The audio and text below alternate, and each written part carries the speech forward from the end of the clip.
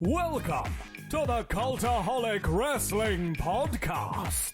If you like a lot of wrestling on YouTube, join our cult. Hello and welcome to another thrilling, throbbing edition of the Cultaholic Wrestling Podcast. Throbbing? Whoa.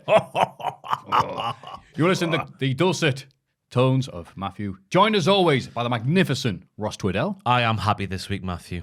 Oh, Something happened this week. what happened? I cannot believe it. Elton Bastard Prince is a champion in the World Wrestling Federation. Elton Prince, Andrew. There's a wrestler called Elton Prince. I heard all the laughter last week, and I can't it believe was nice. Still, shame for Kit Wilson. That his name is Kit Wilson, but he's aligned with Elton Prince. Do you think who's you gone went, straight oh to the no, top." I wanted to be Elton Prince. Oh. Of course he did. If I was a wrestler, I'd want to be called Elton Prince. And if I was Yeah. Kit Wilson, the tag team partner of Elton Prince, I would be feeling shortchanged. I'd be getting Otis on the phone.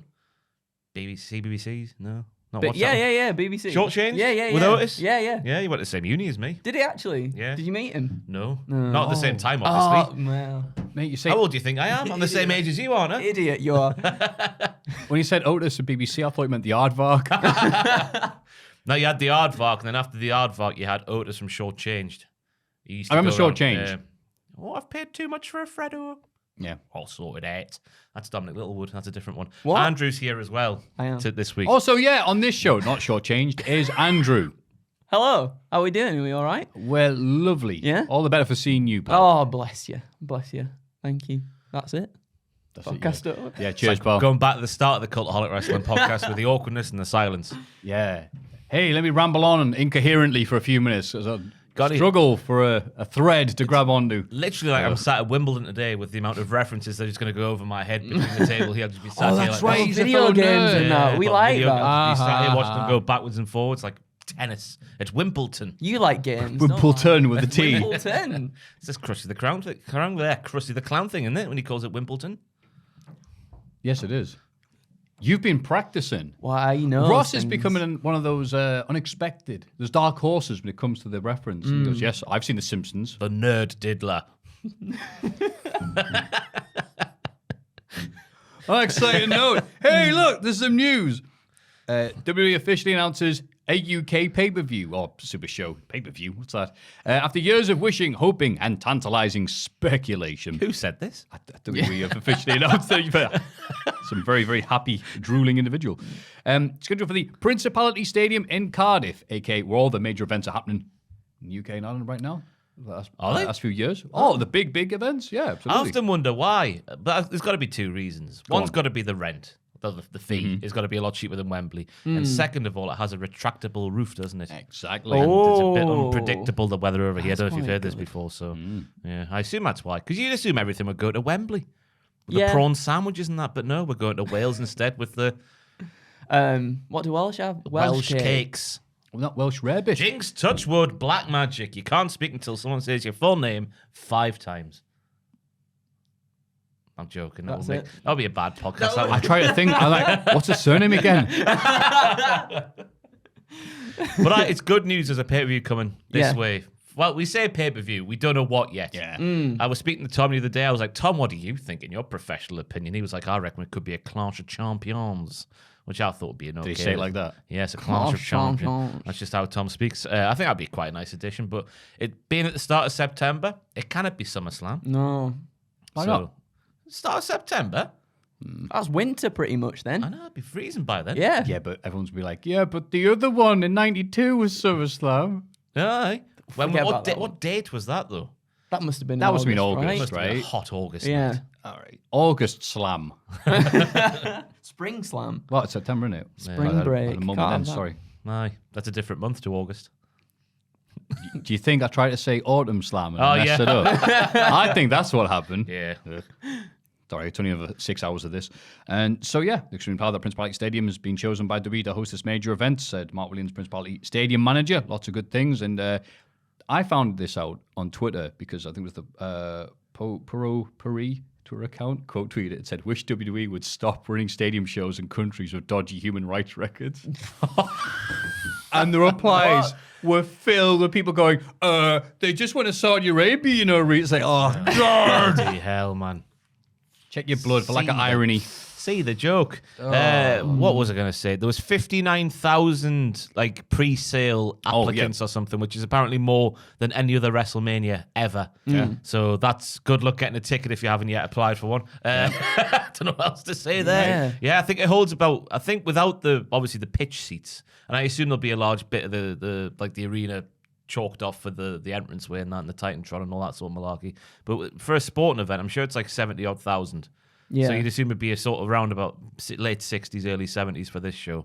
So, I don't know. I imagine they're going to charge a pretty penny. I'm surprised it's happening to me, because I always was saying, like, people used to say, they're going to Saudi now, why won't they come here? This is a hotbed for professional wrestling. Yeah, we're horrible as well. Yeah, we also need, like, a massive money person to go and buy the events like That's they do. That's the essential thing, Ross. Yeah, people are like, why aren't you come back? We should have it. Yeah, it'd be great. And we'll be like, if you pay us, we'll do it on the moon. Yeah, so like, who's paid? Yeah. Is it Nessa from Gavin and Stacey? Oh. Is it Charlotte Church? Is it a third Welsh person? Oh, you're nearly there. Nearly had a combo Gannon. Do you reckon she'll do like the national anthem? Charlotte Church? At the start of the pay-per-view. Oh. I hope it does. No, when at the England games where they do God Save the Queen, it starts with a drum roll before kicking off. I hope it does the drum roll, then she just starts singing Crazy Chicken. What a banger that is. You're driving me to insanity. God, I haven't heard that in years. You're making me a crazy chicken. Is it bad that she just... Vince McMahon's out there dancing like it's the Slammies. Oh, writes itself, doesn't it? Vince going, welcome to England. People going, oh. They will do that. 30 minutes down the road from London. They do, and then they always have like the black cabs and the phone boxes and everything as well, don't they? They'll have the be updated. They'll have the black cabs, but with dragons in the back seats. It'll be very appropriate. I was saying they should call it Enter the Dragon. The show has that's pretty good. Yeah. Loving it. Get DJ Pied Piper in there for the theme tune. Bollocks to your Flow Rider. DJ Pied Piper's where's that? Yeah. Looking forward to it though. Yeah. Because is it the same weekend when AEW are meant to be running a show here, or is it a different weekend? Oh. AEW haven't announced anything yet. I know, but they're supposedly going to be announcing something, aren't they? Is this confirming that AEW are running? Because last time they did a big event, it was when New Japan were running. Oh yeah, and the Copper Box. The Copper Box. And yeah, I think it was an AEW pay-per-view also. Richard's he's on looking. The what you looking at? WWE Wales show. Enter the Dragon. What's it exactly again? It's early September. September the 3rd. Yeah. Richard's. Okay. Continue, he No, says. but Continue. It's too exciting just watching you. It is. People can't even see him doing it. Yeah. We need a Richard cam. The Rock versus Roman Reigns has been teased on several platforms, and by that we mean, of course, that clip of Young Rock, whatever it's called, where they're watching, all the family are watching some wrestling, and they're watching Big Yokozuna hitting the Samoan drop, and then some little lad. Oh, here we go. So there he is. Someone got some little lad to be using here and going like, yeah, Samoan drop me, hey, and everyone starts ignoring and goes, hey, acknowledge me, and everyone goes like that, and he goes, this is whoop. That's actually my nephew. Cousin. Relative. Son. Roman. Daughter. It's complicated. Roman Reigns. Hey, we should wrestle. Oh, that match could only happen at WrestleMania. It's so big. I'm telling you, between this and Bianca Belair, WWE have fully gone back to doing long-term storytelling. Bianca Belair, Becky Lynch, SummerSlam to WrestleMania, Rock versus Roman, the early 80s. Is it? The early Until 80s. now. Wow. Many people like stuff like, no, but this is clearly hogswash because the Iron Sheik was there. Where was he at WrestleMania 38? He was supposed to be there. Yeah. It took him from 01 to 2022 to get the ring, according to Bobby Heenan. He was promised. there. He was in the car with Via. That's what's happened. Just waiting outside. Via's kicked him out the side of the road. Putting too many Carly Rae Jepsen CDs on. Yeah, and Sheik has been. That's the scoop there, Dave Meltzer. That's right, because Sheik's saying, no, if I'm on this front passenger seat, I get control of the CDs. And it's like, no, if I'm driving, I get the pick. And it's some people get confused by that. Yeah. And if you're in the back, you shut up. You do. Yeah. You didn't say shotgun. Whoa. That WWE show was reported as might be on the same weekend as All Out. But All Out hasn't been officially announced yet. Oh, exciting. Oh, hey, politics at play here. Well, it's good with the time difference, though. You could watch the show live reasonably fine and then watch that afterwards. That's a good point. Which we will probably be doing here at Cultaholic. Yeah, there was a second part of that Roman thing, which was on the WWE Evil thingy. Myself and Tom did the news video the other day. I think it was yesterday as we're sat here, so Wednesday.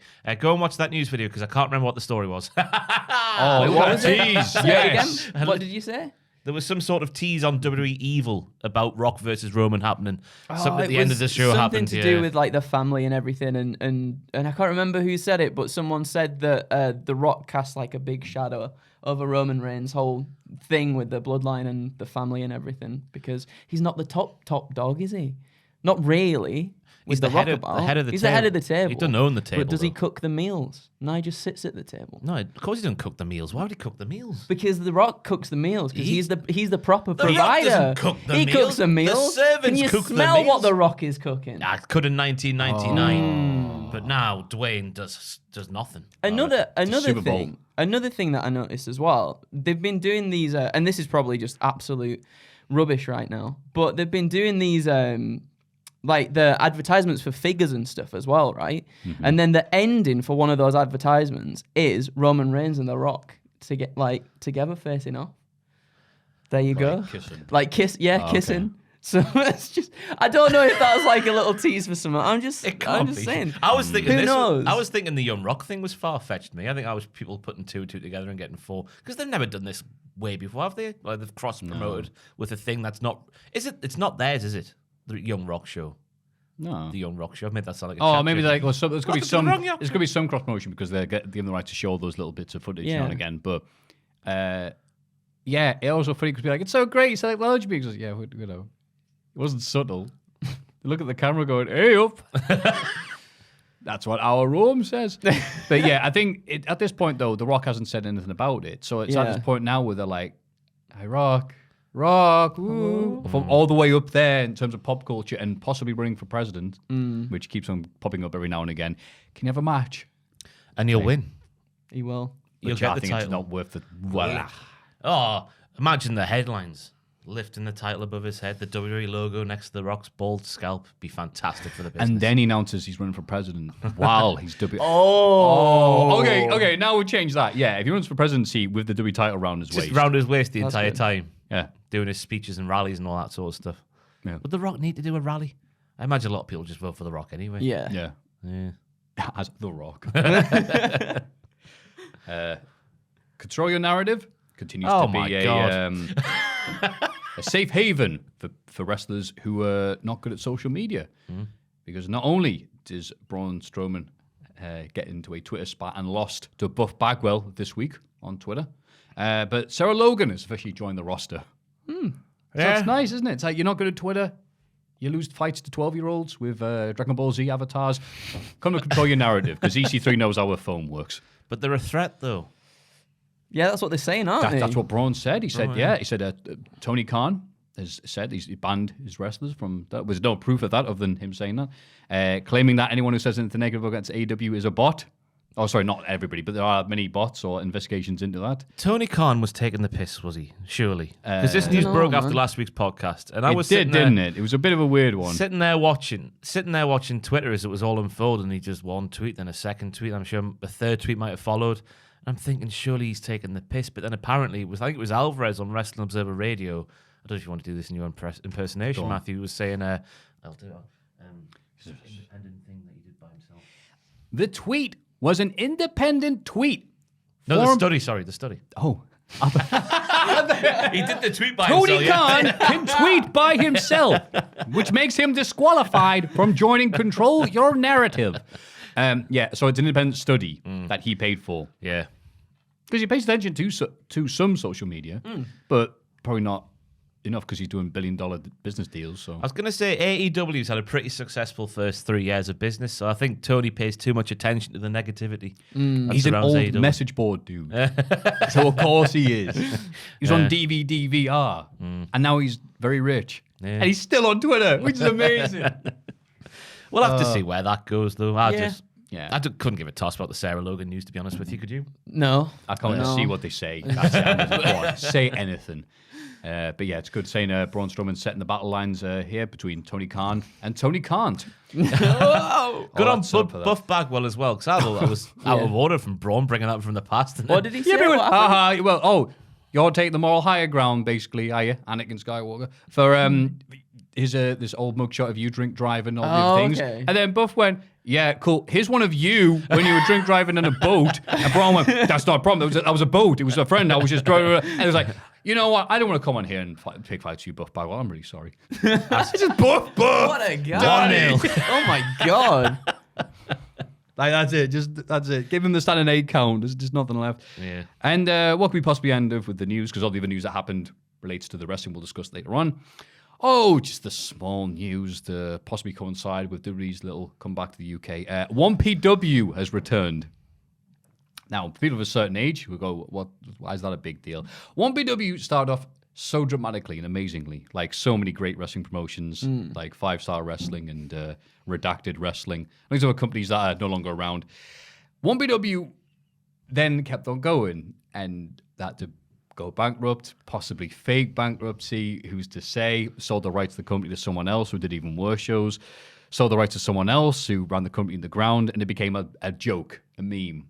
A good old pre-social media, well, pre-Twitter meme was 1PW at that point.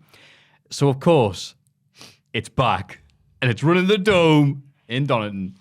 Is that where it used to run? Because it used to Yeah, run. yeah. I've seen a few, like, there was Dragon Izu triple threat match with Martin Kirby and some Iceman? I can't remember. Triple threat match with Dragon Izu and Kirby anyway. The crowd looked massive. Oh, yeah, for the standards at the time, having mega shows like that were a rarity. You get the Alex Shane ones like Universal Uproar, but then, boo. But they became an annual thing. The 1PW was like, hey, let's try doing these every month or every few months. And they were not only bringing over AJ Styles and Christopher Daniels and Samoa Joe, they were bringing over Bryce Remsburg, the referee. When you're importing referees, it's like, okay, you might have a more in the outgoings and incomings there, but some crazy shows the first year and a half to begin with, and it all went downhill from there. Quite spectacular. A hell of a story. Can't recommend the 1PW book enough, but of course it's back. John's buzzing for this because she used to go to 1PW shows all the time. That was like her local show. So she was like, we need to go and watch. We need to go and watch when it comes back. And I'm actually quite intrigued because I never sort of grabbed onto 1PW or anything like that. But she tells me about all these matches. There's one, that's coming out that's never been seen before, but it came out on a DVD or Which something. I'm confused with the wording there because there's only been one 1PW Pac versus AJ Styles match. Yeah. YouTube, like, 10 years ago. Yeah. It's never been seen, though. Yeah, they had DVDs out on HMV. It was which is a pretty big deal at the time. I mean, they were rubbish quality, but still, fair play for doing it. And it was there. It's been out for... Since a month it happened, right? So this never before seen. It's like, okay, where, when, what? But yeah, I'm excited. I'm quite excited. The matches that came on, like Pac versus AJ Styles, when Pac was just a young lad, only had 8 abs at that point. Still working on them. Still working on the rest. Yeah, well worth a watch. Lots of quality matches and memories. Nigel McGuinness, Darren Burridge, Tracy Smothers, and Chris Hamrick. Oh my God! Who's purchased it? Is it out there? Who's got it? Or just no? But the last person who owned it and the rights to 1PW, or so he thought, was Danny Rod. And he was on Twitter or Facebook going, how's this coming back? I own the rights to the company. Good start. So this might be the first start of a long, amazing comeback, like a phoenix from the flames. You mean 1PW with the number? No, we've got the full word. Oh, It's a different thing altogether. One is in the word one. Oh. I did see somebody go, wait, it's come back. Why is it not 2PW? And that horrible pun. Let's get to the next segment. Everybody get excited for the Cultaholic Hall of Fame. That's time for everyone's favourite segment, the Hall of Fame. Ooh. Yeah, hot off the presses in the results from last week. In condescending order, the cow from Bullock Club getting rescued from a swimming pool, 19%. Yeah, but I like reading it. Because I thought everyone else was going to go with the WrestleMania bit, so silly me. Pat McAfee, just in general, 27%. And Vince McMahon's Stone Cold Stunner Cell at WrestleMania 38, 54%. Ross back on top. The streak is over. Get in. I finally won a Hall of Fame for the first time since December. No. The longest streak is over. I feel like running outside, but then everyone will be confused and I'll feel a bit ashamed. But I'm going to celebrate in here. Get in! Well done. Sorry to headphone users. Come on! Shabba! I'm so happy for you. Yeah. I Has this feel like been a running thing? out. Have people just not... It's been a thing there. What's Andrew. happened? Have people just thing not that's voted nearly for it? spectacular. It has, Yeah, well, it has spectacularly backfired in my face, but we've pulled it round. Ross got a bit desperate. Panic booking, as they call it in the business. Okay. Oh, I heard about a lot of these. I heard about a lot of these. Shut up. I'm not going to say anything more. It's gone and gone forever. gone now. So I'll take the victory. Thank you very much to all at patreon.com/Cultaholic. Never doubted your taste. What have you got for us this week? Winner. Well, we picked a wrestling one last week, so we'll go for a wrestling one this week. It's got to be one match and one match only. Well, we'll go for we'll label it the Cavorca of Wheeler Yuta. Because between his match, we'll get onto it a bit later during the This Week in Wrestling section, but between his match against Danielson with Regal on commentary and this match here against Moxley on Rampage last week, and the blood and the kicking out and the reversals and the not giving up and then the shaking of the hand and writing BCC on his tits in blood. Unbelievable stuff. I'm going to go for the Cavorca of Wheeler Yuta, but mainly going for that match he had up last week because it was... a star. I think Tony Khan was on Twitter saying it was a star-making thing. And we said for the longest time, didn't we? Good wrestler, but once again, it's one of those cases where it's a good wrestler, but not much else. Right. But now he is the much else. He's just got Cavorca, as LA Knight would say. Yeah. Let me talk to you. Yeah. I completely agree with that pick. I was more excited for seeing Wheeler Yuta than I have been for seeing like Samoa Joe come back last few weeks because of the build-up they've been doing with them. It's that match when Regal's on commentary showing the little things he's doing, stopping Bryan doing his normal stuff, which made him seem like twice as good a wrestler. It's like Ainsley Harriott telling you you're doing a good job making that lasagna. It's like, all right, thanks. And then just kicking out, and then kicking out, and then bleeding. And then, all right, here's the end of the match. No, kicking out again. It's like, oh my God. And the Rampage crowd like, oh, we got a proper main event. Oh my God. Yeah. Yeah, really good. Yeah, they've done a very good job with Yuta over the past few weeks. After a long time of, was it by design? Just having him go under the radar and be like, hello. Yeah, because he was I'm just a Trent's, wrestler. It was just Trent's replacement. It's presenting Trent's replacement in Best Friends, Trent's mate, Wheeler. And he's like, all right. It wasn't Trent's mate. No. Very much the opposite. He was the Chuck's mate. the young Chucky boy. C. of, I thought he thought he was Trent's mate. I But think so, Trent's yeah, been but- like, Yeah. nah. Trent's like, I never liked you anyway. He just kept my seat warm. And I was like, oh. And now Trent's like, uh-oh. Aye. Quite the competitor, that Trent Beretta. He is. As Regal kept saying on, I'm sure he can't say that, can he? Sure that's What? a WWE name. Beretta. Oh, God, is, yeah, I hadn't thought about that. Aye. Oh, He's whoops. quite the competitor, is Trent Beretta. That's good. It does work so well. It does. There's a lawsuit for that. Oh, what rounds of a lawsuit there? That loud hoot. I've used hoot like Gallows does, just describing people as a hoot. Oh, he's a hoot, yeah. We'll move on from that anyway. Who came second? Jack? You. He certainly did. Yeah, what's your Certainly pick? did. Right. My pick. So here we go. is, His Jack's mate, the replacement. So my pick is a video that I'm sure a lot of people have probably seen by now, but in the downstairs office, right? I know the downstairs office gets a lot of flack on this podcast. However, in the downstairs such office, a weird place. We hold this video to just like the highest regard because it is unbelievable, and it's quite local as well to you guys too, being that this video is from Sunderland. We even managed to track down where this person was and everything. But the video in question is about whether. Hang on, we can't play this. That's Twitter. It's not copyrighted. The words have been taken out. Please, Richard, show the clip. I know. Why is it upside down, man? How can a sausage be upside down, you stupid little... Oh, I know what this is. So for everyone who isn't from the northeast of England, how can you have a sausage upside down? your stupid insert word here. Insert Radio word. edit. It's all right. The YouTube person won't understand the words coming out of that person's mouth Yeah, anyway. exactly. So it's fine. He's but singing the SmackDown theme song. we went on like a big dive. I can't remember what day it was this week, but we went on a dive. I think. Did you find who that person was? Well, you know who that is? We found out who he was on Twitter, and then Dan was trying to like figure out where it was in Sunderland, where this place was. It's like, I think that's my old school in the background and everything. But like, Hang on, play the video again to see the background. What?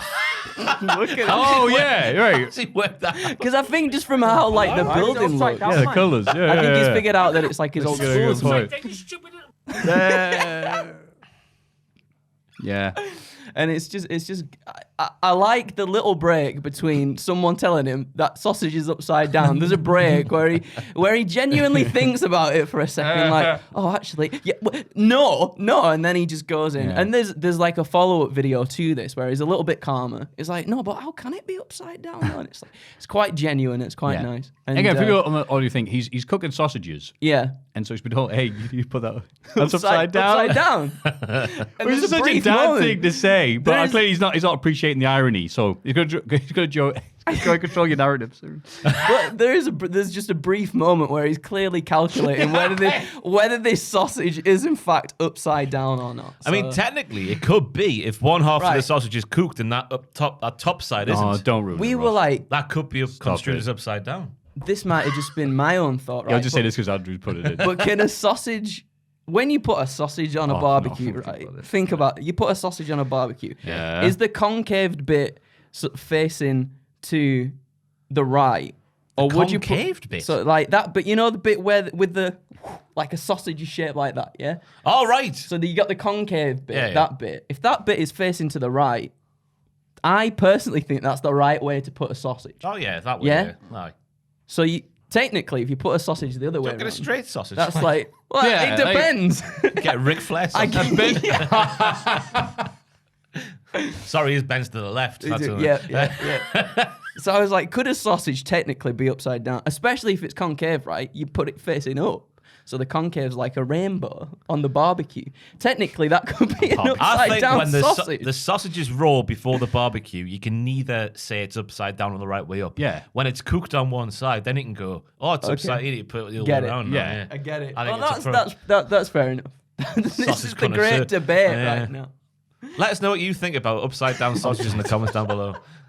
Can a sausage be upside down before it's cooked? You stupid little insert. But no, that's up there with is it another lad who's on a roof? And it looks like a really small like bike shed roof. And he's getting worried. He's like, oh no, I can feel it come apart. And you know the one it is. And the guy yells, like, don't put your weight on it. And he's looking at it going, oh my God, put my weight on it. How?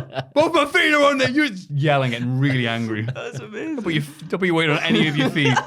I thought the Metro video was coming up there. What you were going to say? Oh, no, this that is was all very good. classic. The Metro. You can't. That's just a fantastic video. And also, ran along, sing a song. What's that? Next to a master pylon. Magic Magic Goodbye Goodbye Ride, Ride, yeah. Just off his lips, isn't he? Yeah.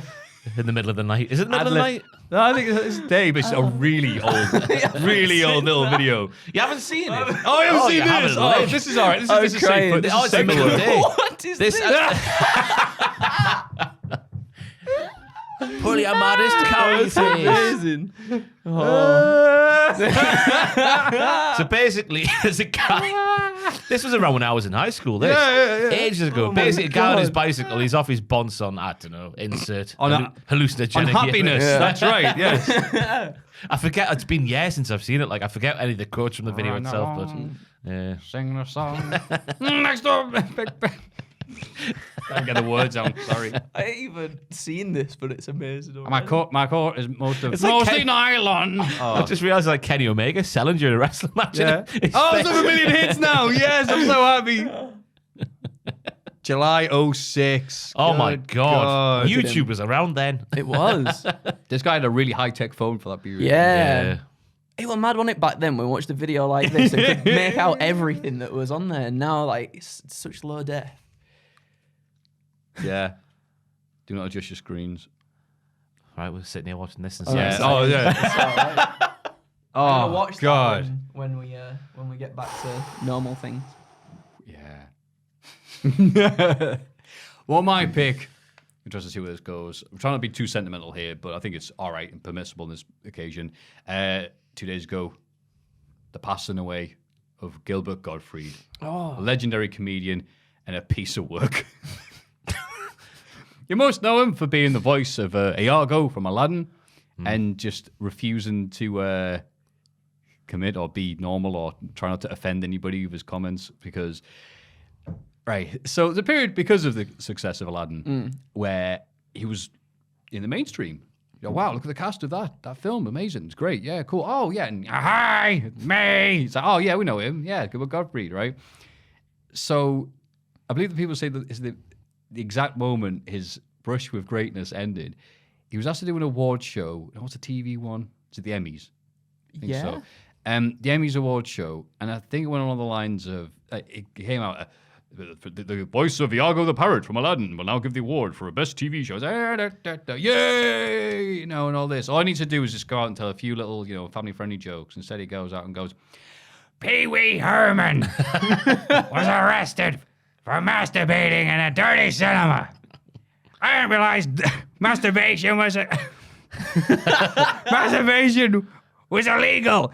If it is, I'll be on death row. Okay, that was Gilbert Gottfried. Thank you very much. Back to playing the comedy clubs now. Thank you very much. And just mind a part of my life just in the background because you would either be voicing some cartoon because of that voice. I mean, you got around a lot, or telling stand-ups or being at roasts, getting told off for telling very inappropriate jokes that I couldn't possibly say here on this podcast, and just being him and being defiant and being legendary in how cheap he was.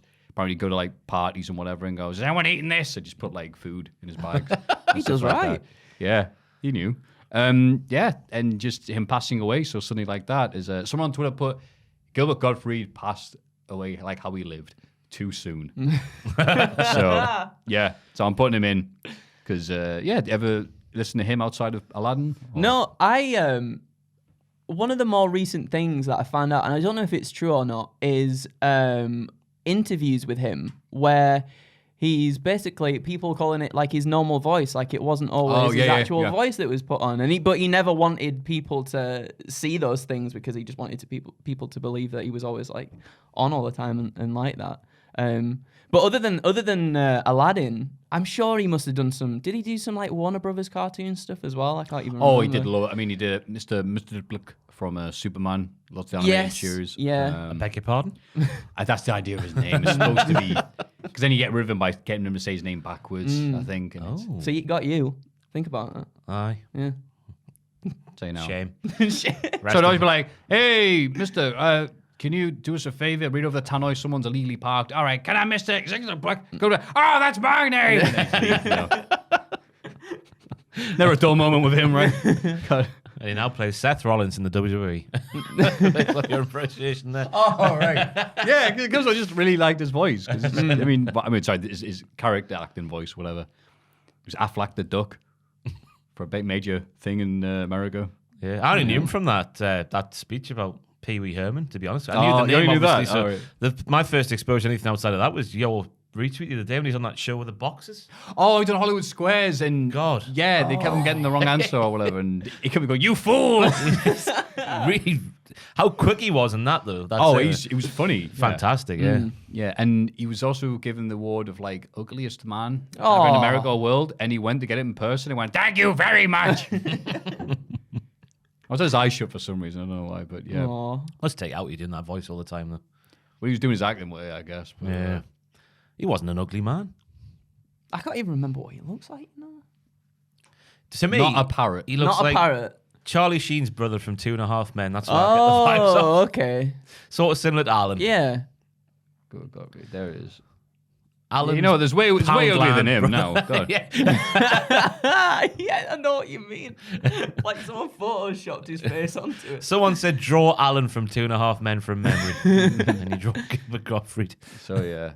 Thank you, Gilbert, for the memories. You little offensive get. So that's my pick. Gilbert Gottfried is my pick for the Hall of Fame. Jax is the Kavorkia of Wheeler Yuta.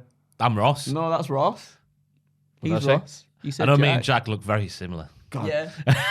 I'm so used to doing it in that order. I did me first, which I never do. It's thrown us off completely. The Convokia with a Yuta by Ross. And as Andrew's replacement is, how are we going to word this now for Patreon people? Bearing in mind that there are people who vote on Patreon without looking at this video. So if they go by the text alone. How can a flipping sausage be upside down, you stupid little insert word? Can you write that down, please, Richard? Yeah, did you hear all that? And I'll ask you for after the podcast. 'Cause I always forget. Yes. And those 3 picks can be picked and voted for at patreon.com/cultaholic. Place your bet now. Hope we'll get it done right after this podcast and not like hours before the next week's podcast goes live. Hey, that happens once every blue moon. Yes, it does. That's not very often, isn't it? Every blue moon. It should never be a thing. Yeah. Oh, I've got a lot on. Sorry. Oh no, I sound bitchy. Telling I it feel like bad. it is. This is this week in the wrestling.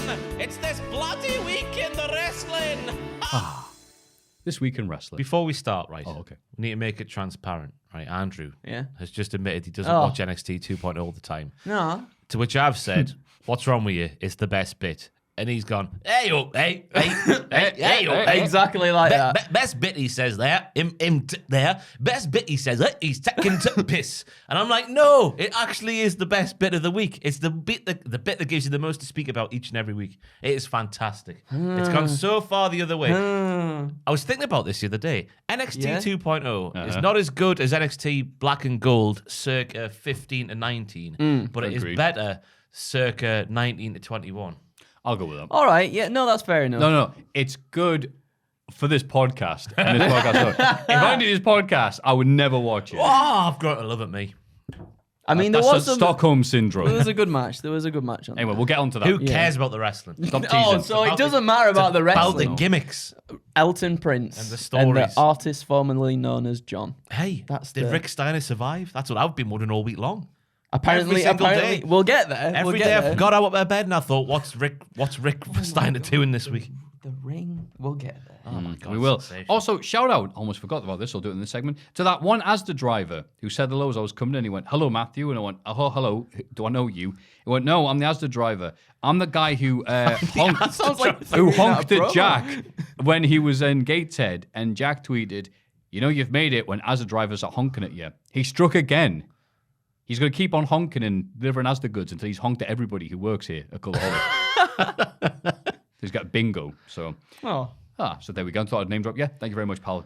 Name drop you, the Asda driver. Well, I said, what's your name? It just says, no, I'm just saying I'm this dude. I didn't want to give his name. It's like, all right, mate. What was that two Ronnie skit from back in the day? The Phantom Tickler, was it? A Phantom Farter? What was it? Two Ronnies? I don't remember. Oh, whatever. All I it remember was, is yeah. fork. Someone will The Phantom Asda driver. Yeah. There we I'm go, going to then. quickly Google that while you start. No talking about worries. So I'm SmackDown. doing SmackDown, so it's a bit no one cares about. Ronda Rousey addresses WrestleMania and Charlotte Flair. Instead of complaining about the referee, The Phantom Raspberry Blower. she simply said her mom, MOM, because she's American, taught her you have to beat the best on your worst day twice. What? And she's only beaten Flair once, and that's on her. Yeah. Yeah. So instead of whining, she's back for more. And she came with a challenge for an I Quit match at WrestleMania Backlash. Yes, that is the name of Backlash, by the way, for people who don't watch these shows. Charlotte says, nah. Ronda says Charlotte will scream, I quit. Charlotte's like, nah. Yeah. This was a bit of a weird segment because Ronda definitely does start off a bit pissy, even though Charlotte just outsmarted her because she's the queen at WrestleMania and everywhere else as well.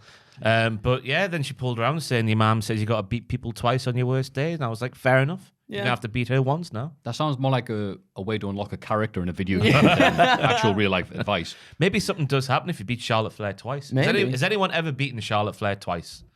I assume somebody might have. Someone one, must right? have done, right? Yeah. Oh, I mean, Sasha and Becky Yeah. tapped her out twice in matches. So there we go. They are. And look at Sasha now. Hey. Women's tag champion. Look at her now. Hey, exactly. There you look go. at Becky. Look at her Yeah. now. Oh, no. A working mother. The second working mother in WWE history, as she put that interview right off Gorilla Position podcast. I didn't see It's that. like, you're the first ever working woman to be all Raw Women's Champion, yes. He doesn't speak like that at all. Then she's like, Oh, no, the no. distinguished Gorilla podcast, yes. He's like, no, I'm not, it's Asuka. I had no idea Asuka was a mother. No, me neither. Yeah. Ah, But Becky put That's her right. neat. Put him right, sorry. there you go. Got him. Got him. Got him. Yeah.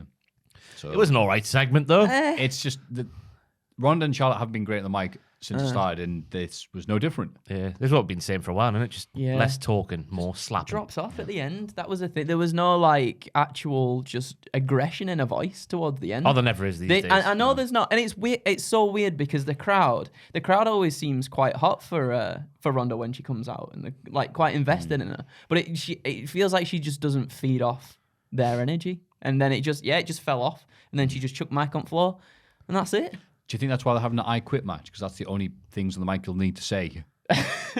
Maybe actually, yeah. Ronda said, I quit. I quit. What's that? Sorry. I quit. That's how she quits if she just quits. not in any pain. Screaming. Just, I quit. That's done. It is weird because she came back as a heel at the Rumble, definitely, because she wasn't smiling or anything like that, like she was in years gone by. No, she's a face. She smiled. Oh no! She smiled Listen to the interviews with the woman, man. The woman. You're supposed to know this sort of stuff, for goodness sake. We're wrestling journalists around this table. She came back as a baddie. She wasn't smiling. She didn't give a toss about the people, all their opinions. And then organically they started cheering her again, but she went along with it sort of. And now she's gone back a little bit. It's weird. She doesn't know what she is. Yeah. She's neither here nor there. You know what I mean? Neither fish nor fowl. It's Ronda Rousey. Yeah, just let them fight, though. Yeah. Xavier Woods versus Butch. A competitive match between two NXT originals saw Woods avenge New Day's horrible loss at to Sheamus and Rich Holland at WrestleMania by defeating Butch in singles competition. After the match, Butch teed off his own teammates before perching himself on the top rope and pouting. There's a lot to unpack in this segment because Xavier and Kofi think they're in AEW because they think it's January now after WrestleMania and all the win-loss records get reset as if they matter a jolt in the WWE. It was weird watching Butch wrestle like Pete Dunne, but a bit more like Scrappy Doo than normal. Yeah. He did a lot of Pete Dunne's maneuvers, but early on it was a lot more scrappy as well. But it is weird how he can do joint manipulation, but he can't control his emotions when he stood at ringside. He needs to go one way or t'other. He's like Ronda Rousey, don't know what he is. He doesn't know, you know, dries hands. I thought it was a good little match though. Yeah. With a bollocks ending, as it mostly is on WTV.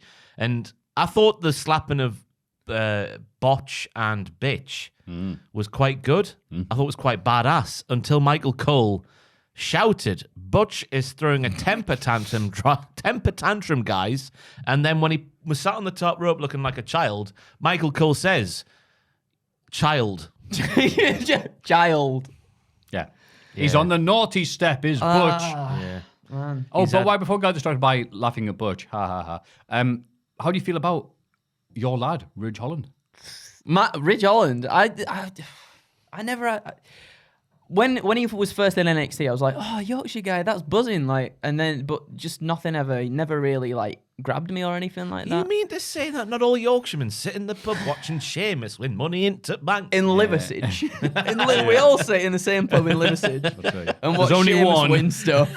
It's like, I just don't. I like the little call to the Bruiserweight when Xavier Woods was like talking to him before they started the match and that. And he was like, I got back off the plane from G4, went into the gym. You know, you could say I bruised the weights and all that. I was like, oh, so they kind of hinting a little bit to it. And like you said, he's still got some of his moves and that, hasn't he? But it's just like a scrappy dog. He's like a chihuahua. Yeah. He's like a chihuahua that's just like, you know, when they've got, what's it called? Big dog syndrome or whatever it is. Yeah. And they just Shane barking. McMahonism. Yeah. No, and they're like, just anytime barking. you see like parks, Yeah. dogs in the park, wherever the owners, it's always the little dog going, just and yapping the its head dog off. 10 times the size of Biddler's like, That's what it feels like, you know. But yeah, as for Ridge Holland, I'm neither here nor there with him. oh, Man really? alive, that's heartbreaking to hear. Yeah. Really? You're from Ridge Country. I know I am, but until he proves himself a bit more, I just You're not getting the button out for him. no. Aw. Sorry, pal. Anyway, it's a shame to see these stereotypical depictions of people in our own country. It's disgusting. Just stereotyped in this weird, almost out of date stereotypes. I don't know. Of some country. Disgusting. Drew Galloway's up next, Ludwig that's my- Kaiser. No, Marcel Segue. Bartel was not good enough for the lad in Imperium. Changed his name from Axel Dieter Jr. specifically, because dad's a very famous wrestler back in the day. Now, 2/3 of Imperium have left NXT. Obviously, he's splitting up after the Italian lad went Arrivederci. So they've gone on there. Obviously, Walter changed his name to Gunther a while ago. Again, makes sense in the WWE branding kind of way. But after having him as Walter for so many years, we've been through this, done the death. Yeah. So he's debuted on SmackDown. Now it's Diet Gunther. Yeah, he's Bloody really hell, he's lean, looking man. Lean, mean, chopping machine. And his assistant, his colleague, Ludwig Kaiser. It's so gloriously Can you tell where over the he's from? top. Can you tell where he's from? No, where is he from? All the way from Birmingham, Ludwig Kaiser. I'm surprised not mention the name that was, because I was going to make a point of hammering the dirty sheets with this story, because in the hours before SmackDown, Yes, go on. it came out the initial plan was apparent. I don't know who reported this. I forget, sorry, but Ludwig Klaus was meant to be Really? the original name for him, and people Googled Ludwig Klaus after the whole Gunther thing and found that was some sort of reference to a man of the war from back in the day. I can't A remember. who it was. lot of people in the war, you know. Yeah. And I was like, well, then he appeared as Ludwig Kaiser. So Ludwig Klaus was never a thing, but people are using the Ludwig Klaus thing against Ludwig Kaiser, even though they're two different things. And I was like, I think that's just been a bit silly. yeah, that's a downside of the dirty sheets, because they were reporting a thing that was never a thing. Yeah. But because they said it was Yeah. a thing, people look at the thing that was the thing with a thing that wasn't a thing, and bash the thing that was a thing because of the thing that wasn't a thing. He's got it. We're getting into philosophy now. Yeah. I stand for. This is triggers brooms. Ludwig Kaiser. I was just about for the second week in a row to go, I stand for WWE. Oh, no. Whoa. Stand. Oh, that's like the big shit. Might as well the Hall of Fame one day. Every time I see it online, either ironically or not ironically, I laugh my ass off. But Anyway, the match itself against Joe Alonso was absolutely fantastic. I think it was a pitch perfect debut appearance for Gunther in the ring, because the stuff over the top rope where he bends him over. Not even. Well, hooks go his on. leg- You're hooks painting his- a pretty picture so far. He hooks his leg over the top rope and sort of drapes him down and twats him with his hand. The chop in the middle of the ring. The slam where he just goes like, really quickly. Yeah. I thought it was the perfect debut match for Gunther. So Yeah. hopefully they've set the precedent now. He's still Walter, but he's called Gunther, and he wears red instead of black now Yeah. because reasons. It's a good start. Yeah. Yeah. It's so weird because he's practically a new character now. Even though I had this established, which is more what we used to do, obviously before Triple H came in and go, hey, you know that guy in the Indies? Here he is doing the exact same gimmick with the exact same name, but now WWE's like, we're not doing that Triple H strategy anymore. So now it's like, here's a new dude. Even though he has a catalogue of already WWE stuff, is like, hip, he's new, he's changed, he's lost a lot of weight. Here he is. So the reaction to him was like that, which was surprising, considering it should have been, oh my God, it's Volder, we know who it is. And it's just, hi, it's Gunther with a new name and new tights, new theme, which I'll get because it's already in the, I think it should be copyright free, right? I don't It's at least 400 years old. so, So, yeah. They can make money off the kind I'll make money off of it. Spotify on Right, that, of course. But like you'd think, I mean, they obviously did know who it was, because at one point they were chanting Walter, and Yeah, then God, Pat so. McAfee was like, "There's the Gunther chance." Yeah. yeah. He loves doing that part. Fair play to Who him. was it a while ago where something similar happened? Oh, I forget what it was. So But do I. It wasn't too long ago anyway when he did it. Oh, that was it. It was there. at Naomi, You're right. Naomi and Natalia, and they were in a place that does cheese, was it green, something like that. But like Naomi said, like, your cheese sucks, and they started chanting that. They're like, oh, lots of chants for Naomi, yeah. Or whatever.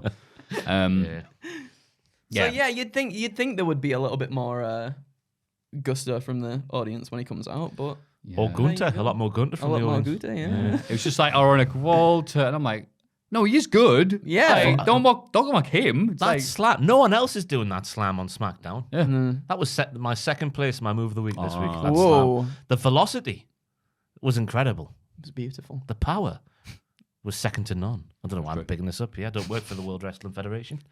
I wish I did, though, yeah. Wish I did. Well, if you can't be bothered traveling, in September, I hear they're doing Let's rock up in me wrestling gear. September Slam. Give us a match. That'd be amazing. I'm ready.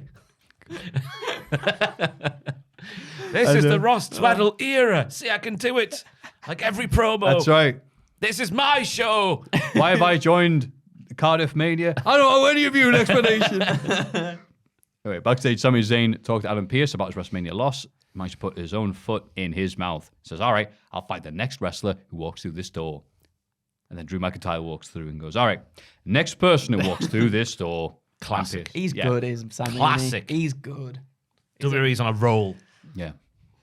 What? I'm not being ironic. No, I agree. I think he's good. I think I remember him talking about recently, like, a good wrestler can do everything. Like, is really diverse. And I think that's just Sami in it. Yeah. In a nutshell right there. It's interesting you bring that up because I've been doing a tier list of every single WrestleMania ever, right? Going through match by match and stuff. And I went back to 36.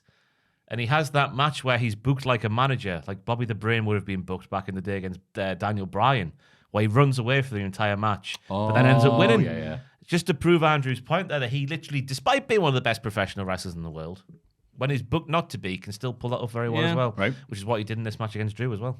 Just to bring it full circle. Well, the amount of traveling he did back in the day, it's picked up from so many different places that he worked at. It's good to see him get to use all the styles he knows. Yeah.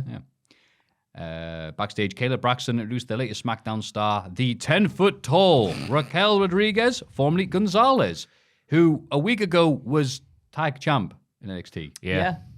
And then that 2 changed very days. quickly. 3 days. There is no way, I don't know if Richard wants to get a picture up there of just Raquel Rodriguez and Kayla Braxton from last week's SmackDown, but there is no way Kayla Braxton is that small. It's mad, isn't it? I don't know The how way they frame these, man, honestly, I don't know how they pulled it off. Because she the can't camera's on the floor at this point to get these shots. I can't. You just need the still will do. She's Richard, got images. Google Cody, images. she's got the Cody Can't- bit. don't and play the she's, like, video. halfway Don't play the down. video. Don't do it. Don't do it, man. Look at That's that. insane. That's ridiculous. Someone made a compilation of Kayla stood next to like other wrestlers, and I swear she's nearly as tall as Charlotte, who's one of the taller lasses they've got. It's weird how they've done that. She must just have incredibly big shoes on, and Kayla's barefoot, Yeah. I imagine. Yeah. Oh, she's like water. She changes shape, whatever class you put her in. So it's amazing ability to have as an interviewer. But I thought it was a decent. I know what she's doing. The Tomspiracy. Tomspiracy. Yeah. What's that? The Tom Spiracy. What's that? What's the Tom Spiracy? Remember when Tom when finishes have to interviewing- stand legs akimbo to make the wrestlers look as tall Oh, as him? yeah. Because they Oh my panned out God. one time Yeah, and he was yeah, doing yeah, it. yeah. He's like, oh, so I have I to like zoom remember. in. So it should, like Elvis showing from the waist up. So he's like that. Like, hello. And that's pretty much as serious as he looked as well. And so she's there, she's talking, like, yeah, it's great being on SmackDown. I have my name changed so nobody knows who the hell I am. That's great. And then Los Lotharios are like, hello. Kiss, Would you kiss? like a kissy wizzy? In French. Yeah. Would you like the kissy kissy? Good morning. And then she was like, is this what we have to put up with on SmackDown? It's like, I thought that was badass. And Raw. I've got to put up with it on Raw as well. Are they on Raw? Yeah, they were on the 24/7 segment, weren't they? Were they? Oh, yeah, they oh, were. skip that. Cool. I mean, You I watched skipped it. Oh, man. I like we're saying get- accent noise, Ross. We're getting to some monumental happenings in the 24/7 division. But never mind that. Happy talk with Happy Corbin and Madcap Moss. Happy is sad. Madcap is happy. Whoa. Hey, whoa, this is crazy. Oh, we all sat down, right? All right, cool. Corbin blamed his loss to Drew McIntyre on Moss and claimed he was too busy making WrestleMania all about him. Because, of course, Madcap Moss won the Andre the Giant Battle Memorial by pressing R2 at the right time. Finn Balor jumped I'm out. going to say this again. I say this on the tier list I did. Did you realize that when people say armbar, it's because they've made it Andre Rusin. What's his second surname? Rusimev? Oh, is that what it is? AR Memorial Battle Royal. That's why people say armbar. I've been writing out in scripts and that. Armbar, as in armbar. That's what I thought it Submission hold, but no, ARMBR. I learned that this week. It's only taken 7 years. It took me ages because I 8 was years. like, how can it be Andre the Giant Battle when it's like Andre the Giants or ATG? And I was like, I don't get it. I don't get where all the abbreviations are coming from. There you go. Anyway, as WrestleMania icon said, anyway, he was the Andrew the Giant. He did. Yeah. Thank you for referencing me there, WWE. I appreciate it. Corbin makes Madcap make jokes to cheer him up. They don't work. So then he says, make a joke like your job depends on it. And he doesn't like that either. So Madcap then slanders Happy and their divorce is served. Yes. It was a heart-wrenching segment. It was the little things as well, right? Because I don't know if you noticed, but the balloons at the foot of the shot, they weren't fully inflated, just like Happy Corbin's being. His mood, the balloons mirrored his mood. They said co-rats. Yeah. Yeah. It didn't say congrats. Pat McAfee pointed out that It was said great. congrats. Yeah. This would be getting cinematography awards if this was any other program. Yeah, fantastic. Little The mise en Subtle scène. storytelling. little things AJ Styles used to say, and this was an example of that. Symbolism is what it's called, according to Michael Cole. At WrestleMania 15, when Bossman's getting hung, he shouted, "Is it symbolism?" No, it's not. He's getting hung by the neck. Anyway, I enjoyed Getting hanged. I'm sure Bossman and his family were very happy, but he was hanged at that point. I always get that wrong. Hanged and hung. Hung? It's it Blake Styles. They go. They told me you was hung, and they was right. Nice joke from Madcap Moss here, where he was like, "What would you call Adam Pearce if he ran a brothel?" Put the kids to bed, everybody, because he'd be called Madam Pearce. Hey, it's good that one, isn't it? Got him. That was rubbish. No, Madam Pearce. Do you have to be a madam to run a brothel? I assume that's what the position's called. Yeah. How did Vince am McMahon the- get in a cracker one time when he was 7? Victorian time. Madam. I don't know how this has happened, but the crowd were playing along with the final, Yeah, they were getting the it. whopper, They the loved whopper, where he's like, where Corbin's the punchline, and I don't know how we've got to this point, but it's worked. The Madcap Moss Happy Corbin tandem has worked in making Madcap Moss a babyface.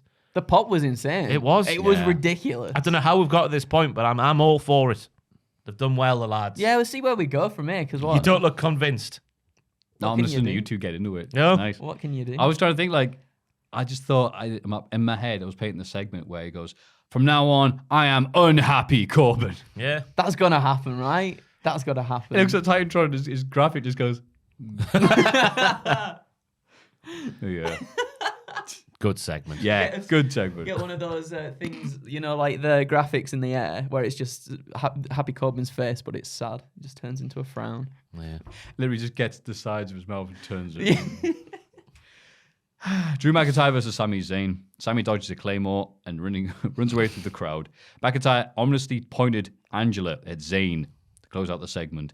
Zayn then went on Twitter and went, "No, you don't understand. It was just strategy. I was not running away. Wasn't getting the count loss." Classic stuff. Yep. The segment felt a bit unfinished, though, because Sami didn't get his comeuppance. But then again, this is weekly episodic professional wrestling. Yeah.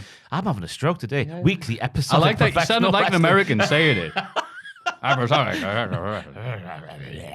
love you. Yeah, just Yeah. good old Sami stuff. Classic wrestling.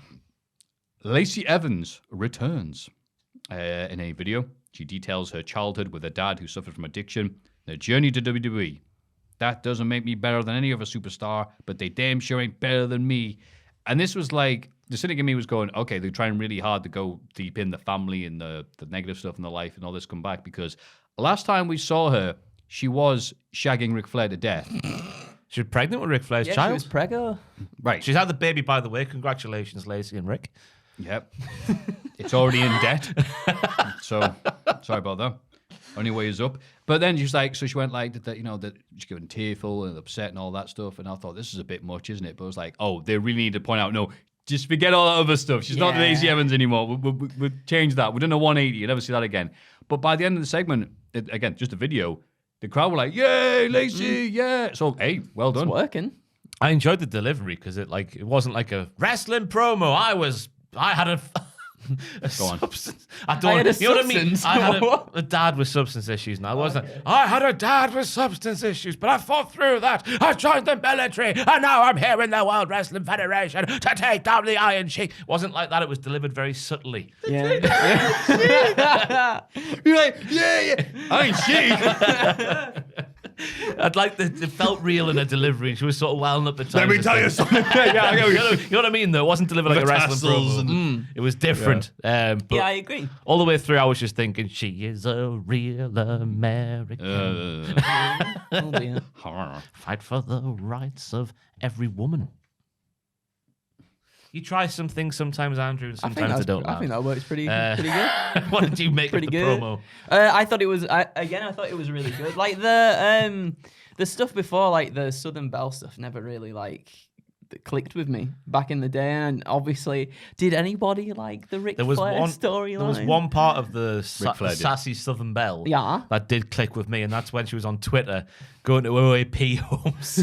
What? And she was looking at them through the window going, "Hey, you can't have this piece of ass. Like, look at how that's fit right. I am." Is that true? She was there with her daughter at the window of these OAP homes going, "Look at how sexy and sassy and Southern I am. Ah, you'll never get this."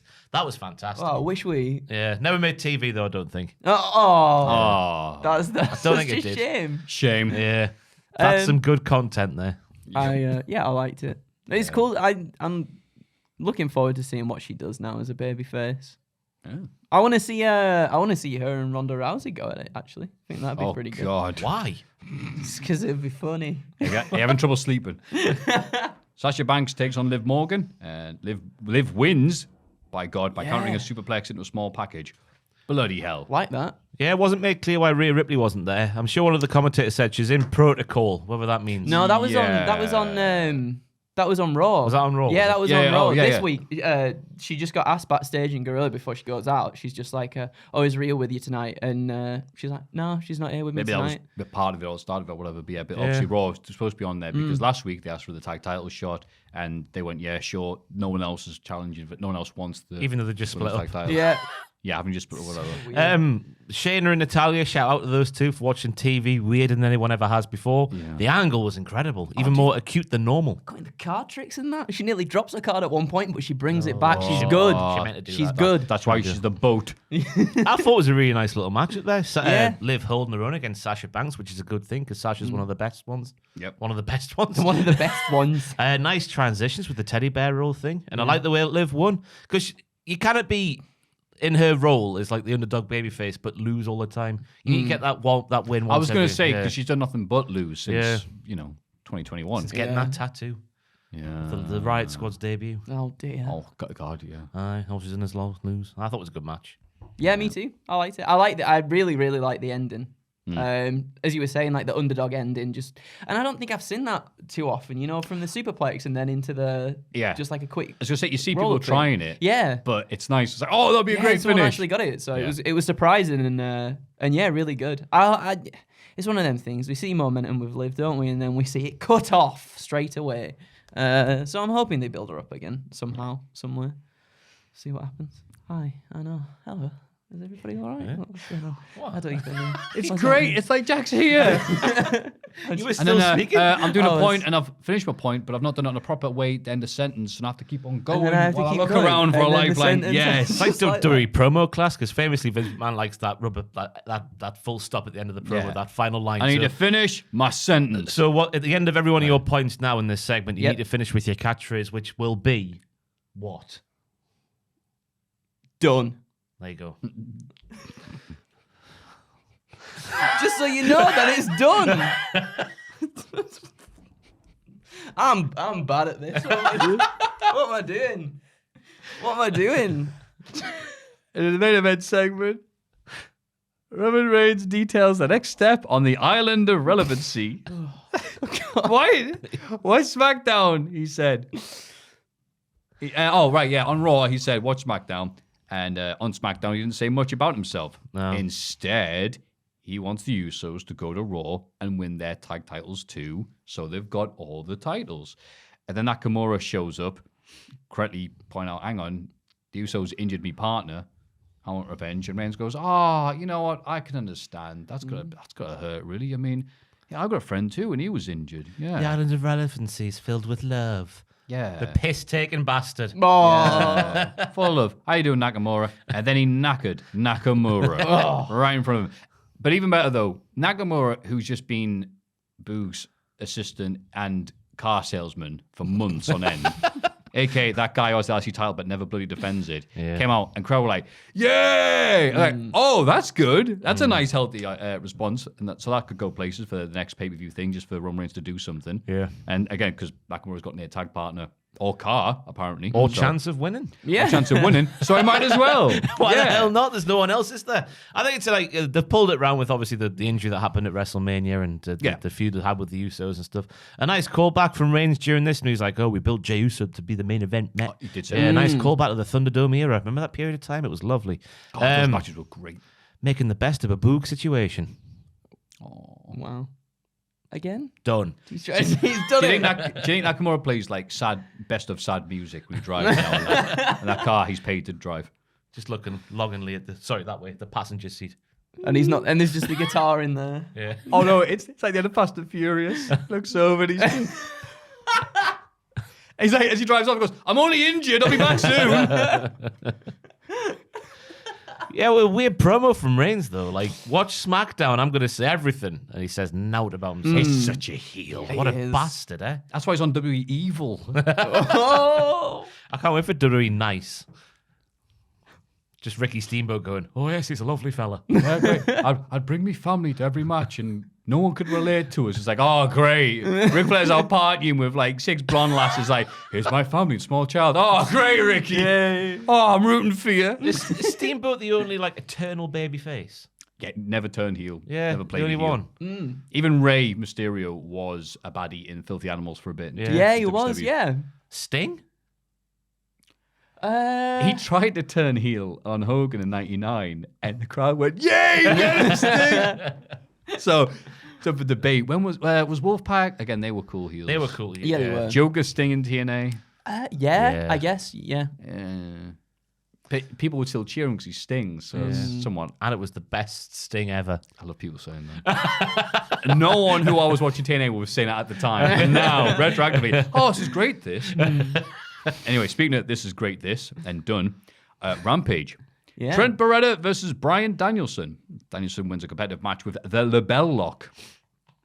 That's good. Which is French for the Bell Lock. Sorry. It's a feminine word, is it? La Belle. Oh, yeah.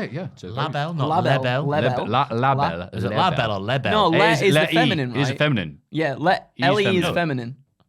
Is it? Ellie's masculine. LA is it? feminine, isn't it? LA Knight is very masculine. Shut. Oh, right.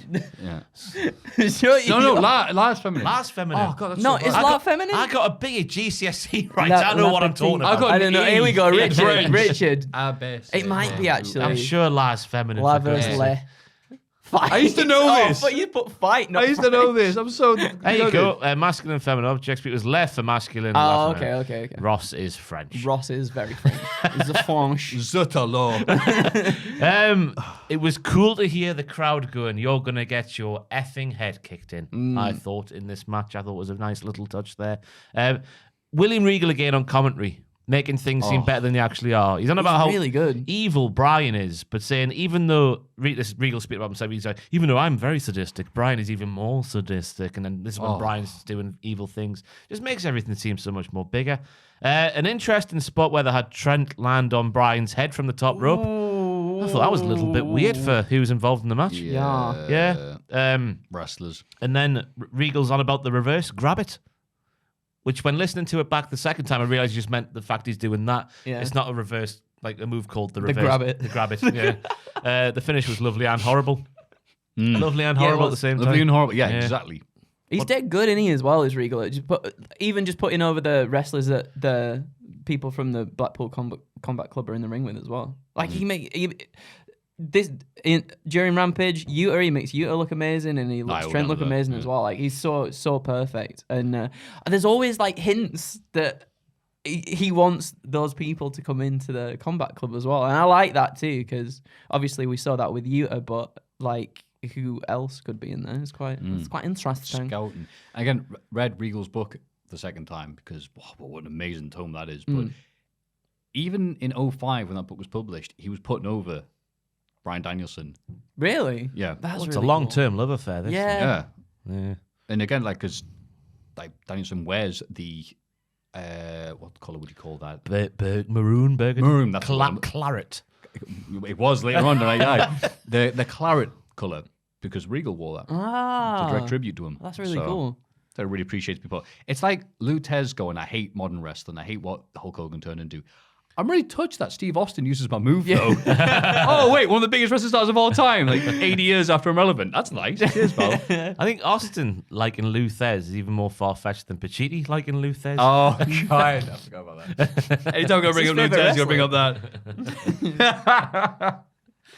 Scorpio Sky, Ethan Page, and Dan Lambert, who's also French, in the ring, with Sammy Guevara and Tay Conti coming out to confront them from the stage.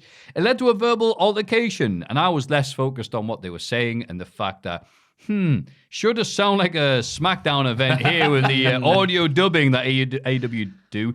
They don't usually do it, so when they do it, it's really noticeable. Yeah, Sami Guevara and Tay Conti just not very likable right now, what they're saying, because we don't really like it when young, attractive people talk about, we're going to have sex later. Because like Ricky Steamboat come up with his family, that's not relatable. Look at how happy I am with my loving family. Boo! Well, speak for yourself. Yeah, they are arseholes now, aren't they? Well, the crowd again, Dan Lumber keeps on changing face mid-segment. This is not the plan. There was some nice lines from Dan on this one, like where he's on about the father and me is going to give you some advice. Yeah. I forget what he even said there. Just the father, the stuff about being a father was nice. And Ethan Page going, I'm a good dad too. Gabriella's in bed. I assume that's his daughter. And he said something to them. It was Sami Guevara using Jericho's lines like, shut the hell up. And Lesnar's like, I don't give an S about your kid. A bit like, I don't know what they're going with. Like, for Sami. I don't know what happened to him. His character. Yeah. He's just turned He's into a natural. a get. He's a natural heel, though, isn't he? Yeah. He was a good babyface when he was without Ty, but now he's with Ty. You can just tell he's a natural heel. Yeah. I think the crowd were like, okay, look, it's changed now. Now he's successful and got Tay Conti. Now it's like, all right, better watch what you say of them. We're having sex with the belt on. It's like, all right. But now it's like, okay, we'll give you a chance, do it again. And they're just like, yeah, shut up, bad people. It's like, no, you're the bad people. Yeah. No, you need to say something nicer than this. They beat up Dan Lambert's really old car. They did. It cost Yeah, him lots that of as well. money. Hey, no need for that. No. How's he going to get home? Sit down at a table having a conversation. Wouldn't that be great if they go, well, how are we going to get home, guys? And then, like, Sue turns up. Oh, hey. I know. I'll do it for a $5. Trent comes home and goes, why is Dan Lambert, Ethan Page, Scorpio Sky, and like 6 MMA fighters in the house? Oh, this came over. And Dan Lambert's on. Yeah. Dan Lambert's on AEW the following week doing the Sami and Ty picture, but with him and Sue Yeah. and the replica belt. And Trent's like, I'm going to fight you. He goes, no, son, don't. We can, son. Unlikely. It writes itself. Yeah, It does, it's and better than perfect. Sami and Tay. Perfect. Anyway, QT Marshall versus Swerve Strickland. More competitive than expected, but Swerve comes off on top after a kick to QT's bald spot. It says, that's very mean. Hang on. Who wrote this? Jericho's Sports Entertainer of the Week was QT Marshall. Marshall. Yeah, Because of there his we go. incredible choices in colognes and BMWs. Yeah. Take the big stupid version of Regal putting over. Wow, that's a nice grab it. Yeah. Yeah. I thought the way that QT dominated large parts of this matchup didn't do Swerve Scott any favors when we saw what's been happening with QT Marshall with the likes of Hook and stuff in the past. Yeah. Normally the squash matches are quite emphatic when QT's in the ring. So that was a bit weird for me. I like the referee in this matchup, just getting rid of QT's pals though. Yeah. We're living in the world with Dr. Britt Baker's. I'm sure there's more people who have people interfere at all, well, the Young Bucks, the Elite, all that sort of stuff. And he just got QT's pals out there straight away. The finish was a bit abrupt, but It good. was weird, just like a giant stomp to his head, and then Yeah. that was it. Which is fair enough. A stomp to the head would probably take you out. Unless for you're Bryan 3. Danielson, obviously. The match it was all right. It went on for a bit too long, I thought. Yeah. Just because I don't know if this is just my own outlook on QT Marshall, but just look at what we've seen before. That lasted a bit too long. Yeah. You know what, though? I'm all right with him. Unlike the hair on his head, he's grown on me. Oh yeah, Because- he is good. Like He's an over jobber. It's like, yeah, great, let him do his thing. I just mean like within the right. If we're looking at the kafab, the kafab, More French. Does the kafab go along with the... the label lock. Aye, you know what I mean though. I do do know like what you QT. mean, yeah. QT Marshall's good at his role. But He's really good at putting people over, isn't he? yeah. Do you think if QT Marshall got into a verbal joust with Sami, they'd start chanting for QT? Yes, I reckon they would actually. that would literally be like a father and son just having a get back to your room then, you little. Ty just starts necking on with Sami to get back at the dad. I don't want to see this. Lexi Nair.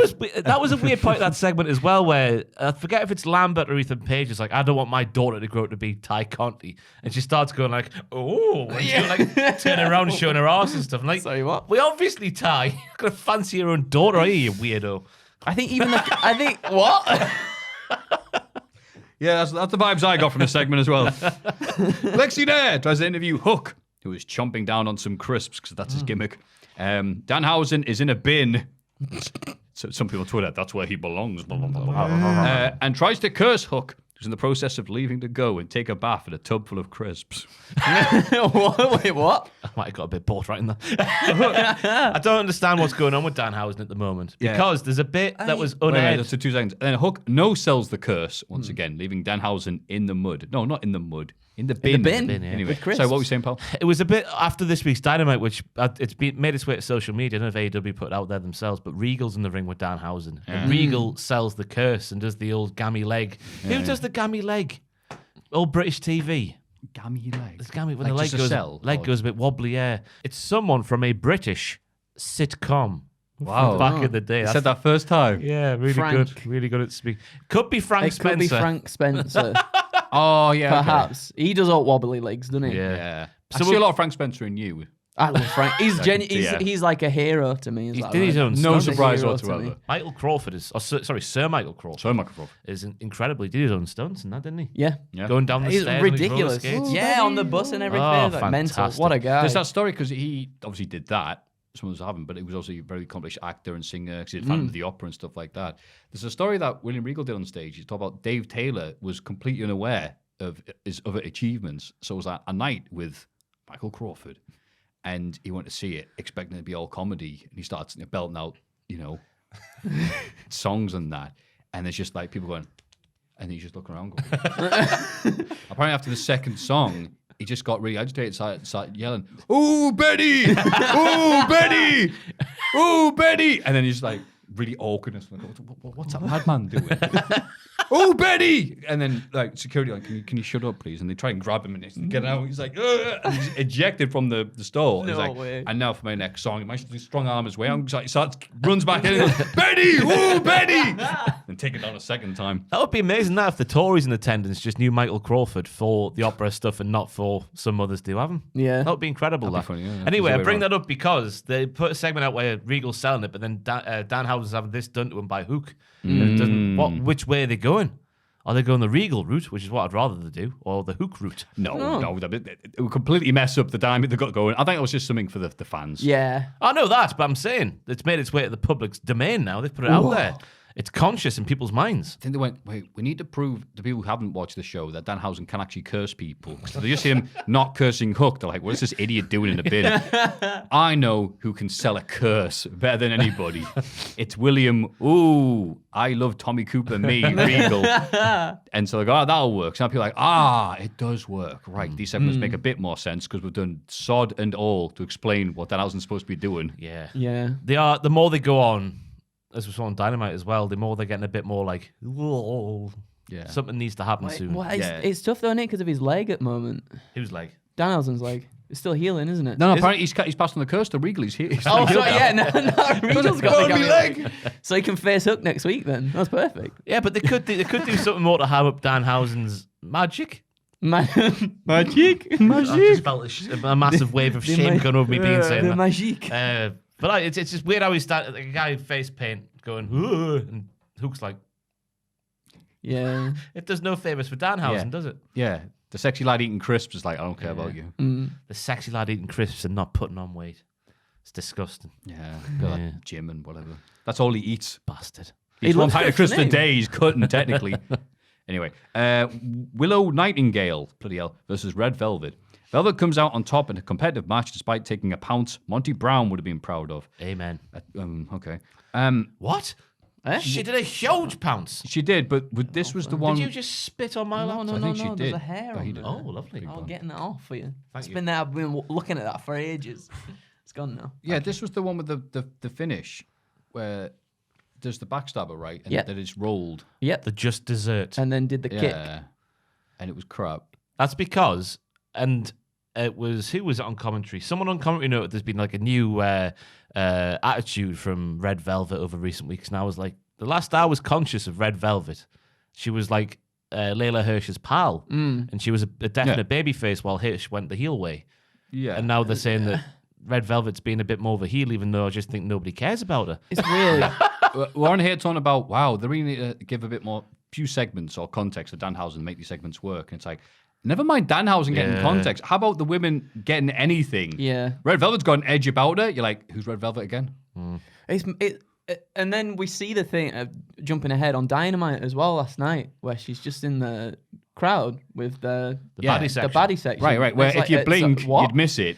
It felt so weird. It felt like I wanted to see Nightingale win this because she was dominant throughout most of the whole entire match, and then all of a sudden, just a really momentum killing finish, wasn't it? As well, there was a part where Nightingale goes up and does a moonsault, and Red Velvet just moves out of the way because it looks like a knee is actually gonna crush Red Velvet's head, which was pretty. I think mental. Red Velvet would be the first time in a while that wouldn't have happened to Red Velvet. Yeah. She went through a while where she had one of those magnets in her head that'd be attracted to the floor, bless her. Yeah. That's one of those Shotzi Blackheart syndrome. I was surprised by Willow Nightingale here because all I saw of that Ring of Honor supercard was the horrible super cut someone put on Twitter of all the botched moments during her match with Mercedes Martinez, wasn't it? From that show. Yeah. And I was like, oh dear, she can't be very good, her. But then she rocks up on this Dynamite match and she did some nice. She did good. I would nice hope offense, people putting these botched compilations together, myself included, wouldn't then judge people's entire ability off that. But I know better by now and know that some people do. Well, that guy messed up. He's the worst. I'm like, oh no. That's the only thing I'd seen of her. I'm sat here, you know. Oh, hello. I'm thinking about myself and other people being self-reflecting. I probably shouldn't be, but it's like, people, I look bad. I'm like, but it's all the bad moments. That's a horrible way. Yeah, no, just because it gave the impression that all that match was just a series of like moves that didn't work. Right, that's what I mean. Yeah, Even though apparently you go back and read. I read a couple of reviews, and apparently that was just there were a few isolated instances in the midst of exactly. a good thing. Editing can make or break something. Yeah. But this, she turned it round in my jumping of the gun in terms of perception here from that clip. Well, that's good to hear, Ross. Aye, she did lots of good suplexes and that, and the sentons. Was she the hometown hero? She was getting a sort of hometown hero. It was hard to tell with the distorted audio you're listening to. Yeah. I mean, I think it probably sounded like a loud pop because Red Velvet was in the ring. What? Sorry, what? No, I get shot down on this podcast week on week when I say no one cares about Red Velvet. Right, but I mean, Jack shoots me down. And then like Bang, bang. she was just doing all the heelish moves as well. Maybe that's the reason why they've done it too, to actually like give her a reaction or something. I don't know. I'm just not. I don't feel it. Not feeling it. I'm not raving, Mary. I'm not raving. And then the main event, and possibly Hall of Fame inductee, John Moxley versus Wheeler Yuta, which is not a match even with the build-up, I'm like, oh, okay, that'll be a nice little Moxley run-through, wild thing, you know, brawl, whatever. Bloody hell. Yuta produces the blood. The fans produce... What does it say? I look at these notes. The fans produced the jizz. What a match.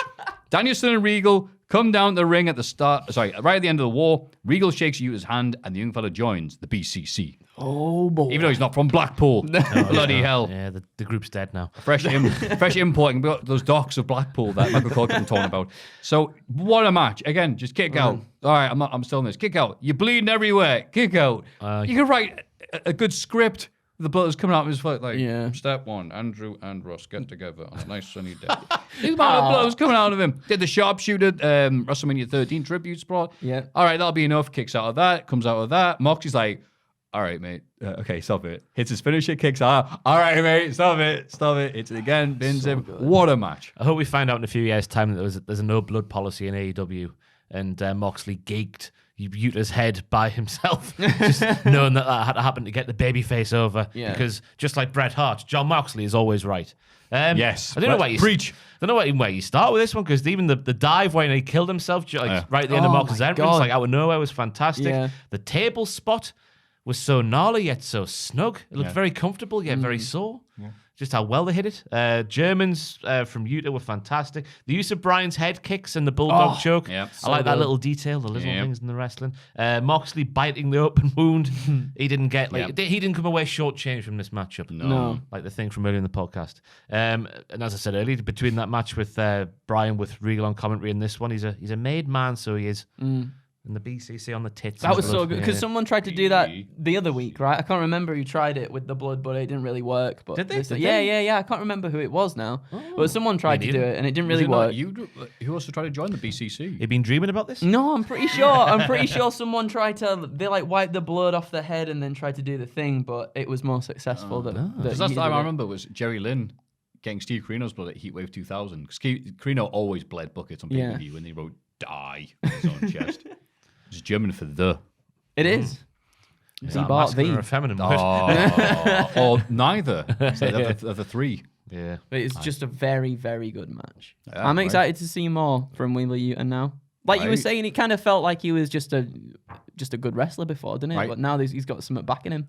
He looked too friendly. I thought, Yeah, before. he did. Well, part of best Wheeler friends. Yuta. Friendly I'm boy. part of best friends. All right, whatever. He's got evil eyes now. He does. I'm really Evil good. eyes. Aye. Why aye? Yes. Yes. Way aye. Why I? Speaking of Wild Eyes, I got sent a clip and they wanted me to put it in the Hall of Fame, but I said I can't do video things. But Yeah. I couldn't believe it. I'll say a bunch of words to you and see if you can try and put this together. It was Was back in today, and they had a kid in singing the Bright Eyes theme from Watership Down. You know, that film that we all know and love. Animated classic. Rabbits doing impressions of Wheeler Yuta. And but they've got him singing, this little band singing it, but the kid's dressed in a rabbit outfit with a carrot teddy. No. And he cannot sing. Oh, no. And they do. And not only can he not sing or do any of the words properly, but they keep on doing that. You know when someone's singing back in the 80s or 70s on UK TV and Yeah. they do like the fades to another camera. Yeah, so it's yeah. like a face here as well. So it looks all dramatic. I nearly passed out from laughing. Oh my god. I need to apologise to someone on Twitter as well for the Hall of Fame because I promised Jeff Wise90 on Twitter that this would be my Hall of Fame nomination for this podcast, but I realised we can't show the video because it's obviously WWE footage, but this is the soundbite, which we should be okay with.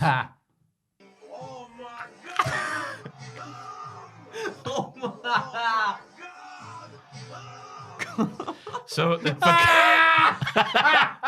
love that clip so much. so for context, it's Kurt Angle doing the milk thing, but they put a well-placed Blair on the milk gun, and it's Jim Ross saying, "Oh my God, come!" Look, I'm so happy that people still like appreciate a good YouTube poop. But they're so full a little good. bit. Because they talk about it like he came with the cum truck. It was full of cum. Oh my God! Cum!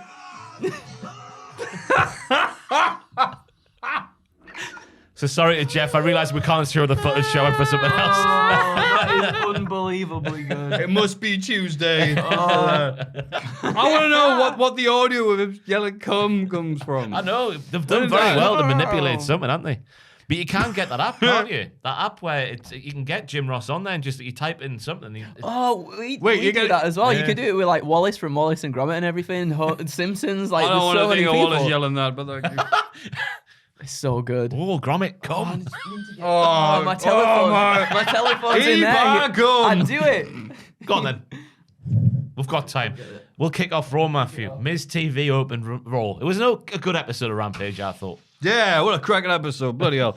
Miz TV.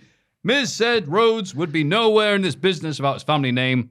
Said he would be a plumber, not a son of a plumber. Mamma mia.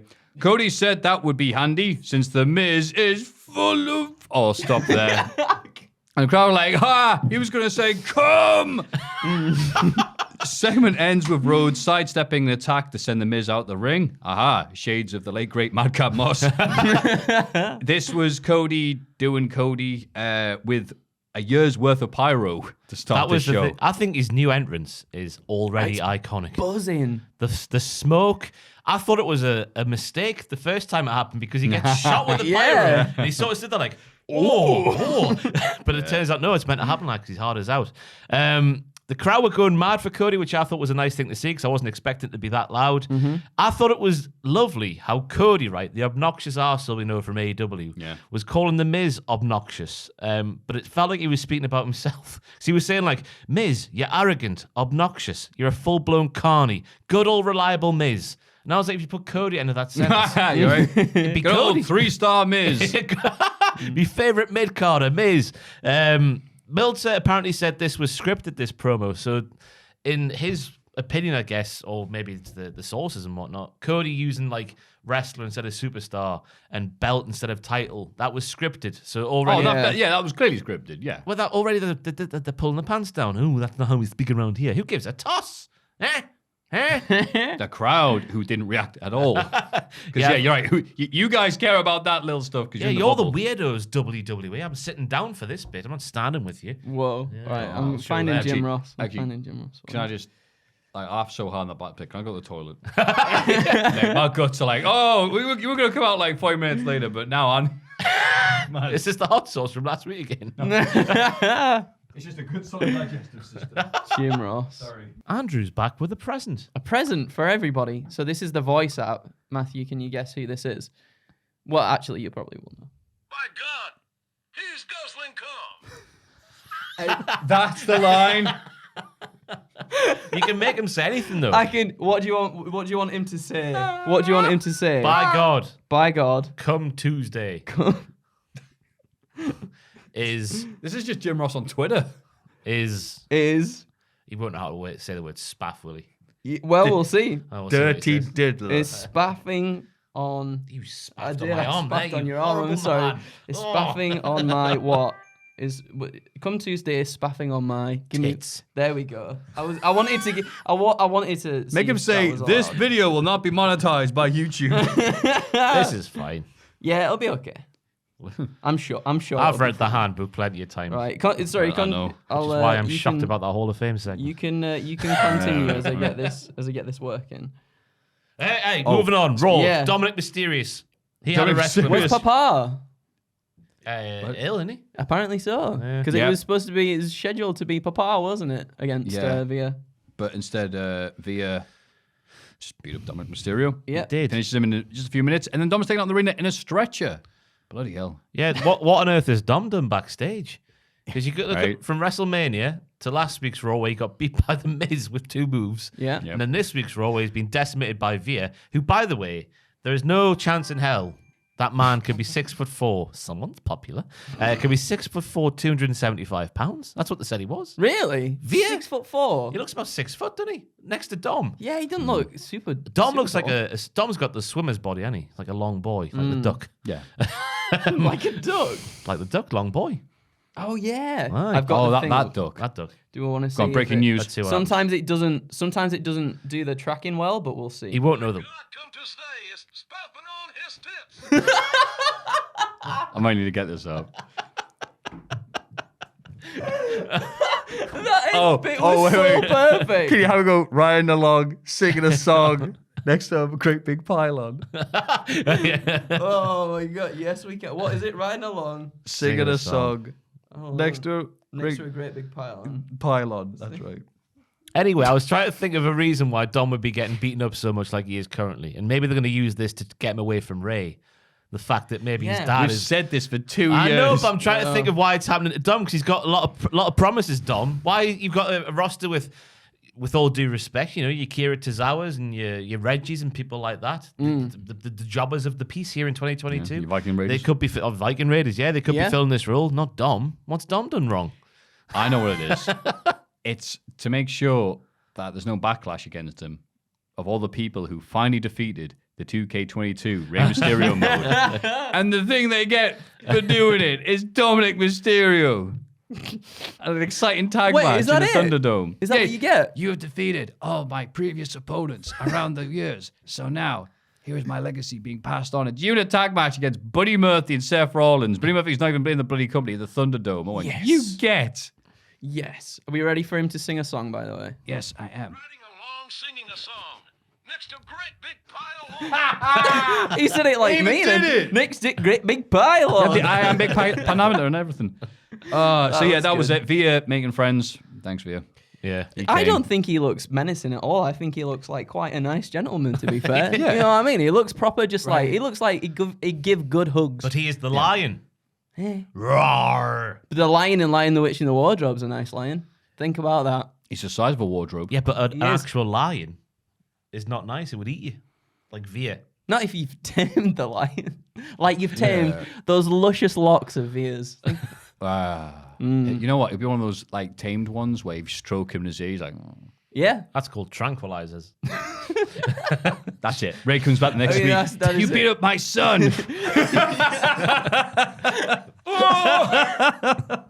Not again. AJ Styles versus Damian Priest. The pair are shown having a little scuffle backstage earlier in the day. That's right, because Styles getting interviewed. He's like, I hate those guys. Next time I see them, hey, there he is. He just walks Just slaps him. into frame. Yeah. Priest should be like, whoop. Priest kneels down in the ring after a few minutes, and then the lights go out, but they don't, because then there's a purple light, and it's like, ooh, what's happening? The show cuts to commercial, and it's like, well, the match isn't happening anymore. And then backstage, AJ Styles, who now has cuts all over his face for some reason, and is that interviewed by Sarah Schreiber, and he's like, whoa, is that BS? I'm like, Yeah. what? Yeah, what was it? Imagine, happened? I want to know. Someone watching this podcast must have been in the arena for this week's Raw. What happens when the show goes to commercial? The house lights just come back on, and priests are like, "Oh, well, good Off I match go, there, see you in a sir. bit." We'll see you later. That's Thank you what for your I time." thought. They just walk off. The faded black like the end of The Sopranos. It's so weird. The match itself started off very well because Damien, he got the Pitbull AJ Styles, right? You know, people keep calling him a dog, which means he tries hard. The Pitbull AJ Styles. They got him. It was very good. But the stuff with the lights, I can see. I thought he was going to like summon Edge. Like the lights would go down and he'd go, "Ah," and Edge would fall like Mr. Bean in the middle of the ring. He just looks That's the Vicar of Dignity, that. Oh, no. Oh, God. What's the Mr. Bean theme? It's just like, It's just like it's just that, isn't it? choir. Yeah. It's like the back end of Kenny Omega's old New Japan theme, isn't it? Yeah.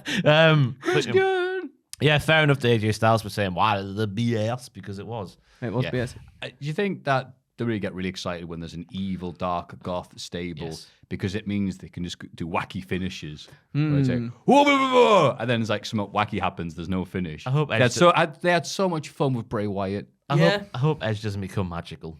Because I bet he will. I've still The not. lights went off. I've still not fully recovered from the Fiend and Alexa Bliss and all the spooky Lily going. Yeah.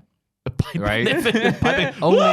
Only spooky ministry people and Nosferatu and SpongeBob and also half of AEW can cut the lights off an arena. So clearly he's got to be spooky. Did his eyes change as well? I thought like I thought it was just the purple light. his Just a purple light. I think you just him go. I thought it might have been, you know, when you go into like a UV light or something, and it can like change stuff that you've got on whatever. New eyeballs in his. Yeah, I was just thinking he's put himself in the eye. Put his other contacts. in. AJ, I have not only have I put the light on, but I have put new contact lenses on. Now I am just Damien, no priest. Are we okay, Richard? Yes. I thought the camera went a bit funny there. Next up is Miz versus The lights Cody. went out. Okay. Match of the night. Oh, Good match. yes, Miz versus Cody Rhodes. I'm surprised they did it this early after the build-up. I thought they'd do it later on. Oh, What it's do I know? for the TV ratings. They did it course. at 9 p.m. at the top of the hour. Of course. Where the ratings happen or something. Rollins comes down the ringside area. After Rhodes hits a few of his favourite moves, he finished the Miz off with Crossroads, as in I'll see you at the Crossroads, for a clean victory.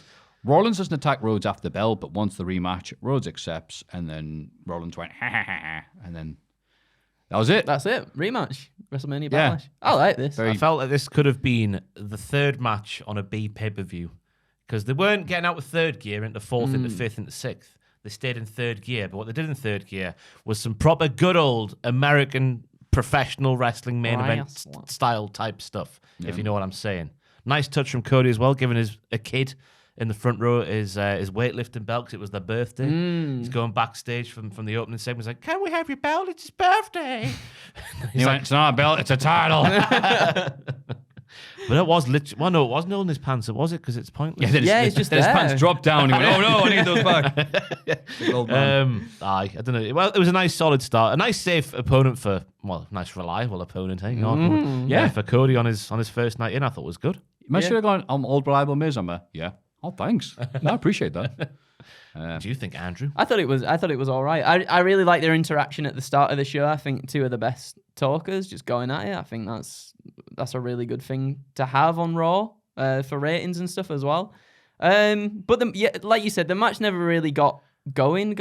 It wasn't supposed to, though, was it? No, You're not gonna exactly. have a 5-star classic in the middle of Raw. Yeah. No, you save them, don't you, for big pay-per-views and that. I'd like to see them down the line, like having a big feud though. Nah, I'm all right now. Is that it for you? You just know Maurice and Brandy would get involved and it would just go, meow. That's fair enough. That's fair enough. That was in the news this week, wasn't it? Apparently there's been discussions with Brandy about doing something. After, in my opinion, this is just me spitting out bollocks probably, but she tried to get herself on Cody's entrance at WrestleMania. That's my opinion anyway. Just because of the backstage thing was so. Done. Kevin Patrick is backstage as he introduces the newest member of Raw, Tommaso Ciampa, who hasn't had a name change yet. Oh, Ciampa's coming, right? Just Ciampa. Yeah. What kind of a name is Tommaso? Tommy C. Tomato champion. That's it. I'm champion of the tomatoes. Paints his head red. Yeah. No, he doesn't. No, he does not do that. But it doesn't matter because his brand new debut is sabotaged by Ezekiel Peron, introducing himself as the younger brother of Elias. This last week, he is his younger brother. Kevin Owens is not happy about this, saying that's just Elias. He says, "I'm sorry, you're mistaken," and walks off. Ciampa, that's his current name, also believes that is really Ezekiel. Owens tells Ciampa not to listen to Elias. He's known him for years. Grow up, Kev said. And then they posted a picture, the pair of them, Elias and Ezekiel, together, just to prove they're not the same. Yeah. Except Kevin Owens is on there going, "Sammy, help me." Yeah, I don't know what Kevin Owens is smoking. It's clearly two different men. One's a lot younger than the other. It's they're clearly siblings. Who's the younger one? Ezekiel. Ezekiel's the Do you think so? Oh, yeah. Yeah. Why does Elias look so much younger than him then? Is it because he's got the lovely healing beard? Because they went into a split family, right? And the stepdad was a Ah. lot tougher than Elias's dad. Gave him a paper round at the age of 9 instead of 16 when Elias started his paper round. That's right. Yeah, he had a tougher paper round, he did. He did. It was uphill all the way. When I was a And kid, he also did parcel deliveries as well. He went, "Oh, God." But Andrew, it's worth pointing out, because I would never really describe myself as a journalist. Yeah. But if someone else does it, I'll be like, "Oh, I won't correct you." Last week, when Ezekiel came out, I didn't know who he was. no, Until, I'm like, "Who is that? He looks like somebody, but I can't put my name on it." you kidding? Until Holmes, "Hey, you're that Elias chap." And I went, "Oh, yeah, that is his younger brother." That's right. I'm like, I'm trying to like, what's different about you? What is it? It is a shame they've made him shave the beard, though. I know we said this last week. It was a glorious beard, and he does look worse off for it. Even if he does still like a Greek god from the neck down. You can't have everything in life. Look, can you? You know who else looks like a Greek god? You. You are looking better and better every week. That's weird you say because I made a mess of my beard this week. Have you? I mean, not sorry the beard, but like the shape of your face is looking nicer. Where? nicer. What do you mean you made a mess of it? Because I tried to do. I looked at Brock Lesnar, right, and Brock Lesnar's got he's got the bit long, Yeah. bit longer there, Yeah. bit short on the cheeks, and I was like, I watched a thing on YouTube where this fraud was like, if you've got a Babyliss trimmer, all the guards are the same, right? So if you use a 3 guard, and then if you want to take off a bit more, use a 2 guard. I used the 3 guard. All of it went. I was furious at home, so I was, and I've messed up this bit down here because I'm too scared to do it. Hey, I'll do it for you. No, you will. I'll do it for you. Stay away. Why? You stay away. Hey, I do a fantastic job of this. It's just, look at Are you that. like Stone Cold with a close razor? Yeah, wet, I just wet do. razor? I don't have the no. I don't do that because I've got a tendency of just like I just peel my skin back like a potato. That if means I you're did doing it the wrong way. You got to go get. Wait, can that happen? Yeah. You Now can watch just treat Jesus yourself, Christ. man. No, watch Raven. TNA. Yes, I have. I've never done no. that. I just do it without the guards on the trimmer and just go over it. I like that matte finish, you know what I mean? The matte finish on top of my head. Yeah, Fair enough. because obviously I've grown mine out, but I'm wanting to shave it back because sometimes it looks all right, and then look at this camera, I'm like, You're at the Dublin. it's on the edge of being, is it a short haircut or have you just not shaved your head in a while? You're at the Duckland stage. Yes. That was like 2 weeks for me back in the day when I used to cut my own hair. Yeah. Back at the start of Cultaholic. Didn't have a pot to piss in. Had the Remington one. Is it a Remington one blade it's called? I can't remember what it's called anyway. Get yourself one of them. They're very good. Oh, well. You hold them in your hand like that and then. And they just like proper vibrate, don't they? No!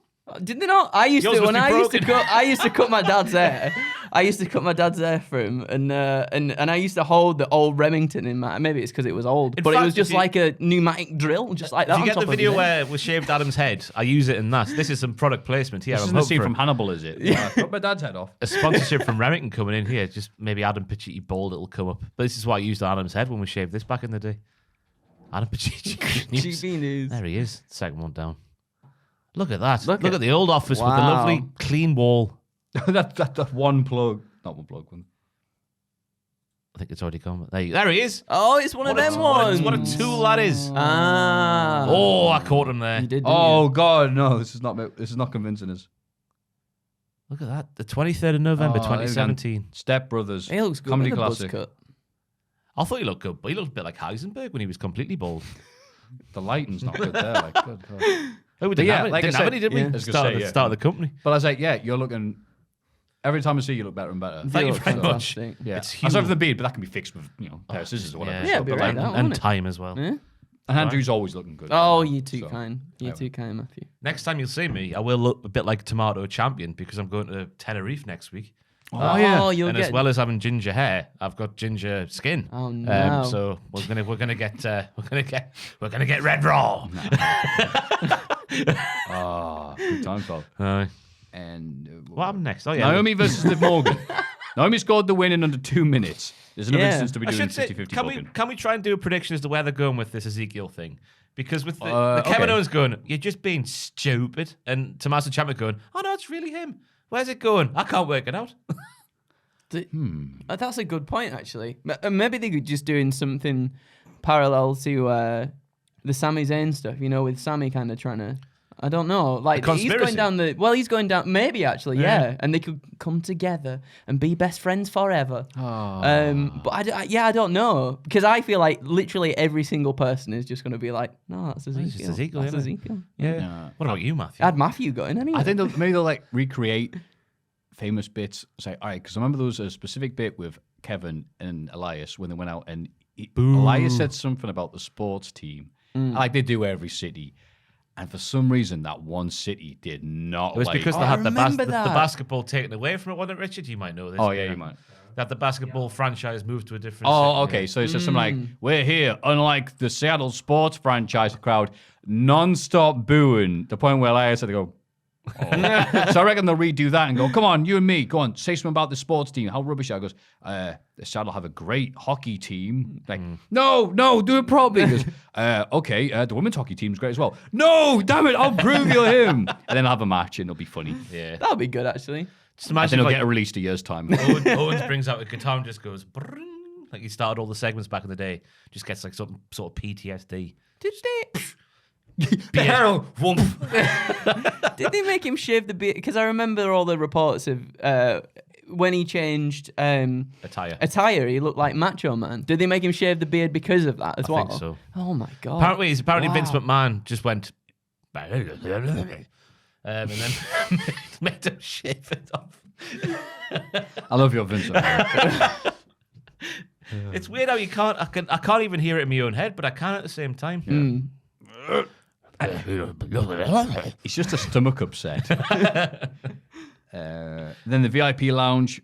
We didn't talk about living Naomi. No, we Oh, didn't. sorry. It was, I it cut was a you quick off. match under 2 minutes. It was good for whatever.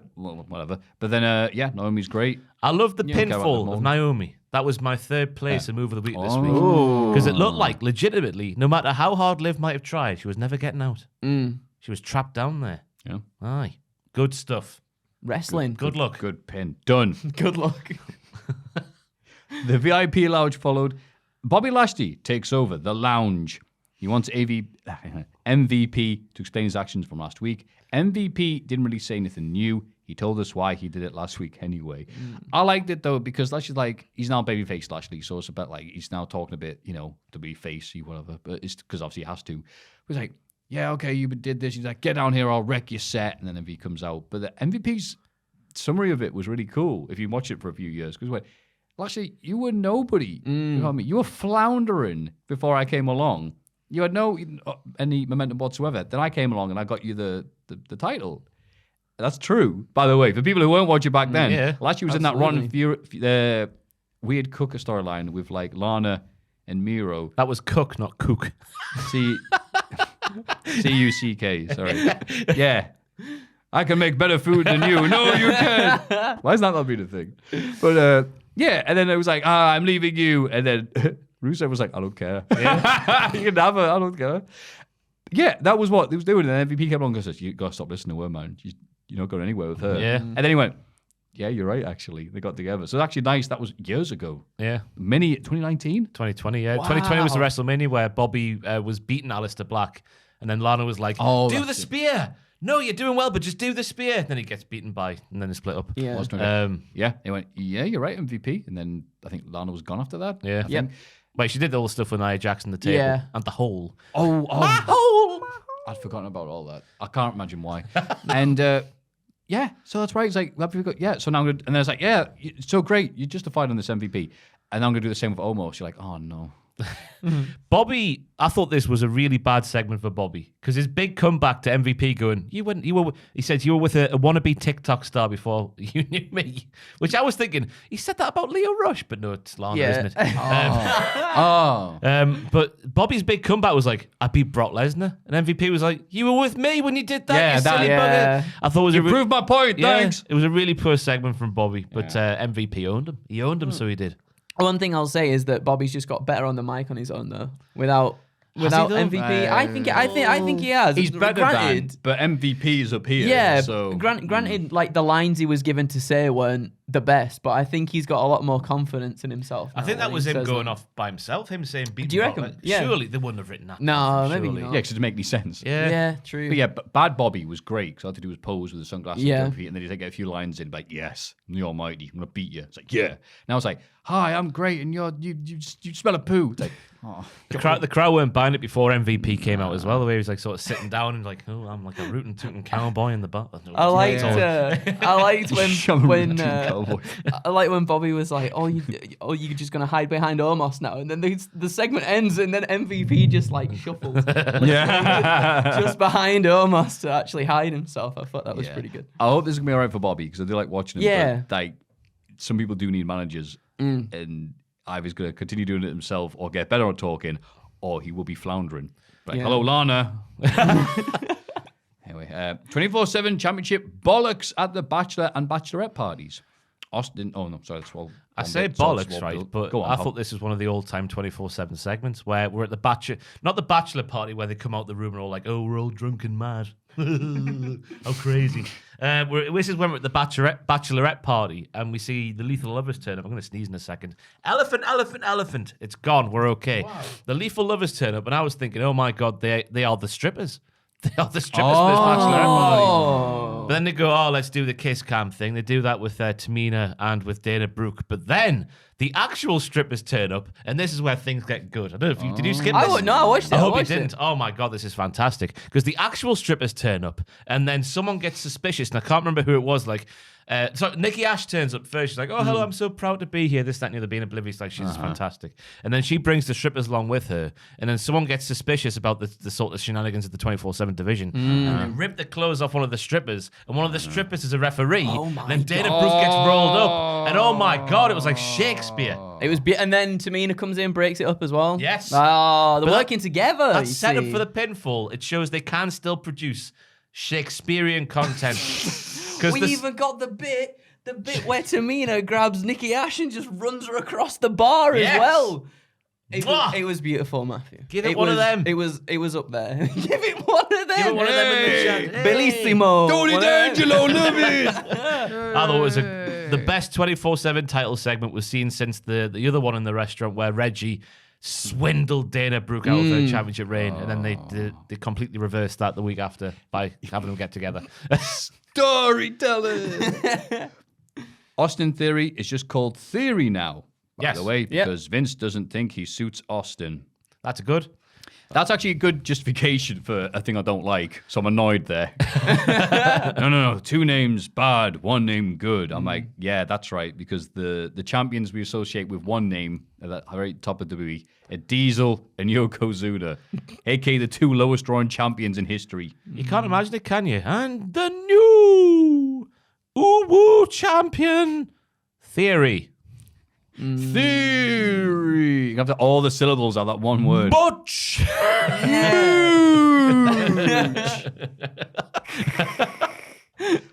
Yeah. Did you say booch? Booch. Well, you have to. The booch. You have to draw it out like goal. Tell you, 2023 Raw Tag Team Champions, the Booch and the Shoosh connection. It's going to happen. Boosh and shoot. Booch and The Booch and Shoosh connection. Shoosh and Boosh. Chad Gable and Butch. Booch and shoot. Booch and Shoosh. Yeah. Booch is trying to like spell things in English with the English spelling, and then Chad Gable's like, no, there's no U in colour. That'd be great. During the same segment, Owens gets a lie detector test from Ezekiel for next week's show from Pierce and DeVille. Can't wait. Yay! I hope it lies again like the Hogan segment. Yeah, 3. Mr. America. Yeah. DeVille teases the contract for Bianca's next challenger. Yeah, she goes, ooh, I've got the contract here. Let's go and find out who. And then Bianca Belair has a match, and then all kinds of SHIT kicks off, let me tell you. Let me talk to you. Yeah.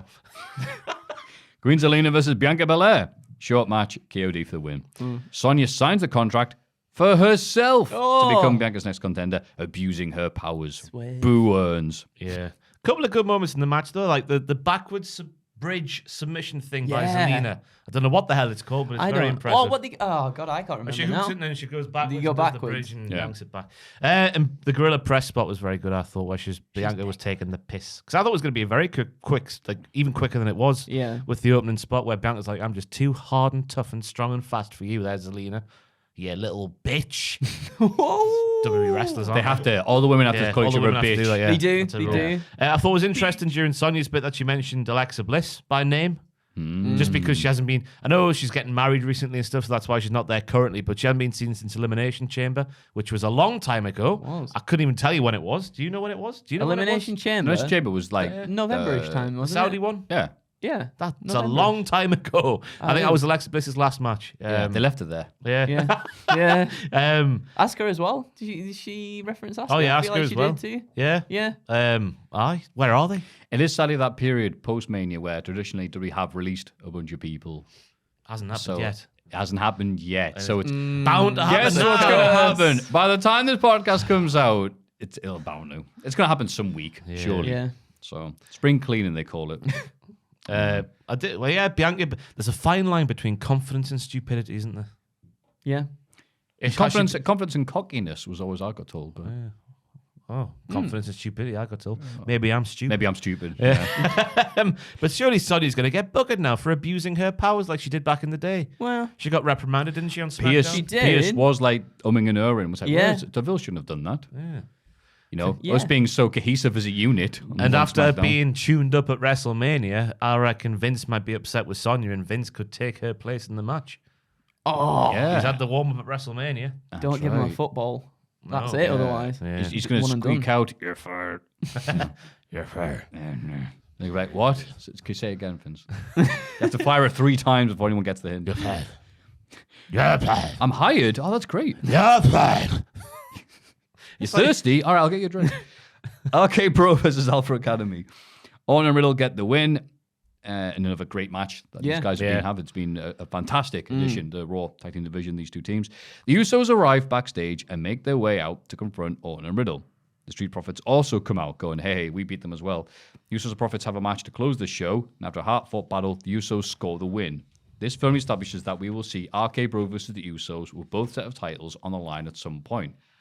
I'm very happy with this. So a little bit of excitement because I have enjoyed those 3 teams going at it, but it's like, all right, they've done that post WrestleMania, and let's do something else. Been since January, basically. Yeah, it has. Yeah, and I'm still not sick of it. But the Usos come and goes, we want those titles because the Bloodline. We've got all the titles. We've got the UU titles. Now the UU tag titles. Yeah, Undisputed World. Undisputed. Oh wait, Unified. Unified. Oh, I forgot what the U was. WWE. WWE World. Ooh woo. Aye. The match was fun. I thought, shout out. Right. Oh, you do a little voice when you do you. I always just do UU. know you like that. spine started shivering there. Oh, stop it. What's up? Oh man, I don't even know. People have got their podcasts on I'm like getting speakers. And flashbacks to The that. knees are going weak. the cats are just The dog's like, what was that noise? not again. They're yelling. I was just getting flashbacks to him coming. What do you mean? What do you mean? No, What else? that's What Andrew. else? That's not Jim Ross. What else Yeah. could that mean? Coming at the sight of yourself shooting an innocent man. That never happened, by It the way. bloody well that did. never happened. It bloody well Haven't did. at happened. all. 16 takes we heard. You don't have to tell everyone that. Each one was cummier than the last. You must have been exhausted by the end of it. Hey, Yeah. I was sweating, You and lost I'm not even joking. He lost weight. I did. The hat barely fit on my head afterwards. Which head? Well, wouldn't you like to know? But shout, what? right, Go shout on. out to Jerry the King Lawler. What? who Ross, are you said- okay? Yes, I am. Who said a good line on commentary for the first time since about 1995 with Stu and Helen Hart. Go on. Because he said Riddle has a baby face and a brain to match. Whoa! Oh, good. Got him. It's good he's been drinking. It's good he's been reading from that one joke book he got from 1933. I thought Chad Gable was very good in this segment again because his promos are very simple, yet they're very effective at the same time. Very entertaining. He's so unlikable. He couldn't get a date in a tombstone. Honestly, I forgot he was there until like during the Cody Miz bit. He was just laughing randomly at the bits that you don't think you're supposed to be laughing at. If you weren't the son of Cody Rhodes, if you weren't the son of Dusty Rhodes, then you wouldn't be the son of a plumber. You'd just be a plumber. Crowd, ooh, Jerry going, ha ha. Was the Shut up, Jerry. You'll know this was the well-established heat maybe between Dusty Rhodes and Cody Rhodes. Jerry the King Waller. No, Oh, don't think so. As far as I know, that'd be good. Be a good battle of the wits. yeah, it would have been I don't know what else to say about They're that. just good, aren't Yeah, they? really good They all match, work yeah. really well together. Adam Pearce is completely in the mud, having not come out and done anything about this after the Sonya Yeah. escapade as well. Well, because they're both the SmackDown and Raw GMs, so it's That's it's twice. badly written. Randy Orton made the match. He was like, and now this will happen. Because he's the Raw GM now, Randy Orton, apparently. But again, he can't moan too much because they were two good matches, weren't they? were. The end, the final sequence of that Usos versus Street Profits one. Ooh woo. Let me tell you. Indeed. There's a verb. Ooh woo. Yeah. It's a verb. A doing being word. Yeah, they ooh-wooed everywhere. The crowd ooh-wooed everywhere too. Tez's frogs. No, my move of the week, Richard. Oh, baby.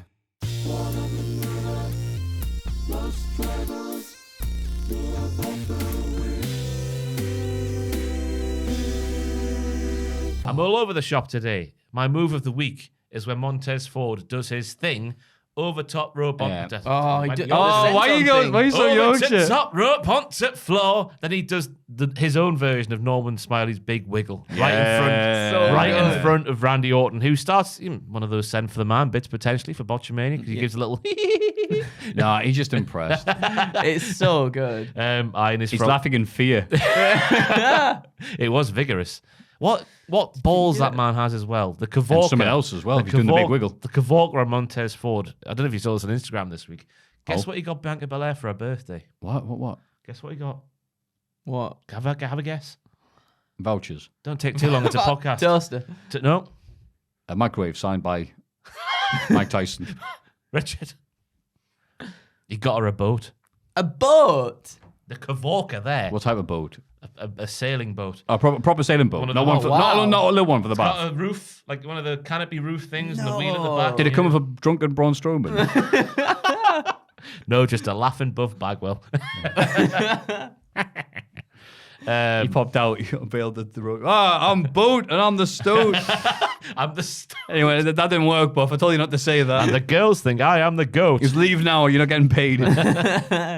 Anyway, done. Good end in the roll. It was good. Yes, Yeah. it It was. was really good. Can you do the wiggle? Can I do the wiggle? Yeah. I won't stop jiggling for a week if I do that. Can you? I'm not even going to attempt it. Oh, it was amazing. Notices your wiggle. Ooh-woo. NXT. This is lifted straight from Uwu Darren 716 a squared circle post because Ross didn't have time for this shift this week. This shift. You had lots Basically, of shifts right. this week. That's right. Obviously, Jack does this bit of the notes for the podcast. I just didn't have the time to do the final two shows here, and without just copy and paste it from Reddit. Don't worry. I'm sure that we can cover it in our own unique ways. It's NXT 2.0. So thank you to what was the username on Reddit? Uwu Darren 716. User Darren. Thank you, Darren. Cheers, pal. Big fan. During the opening match, Trick Williams runs down and grabs Solo's leg. Probably should have said what the match is. It's Cameron Grimes versus Solo Sikoa. How I Darren, And man. Solo. No thanks to Darren. Uwu 716. Solo Sikoa versus Darren Grimes. And. Oh, God, that's a star, you idiot. Darren Grimes. Cameron Grimes. Made me Cameron think of Darren Grimes. Styles there. Cameron Grimes, the famous wrestler, and Grimes, to Cameron his friend, is about to lose Yeah. until Trick Williams comes down and grabs Solo's leg. He's about to hit the big frog splash. The crowd is supporting Solo. Yeah. Really weird. They started off not. Because even he did a bit of a big wiggle himself because he went, hey, your bloodline can kiss my ass. Great. It's Margaret. weird. Sorry, not ours. It's been this sort of last 2 weeks, hasn't it? The crowd inside whatever building that is, the NXT thing. The NXT shed. The NXT shed have gone the other way with Cameron Grimes. He was once the most popular thing on the show, and now he gets very, very... Well, this week it was more boos than cheers. Last week it was just about 50-50-ish. So it's weird how that's gone out. It's just people liking Solo rather than disliking Grimes. Well, I think at the start of the match, even they were kind of just lukewarm for Solo as well. But then towards the end, they really picked up for him, didn't they? I like all this bloodline stuff that's talking about as well. It's good. Solo instead dives on Trick on the outside, but the distraction allows Grimesy to get the win. And after the match, Carmelo Hayes attacks Cameron from behind and takes him down. Solo tries to fight off Melo, but Trick chops down the back of the knee. Melo and Trick down the other two competitors before Melo hits Cameron with a springboard lariat. Hayes holds up the North American title. That's not his. Yeah, Put it down. This finish didn't help Cameron Grimes in the midst of the sea of boos that were happening inside the arena. Right now I think it's too early because he was getting cheered massively. Well, not cheered a decent amount, but it's just because Solo what if the Bloodline just win all the titles and all the divisions? It's nice. That's a nice thought, isn't it? Nice that they're acknowledging him. As one of Roman's family members. Why can he have that and then your Braun Breaker can't have his family acknowledged? He does now. Because now that we all know that the Steiners aren't going to try and bum rush the stadium or whatever they're planning on doing, it's like, oh, okay, now we can say you're a Steiner. Yeah. Yeah. That suplex thing that Cameron Grimes does where both men are running and he goes, woo! It's mad, isn't it? I don't understand how he does that move. Yeah. He's a How good lad. Solo Crazy. Sikoa can take part in such a thing. Being such a thick boy with 2 C's. Them thighs. Thick boy. Eh? Huh? Them thighs, eh? What about them thighs? Thick. Have you been practicing that? No. Them thighs, eh? Ooh. Wade Barrett as well, noting that Cameron Grimes has been on the beach for the past 10 days, and Wade does not like that. He doesn't like it at all. He brought it up about 10 times. I was like, well, I heard you the first time, Wade. I don't like him being on the beach because it means he can't do sex. Dole Hudson doesn't go to the beach. He stays in the bed. He makes the bed a beach. Sand everywhere, every orifice. Turns it into a fortress. Cardboard boxes everywhere. Yes. Boo. I'm Dole Hudson. Let's shag. Yes. I'm Wade Barrett and I'm bored, so I'm just going to talk about knobs. Grayson Waller says the gauntlet match shouldn't even be happening. What gauntlet match? Oh, I see there's supposed to be maybe titles here. So, NXT tag titles, we've been dodging this, like Neo dodging bullets. Yes, the NXT tag titles are now vacated on account of one half of them being let go.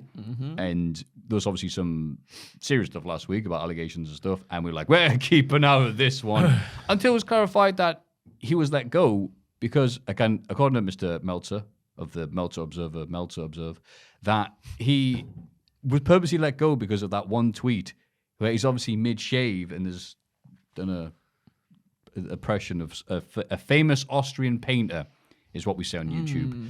And they purposely said, yeah, that's the reason he was let go, which is like, okay, let's wait for more information to come out about this and hear from everyone's side of the story. Yeah, it's a bloody tricky situation wow. to speak about currently. Yeah. So because of that, NXT tag titles have been vacated and they're going to do a gauntlet match at the end of the show.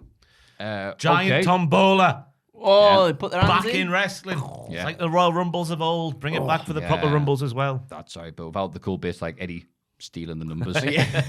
Anyway, Grayson Waller says the gauntlet match shouldn't even be bloody happening and they should just be handed the NXT tag team titles.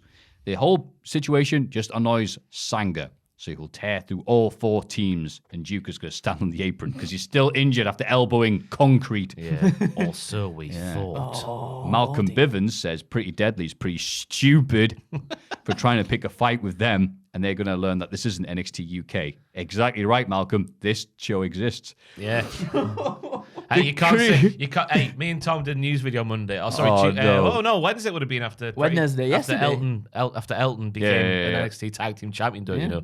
And that was like, I've never seen them really because I don't watch NXT UK. And the comments almost in unison were like, NXT UK is the best thing WWE does. Yeah, that you watch it, don't you? I don't watch it as religiously as I used to anymore, but I do watch it, yeah, from time to time. I not my cup of tea, as we say over That's here. fair enough. Yeah, just they all look the same, don't they? Apart from Pretty Deadly. Yeah, well, it's that. It's just like you're right though. No, you are right. Beard. I like that. I like that bearded lad who had a fighted on the streets of where he grew up with. Like, No, it's changed from those early days. Not everyone got battered down the pub. Oh no. Joseph Connors lost an ear down the pub on a Friday. Another pub. Something else was happening. I were at the pub in Birmingham. Oh, that's the only pub in Birmingham. British Strong Style were drinking with the Piggy Blinders, Now then. plotting to take over NXT UK. That's right. The show that exists. Putch. That's right. Tonight on NXT UK, the white blokey with a beard will take on the other white blokey with the beard. Tommy Shelby stitches up Butch. Makes him take a massive wad of cocaine over the Atlantic Sea. We have gone off the rails, so let's carry on with real NXT. The Creed say this is a break or make for them. What? They say like that? And a chance to right the wrongs of Stand and Deliver. The Creeds are shown pulling their number, and they both look happy with Julius saying they won't want it any other way. Before, what does it mean? Before Brute stabs him in the back, and Julius is like, I really should have seen this coming, in fairness. Bron Breakker comes down to the ring to boos and yays. Oof. Yeah, so Grimesy got a mixed response. Bron's like, oh, no, it's 50-50 right now. So Mr. Tinfoil Hat, who's normally sat there, but not today, with his plants thing, has been proven wrong, hasn't not over the past 2 weeks. Unless they watch this podcast. Unless it's actually changed over the past 2 weeks and real fans have been let in for the first time. I don't think so. It's weird. It's like, wow, we love Dolph Ziggler. You're nothing, Bron. I'm like, oh, is that the impression we're sending? Yeah. Don't worry, there's a segment later on where we stick with that exact theory. Anyway, Bron says, Joe Gacy wanted to send him a message, and the message has been delivered. He says his father is safe at home now. That's all we got. That's ridiculous. We need more. How did Rick Steiner get out of a cage with, what's his face? Haaland outside of it, banging it with a chain. Yeah. Joe Gacy's there looking evil. Yeah. Did he dig himself out? Yeah. Was he blown up? Did Scott come with explosives? Down the hatchet, Mary Poppins. Yeah. Rick runs away. We need to know more NXT. Come on, fill in the blanks. Oh. His father gave 20 years of this business and has taught him a lot about this business. Bron tells Gacy to come out and face him like a man. Joe Gacy appears in the Tron standing by a fire. He says he knows why Bron is so tough because he knows why Bron is so tough because his dad took his beating like a man. I'm going to self-edit this. Yeah. They let Rick go. But he left one thing behind and pulls out his prestigious Hall of Fame ring. No! Oh, my goodness. He waited so long for it to be taken away straight away. Joe says that ring represents everything Rick did in his career, everything he sacrificed, all the time with his family that he missed. Joe says family can only be tested by fire. And what? God. Hey, hang on, that's not an expression. And throws the ring into the flames. No! Where then this strange little imp character just jumps in after it going, my precious! Where it starts to melt. Melt? Well, how hot was that been? I don't think it did start to melt. We need to thank Darren because he's got us out of a big hole here today with me not having the time to put the nose together correctly. But I don't think it did melt. Darren. As we find out later in the night, when it comes out pristine. It's unmelted. Yeah. So, again, we went from having Bron Breakker taking on Gunther, big old singles match, and wrestling with Dolph Ziggler, to feuding with Joe Gacy, who has been nothing for months. Not until I'm going to win the okay, at the time I thought it was rubbish, but looking back at what it could have been, where they could have been going with it, was interesting. Really strong. I think that you only having a title that is open to cruiserweights is against people of all bodies and shapes. Not inclusive, yeah. Yeah, it's not inclusive. So I'm going with a title so anybody can defend it. I thought, wait a minute, okay, that'll actually be somewhat humorous or cynical, and they've just kind of just done away with that. And it's just like, no, I'm just going to be an evil git. Yeah. Meaningless promos. He's becoming a bit like Bray Wyatt, isn't he? But like a bit weirder. Without the charisma. Yeah, charisma. Yeah, but it was heart-wrenching to see the ring go down. I thought that was... Oh, really? He waited 30 years for that. Exactly. He worked so hard. Oh. He left the business for 20 years to do houses or whatever he does now, and he finally got the ring. He's enjoying retirement. Now he's lost his ring. Yeah. And they let him go. Out the cage. That's the because the stories I think we can all agree have been fantastic when NXT 2.0 has been a thing. The feuds have been like just no plot holes or anything. It's been flawless. But now we've got this massive main roster-esque plot hole to fill. How did Rick Steiner get out of the cage? We need to know more than he's safe and sound at home now. We need to know more. Do you think he kept on cutting promos? If you don't like me, bite me. If you want some, come get some. Like, enough of this. Imagine, right? Just he starts going ho ho ho in a cage, an army of dogs. Oh, that's good. Beat down the wall of the cell. Yeah. A massive dog, Clifford, comes in. He rips open the bars. Oh, no, not Clifford. They yell. See, look at how much fun, Andrew. No, We that's have true. NXT I'll give that to you. 2.0 allows you to dream. Oh, and the bad WWE yeah. bit where he goes, look at that lassie. He goes, do you mean an attractive Scottish woman? He goes, no, literally, Lassie the dog. She's probably the age demographic now that watches NXT, Yeah, to be Lassie. fair. Yeah. And The actual dog, I mean. I thought people. The old dog's home watching TV. Oh boy, 2.0. That's sure all the young people either having sex or putting people in cages. My favorite. Yeah. Thank you for saving the show. Toxic Attraction interviewed backstage. Mandy says they called their shot last week, and Gigi and JC are back where they are supposed to be as champions. Mandy says she doesn't know what the voices in Dakota's head are telling her, but none of them are telling him, her, he has a chance of beating her tonight. Who wrote this? She says Toxic Attraction are the measuring stick of NXT, representing the beauty, brains, the beast, and the gold. Yep. Let's move on. That was a promo. As Kushida and Ike Jiro are making their way to the ring, come Tuesday, Here we attacks go. them Oh. and throws Kushida over some crates. Robert Stone says the match tonight is cancelled, and apparently it is, because Kushida's like, no, I'm dead. He's never heard from again. Yeah, that's it. That might be the end of him. Braun is interviewed as he leaves the arena, but he tells them to get the camera out of his face and there's nothing for them. Braun gets in his car and drives away in the Braun-mobile. I like this new thing of talking about every single segment. Because there's at least 120 every episode. In the ring, Robert Stone says jacket time. Run out of time. God almighty. And after what he just did to them, you'll never see them again. An injured Jiro comes limping down, but he still goes to fight. He dodges Von Wagner's attack and sends him over the top rope. He grabs a microphone and says Jiro is pissed. And Jiro is going to kick your ass. Crowd like, yeah. Follow the match. Robert Stone demands that come Tuesday, finish Jiro.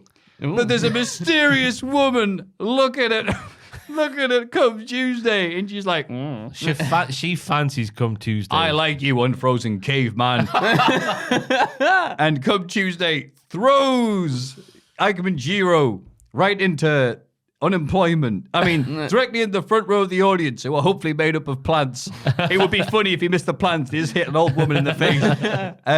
This is likely he did this to impress that woman looking, and there wasn't any woolly mammoths he could remove the pelt from and give to her as a gift. So he's had to just throw Ikeman Jiro. I thought it was very interesting because it would appear this woman controls the cum.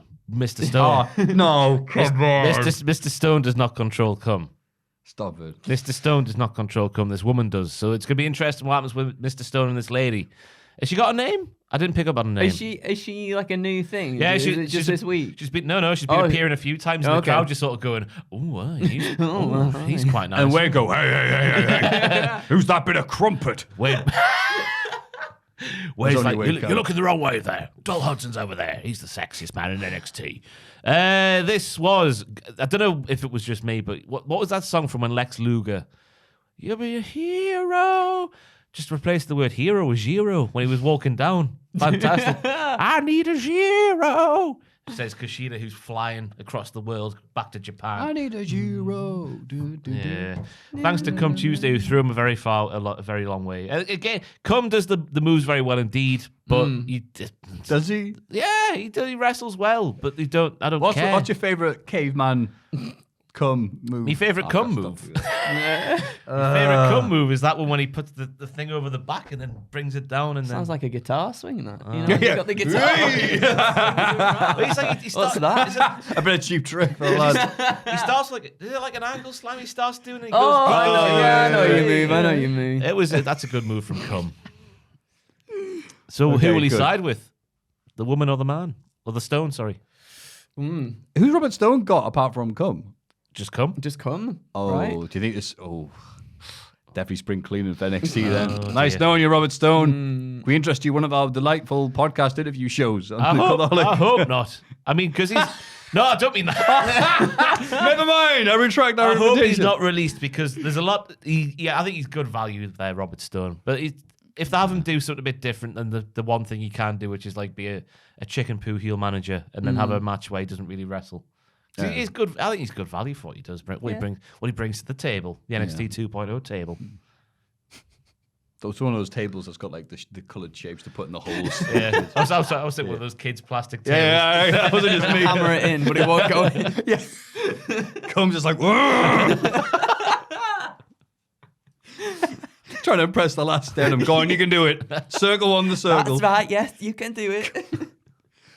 Nikita Lyons is interviewed and says she doesn't have to prove anything against Lash Legend. She wants to prove herself to the NXT universe. Is that an expression now?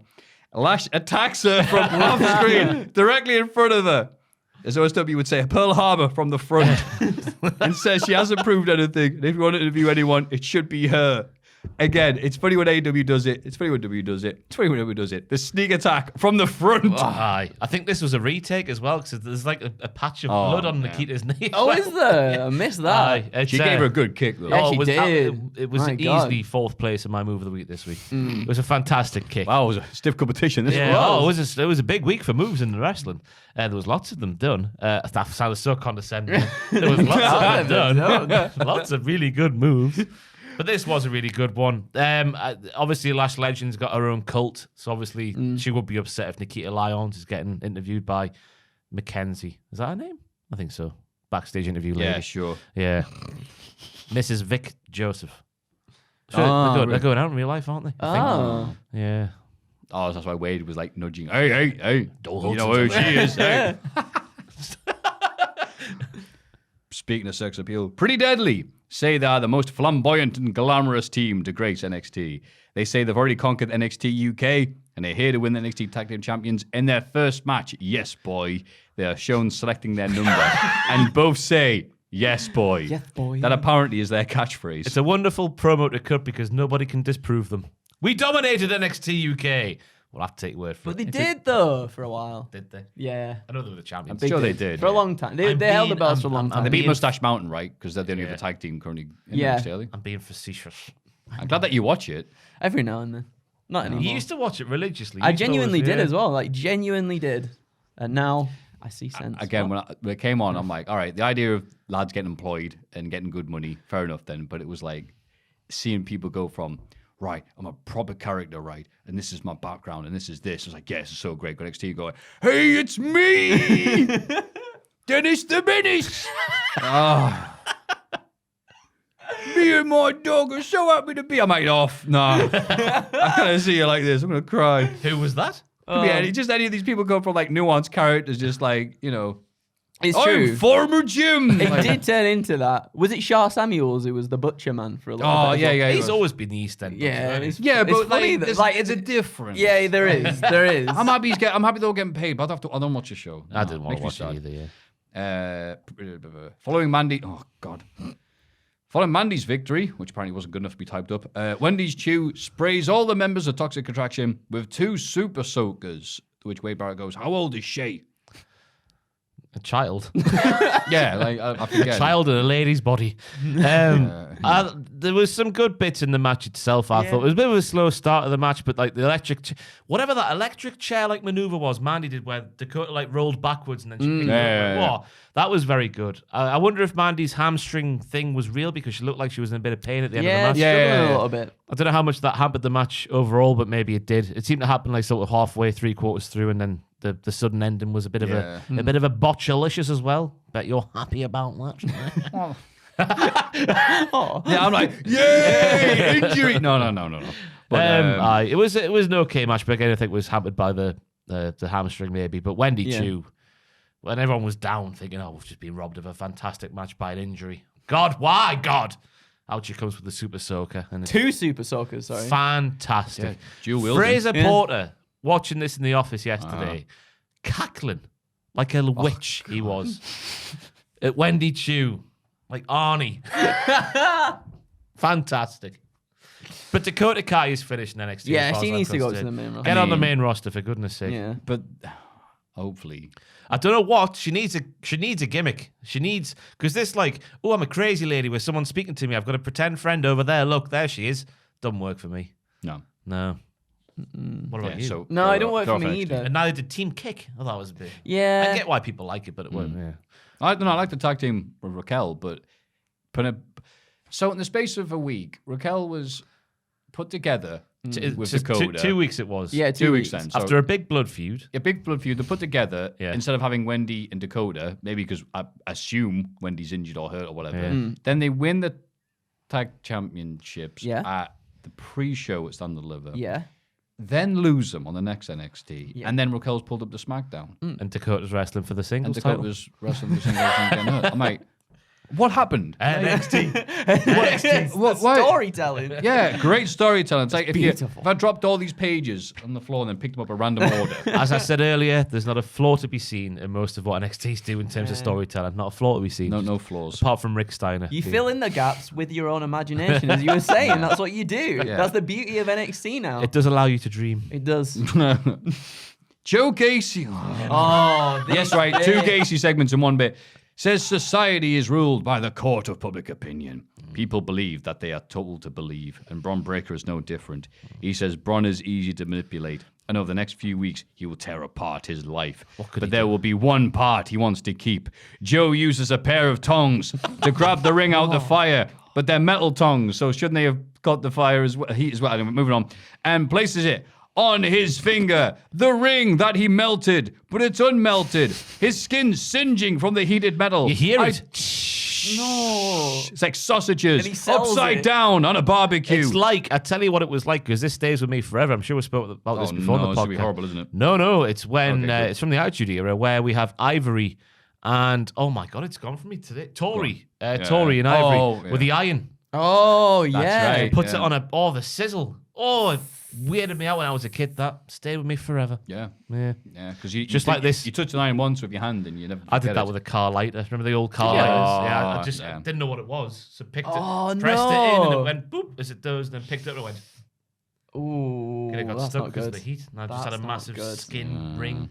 I went to a party with my family, just had it dipped in a pint of Coke for Aw. the entire time, trying to make it cool down. It was horrible. That'll help. Yeah. So I know what Joe Gracie went through. So, did this segment get to you? yeah, just flashbacks to those 2 moments in my life. He sold it really well. Did he? No. Yeah, of course he did. No. He looked hard, but he also looked concerned. It was Right. like drama. It was like drama at school where No! you're trying to like accent. It was. It was like ITV1 on a weekday night. It was 7:30 It p.m. was not sharp. that good. It was not that good. Come on. Hey, that was spicier than the thing I ate on last week's podcast. Oh, Lindsay Dorado has just pulled out of that Crash Lucha show. Good. as he said, why? I've asked Crash to remove me from the show. Not Crash Holly. What? Crash Luchas to remove me from the show or change my match for their May event. Nothing else needs to be said. It's my decision. I'm not influenced by anybody. They are working on it. Thank you, LD. Larry David. So, as Joe Casey said, society is ruled by the court of public opinion. Moving on. Backstage, Santos Escobar is telling Wilde and Mendoza that they run the bingo. Adam will be furious at this news. Disgusting. Tony D'Angelo comes by and looks like they got rid of that one dude that no one recognized or cared about. Oh, well. Back to Netflix. Oh, what was he called? AJ Summit or Oh, yeah, AJ Guy Ads. Thank you. Long story short, he made a few appearances on WrestleMania weekend with AJ whatever, who is infamous because he's the son of the guy who is part of the inspiration with The Sopranos and was the subject of the Netflix documentary. I heard about this. Galanti. Yeah. AJ I don't know. Galanti. The documentary is well worth watching, by the way. Yeah. But it's just like, I don't know why they expect like, hey, that guy. He's like, he's not, he must be doing a reality TV show, which is so important to me that I didn't check between now and last week. Anyway, Tony D'Angelo comes by and says he didn't mean for things to get off on the wrong foot. And in case things don't go Legado's way tonight, got a little something. And hands Santos an envelope of cash. Wad. A wad. Thick wad. Is that what it was? A Cash? Mitch Wadden. Not cocaine. No, he's not a UK wrestler. Come on. Don't be silly.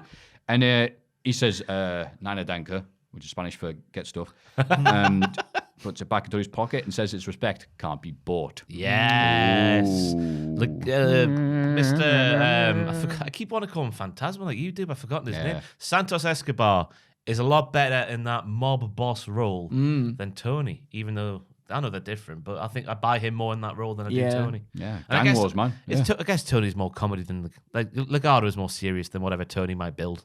Yeah. Just a bit. The house. Hey, a wise guy. And he's like, no, thank you. I don't want anybody. Cora Jade. This was Are this you was ready for really, really painful to watch. Are you ready for this? Did you see this? Oh, of course you didn't. All right. No, I did. I watched it. Yeah, Richard, do I you watched know the what's show. coming? It was Richard doesn't know what's It coming. was This is something. painful. Cora Jade, Jack's favorite, says WrestleMania weekend was the most important weekend of her life since her parents got to watch her compete in the WWE for the first time ever. And she got to compete with 3 of the best women in the world today. What? She says coming out stand and deliver, she no longer wants to be women's champion. She needs to be. She says this isn't just another promo about her scratching and clawing her way out to this. She's making a promise to her 8-year-old self.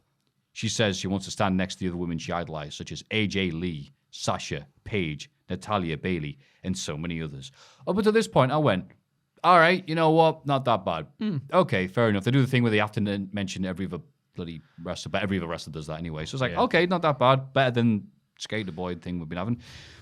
Natalia appears and makes her way out to the ring in the loudest ovation I have heard for Natty in decades. Now, this is where I was thinking maybe Jack with the plants is right. But then you had the stuff with Cameron Grimes earlier and Bron Breakker, and that disproves that. So maybe Natalia is just that popular outside of this office. They all wanted WWE tickets but couldn't get them. So they had to see this. As soon as anybody comes up, you saw them reacting to Dolph Ziggler. Yay, Dolph! Like, what? It's true. It's Virgin on getting its own name, that pop for Natalia, the Natalia pop. It was like old FA Cup footage from like 1930. Right. Just that wall of not. Yeah. Natty takes the ovation and the holy poop chants from the crowd. wow. Really. And tells them she loves them. And this building brings back so many memories. Wait, it's not the same building though, is it? No, they were at Full Sail, weren't they, back then? Yeah. She's a liar. Natalia introduces herself to Cora Jade, but Cora is freaking out and says she knows exactly who she is. And talks about DMing Natty when she was 10 years old back in 2011. Good God. After Natty pointed at her at a live event, Natty says, I remembered that. When she saw Cora first appear in NXT 2.0, she went back and checked and, oh yeah, you did DM me. And she knew she pointed to the right girl. And deep down, she knew she'd make it. Cora says she could die right now and can't believe this is happening. Natty tells her that when she looks at Cora, she sees the future of the women's division, I should say, and that future is bleak. She slaps Cora and locks in the sharpshooter. She taps straight away and tries to fight out until officials run down to get Natalia off of her. Natalia's walking backstage when Tatum Paxley, that's right, approaches her and challenges her to a match next week so she can prove herself to Diamond Mine. Natty says she's on and tells the rest of the women in the locker room that the boat is here and that they are all on notice and look out for Braun Strowman. Montez Ford's like, no, it's over there. I bought it for them. This Go was on, Ross. a poo sandwich, this segment. The start was fine with her saying, I need to be champion. That was good. It was like watching Stone Cold Steve Austin just before WrestleMania X7. I need to be champion, Rock. I need to be. I'm a drug addict, and my drug of choice is the World Wrestling Federation Championship. I was like Cora Jade, but with the NXT Women's Championship. Then we get in the middle part, right? And she shouldn't be reacting like that to Natalia. I'm sorry. Yeah. We shouldn't be having... I know it's a lovely story about her going to the thing, and maybe Natalia is her favourite women's wrestler of all time. I'm not going to take that away from her. But when you're in the business now, you're a wrestler. This business. I know that they like to sometimes book the baby faces as fans to try and inspire others to come in and live your dream and all that sort of stuff. I get what they were doing. But for me, seeing her go like... doing a little child's wave like, oh my God, oh, Natalia, and having to stand there going, I could die now, was a bit too much. Yeah. Like, even if Mae Young came back from the dead, you'd be saying that, would you? I wish she came out from the dead. It's Mae Young. She's been dead for 15 years. Holy That would be the reaction. Do you know, that was an extreme example. You know what I mean, though? No, I fully understand what you really mean, hammed it up there. But then Natalia going, you are the future, but the future is bleak. Bosh. That was the other part of the bread on the sandwich. That was fantastic. Yeah. The best Natalia's done in years. It makes complete sense having Natalya go down to NXT when she's been on the main roster for that long, and you're grooming these people to go up to the main roster one day eventually. So having the likes of her and Ziggler, who knows how it works like inside out, makes complete sense. But that did no favors for Cora Jade, in my opinion, having to go like, Natalya, I'm hyperventilating. Like, what? Like, they love doing that bit. And NXT, especially when they're doing like WrestleMania last year, the WrestleMania weekend, Stand and Deliver, and it's like, I want that title. No, I want that title. Shawn Michaels, whoa, sexy boy. And they're going, wow. I'm like, oh, you're the biggest dorks. Who was you like well-built, well-trained muscle people, you geeks. Who was doing that in the 90s? No one. Exactly. Again, we've said this beforehand, the idea of Steve Austin going, oh yeah, well, Bruno! The Rock just wants to say, it's an honor to meet you, Buddy Rogers. Oh, the highlight of my life. I know I can barely stand up. Well, maybe, I guess the closest we got was Mankind and Terry Funk. Yeah. But Terry Funk was still wrestling. Yeah, we really are clutching at straws at that That's point. the closest we got to oh my God, it's a childhood hero and I'm here with them now. But they didn't lay it on. It's weird because NXT's like audience is in their 60s. We'll know this for fact. But characters like Cora Jade must be for the kids going like, oh, you too could live your dream. Look at Cora. She's living her dream now with Natalya in the ring. But how many kids are watching? I don't know what's going on. Well, parents like to have their grandparents meet their kids. So, hey, go and get your grandma for a bit. I'll go and do the shopping, have a bit of relaxing. Go watch those crazy shows they watch, like Dad's Army. But if you were 12, right, put yourself back in your 12-year-old some others self. do have them.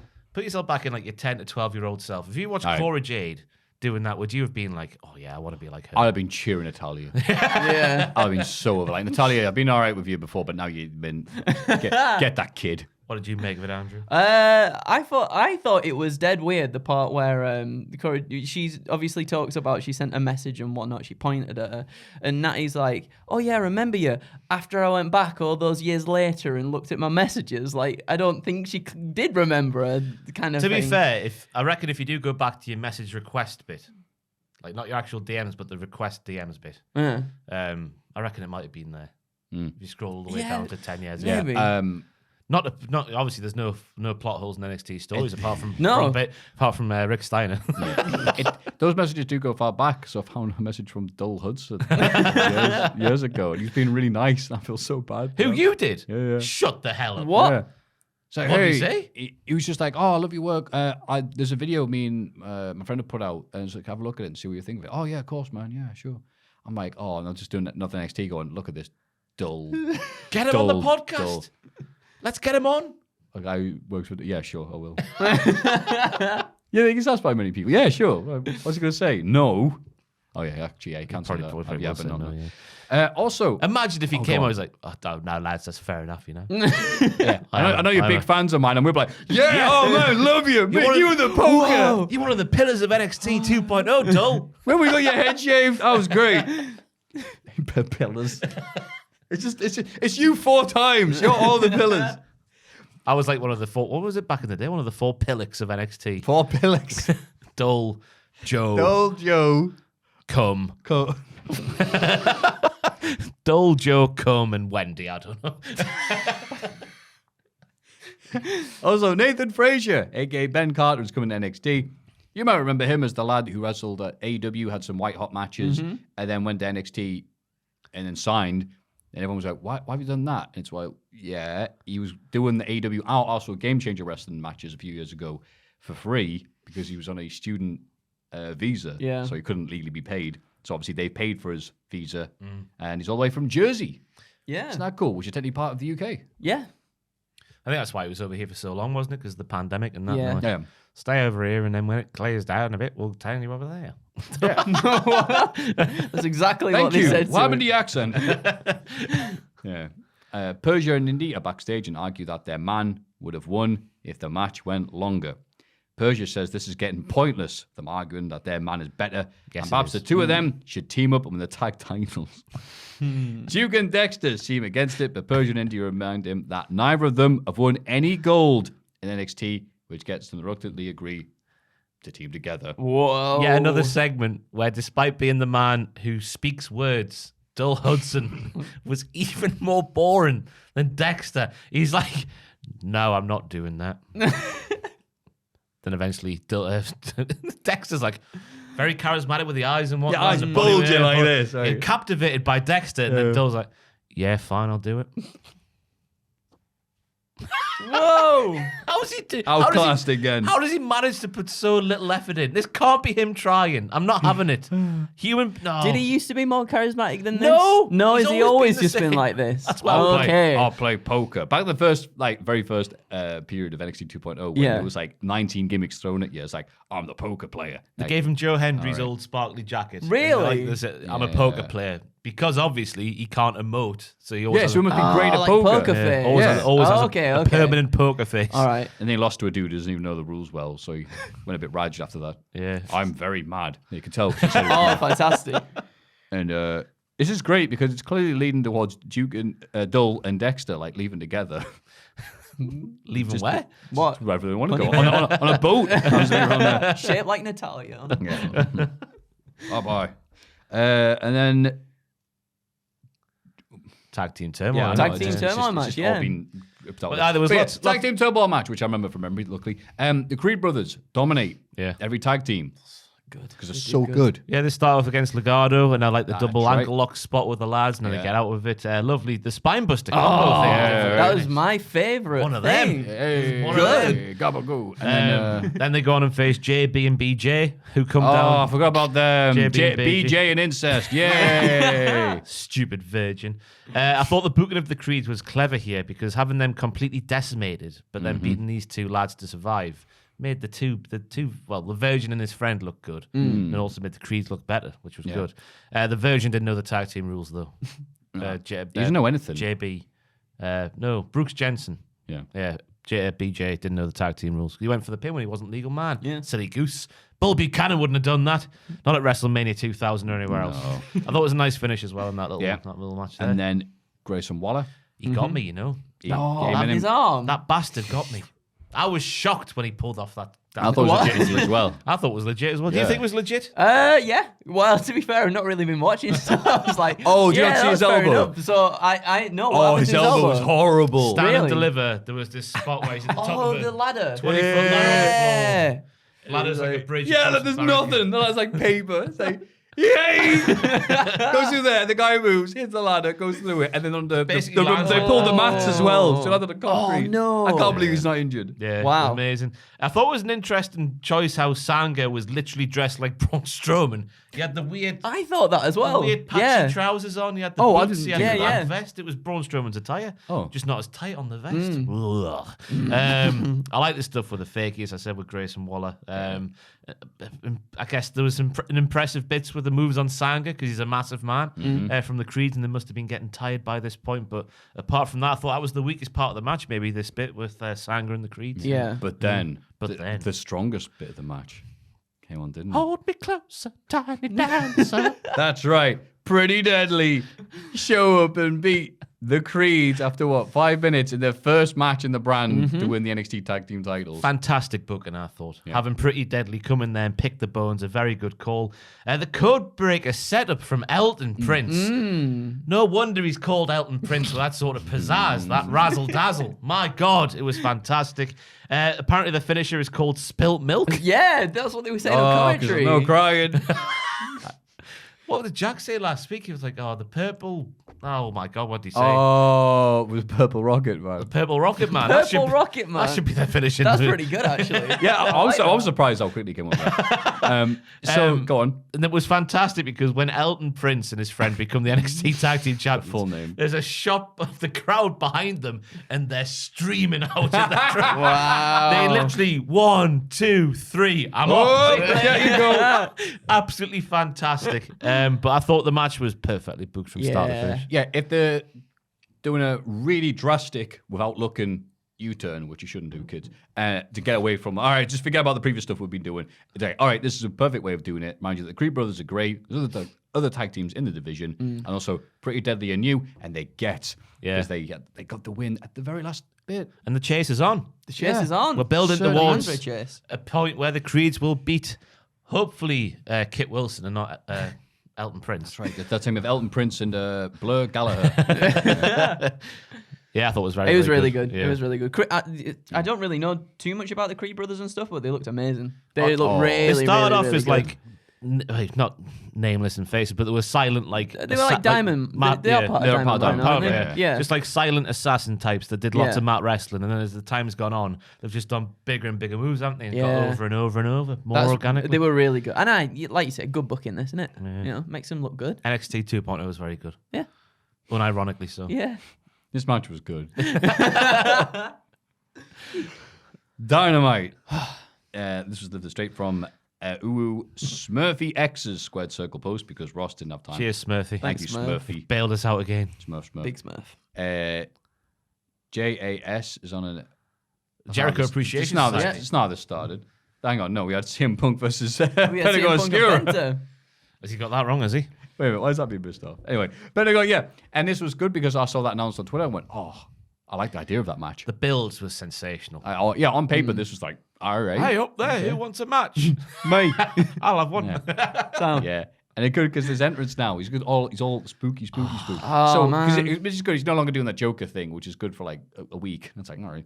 But then he's like, yeah, has the gravestone. He comes out. He's like, That is amazing. Yeah. That is amazing. But then the camera gets a bit too wide and allows a second person to be in the shot. And it all goes meow. Alex looks like a child, agree. man. I think he takes away a lot from what Penta. When it's like the gravestone and Penta, it looks amazing. But then when Alex is like, right. Oh. It worked because Pentagon would be like, crazy Spanish. And it goes to him. Pentagon says, yeah. like, it's a straight man and the crazy man. They can't be both crazy because it just Yeah. ruins the. Oh, whatever. I think Alex needs, while he's being Penta Oscuro, or whatever, how you say it, I've butchered that. Is Penta Dark, is it out the translation? what, from Obscura. Obscura? I don't know what Obscura means. Maybe? Richard, if you wouldn't. Yeah. I think I it was- thought it was like harking back to Lucha Underground, wasn't it, this? I don't know. His face there. But I think Alex does Oh, take... it is Pentagon. Yeah, oh, Pentagon right. Dark, yeah. I think he takes away a lot of it when he's like dancing around. And... Yeah, because the promos and stuff, like not the promos, sorry, the just like the video packages and stuff that they did to build him up to be Penta Oscuro, I thought they were really good, like really well shot and everything. And then, like you said, then Alex comes into shot and it's like a Halloween party, innit? Yeah. like just a kid that's walked. I past. do like, to be fair to Alex, I do like how he's so committed to it. You can see he's committed to Fair the play, bit, aye. but it's just not working for me. Like. Yeah. It's good though because he's like a cult member from Fallout. So, Yeah, and I'm like, okay, cool. Can you move out the way, please? Yeah, thanks. Very nice. Yeah, they had a lovely little match. And again, Pentagon brought it because he does have, like, the matches where he brings it, the matches where he doesn't. And you can always tell because he'll do his package pile driver on the apron of the matches he's not. So they teased it. And I was like, oh, not teasing it like, oh, this is going to be, he's going to hit it. It's going to be great. It's like, this counter, Pentagon's actually going to try. Yeah. They teased it. Yeah, he did hit it. It's going to be good. Woo. And yeah, I liked it. And CM Punk getting the, going to hit the GTS out of counting the move rather than like setting them up and going, I'm going to hit the move, so which I good. think's way more natural way of doing it. It felt like the crowd were a bit confused by Punk selling because there was the bit where he he was on the top rope, and the didn't crowd he? was like, but it was just him selling the leg. I Yeah. thought. I thought he was selling as well because Yeah. that's what he'd been working on. Yeah, And but I'm then like, Penta didn't double down because Penta, Yeah, after then watching Penta this, went, he didn't work on the leg at all, which I think is where the big confusion came from. Yeah. It wasn't a big old botchalicious. It was just Punk selling. Yeah. Zero miedo, zero brains. Brett and FTR are slowly bringing the joys of Bret Hart to the masses. They'll get it eventually. Yeah. Man, he was so like he's always been good Punk at selling stuff, but like his storytelling recently has been so good in the ring with the moves and everything that he's Just been doing. copying Brett, hasn't he? Yeah, like I He said, has, might but as he well. works perfectly. he's been though, great. like- He's been selling. He's been doing submissions. He's basically Bret Hart. Yeah, Yeah, great. Yeah. And then JAS is that an airstrip.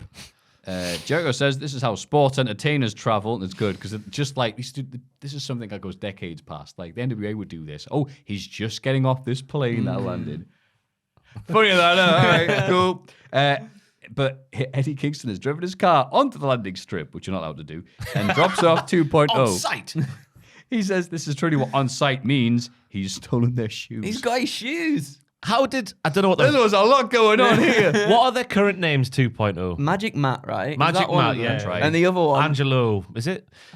Why were they so far away from the plane? If they were just getting off? I don't know. Are they not sports entertainers anymore? They don't get to travel via the plane? No, they got the trouble with plane. They had to walk.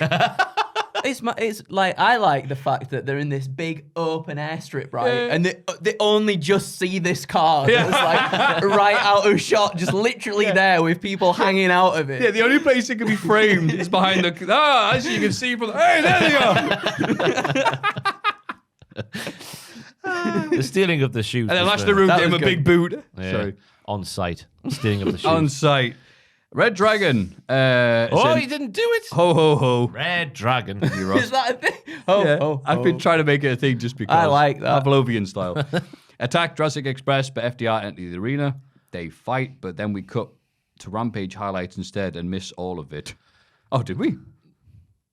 I don't think we did, we? Is this No, just wait, missing what? all the matches? I think it is. It might be. So, yeah, we go directly from that to Jurassic Express defending the tag titles against Ho, ho, ho, Red Dragon.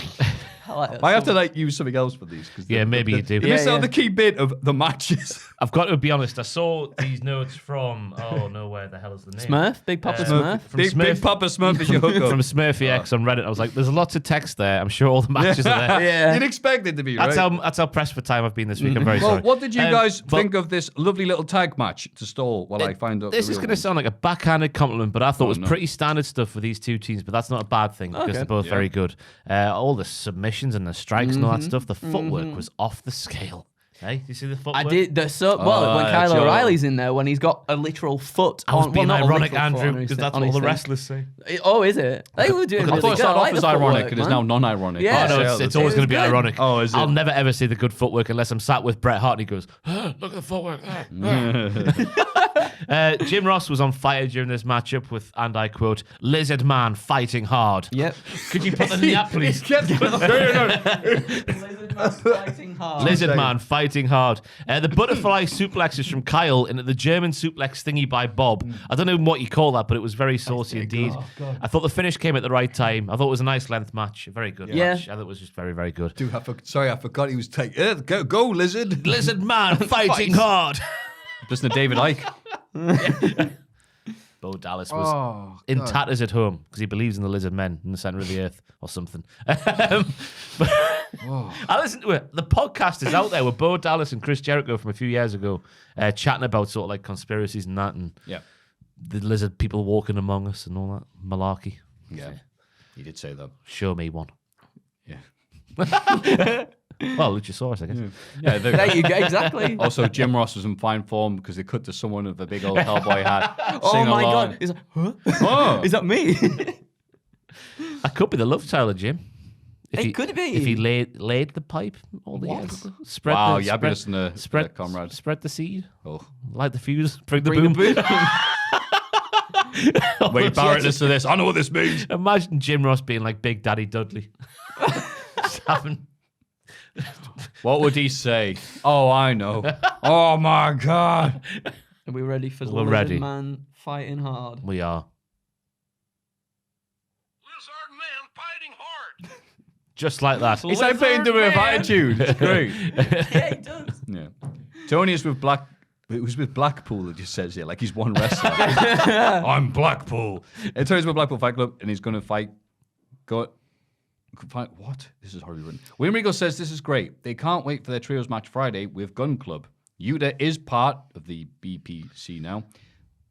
Oh, it's BBC. BP. Yeah, BC. Blackpool apparently. sees Yeah. it. I'm not reading these notes. BBC. Moxie says he doesn't know who the Gun Club is, but they sound like goofs. Yuta says Friday is when the real work starts. Woo. Yes. All that for that. Regal was feeling groovy or something like that at the start of Yeah. the he's getting a bit saucy. The range of William Regal continues to have no It's bounds. fantastic. But apart from that, I thought they're just going to bat a Gun Club, and I'm fine with that. Yeah. I hope they get that Austin good and proper. Right? Get him. Slappable face. Yeah. I like Moxie saying I don't know who they are. So yeah, people have been getting excited as social media tends to because Moxie's contract is coming up soon. Yeah. And then people are like, is he going back to the WWE like Cody? I'm like, did you not read his book? Not read any of the stuff he said? It would be the Cody said the stupidest same. decision I've ever seen. True. What's that? Cody said the same. He was leading the revolution, then he turned his backs on us. He sold Oh, yeah, out. you're right. Yeah.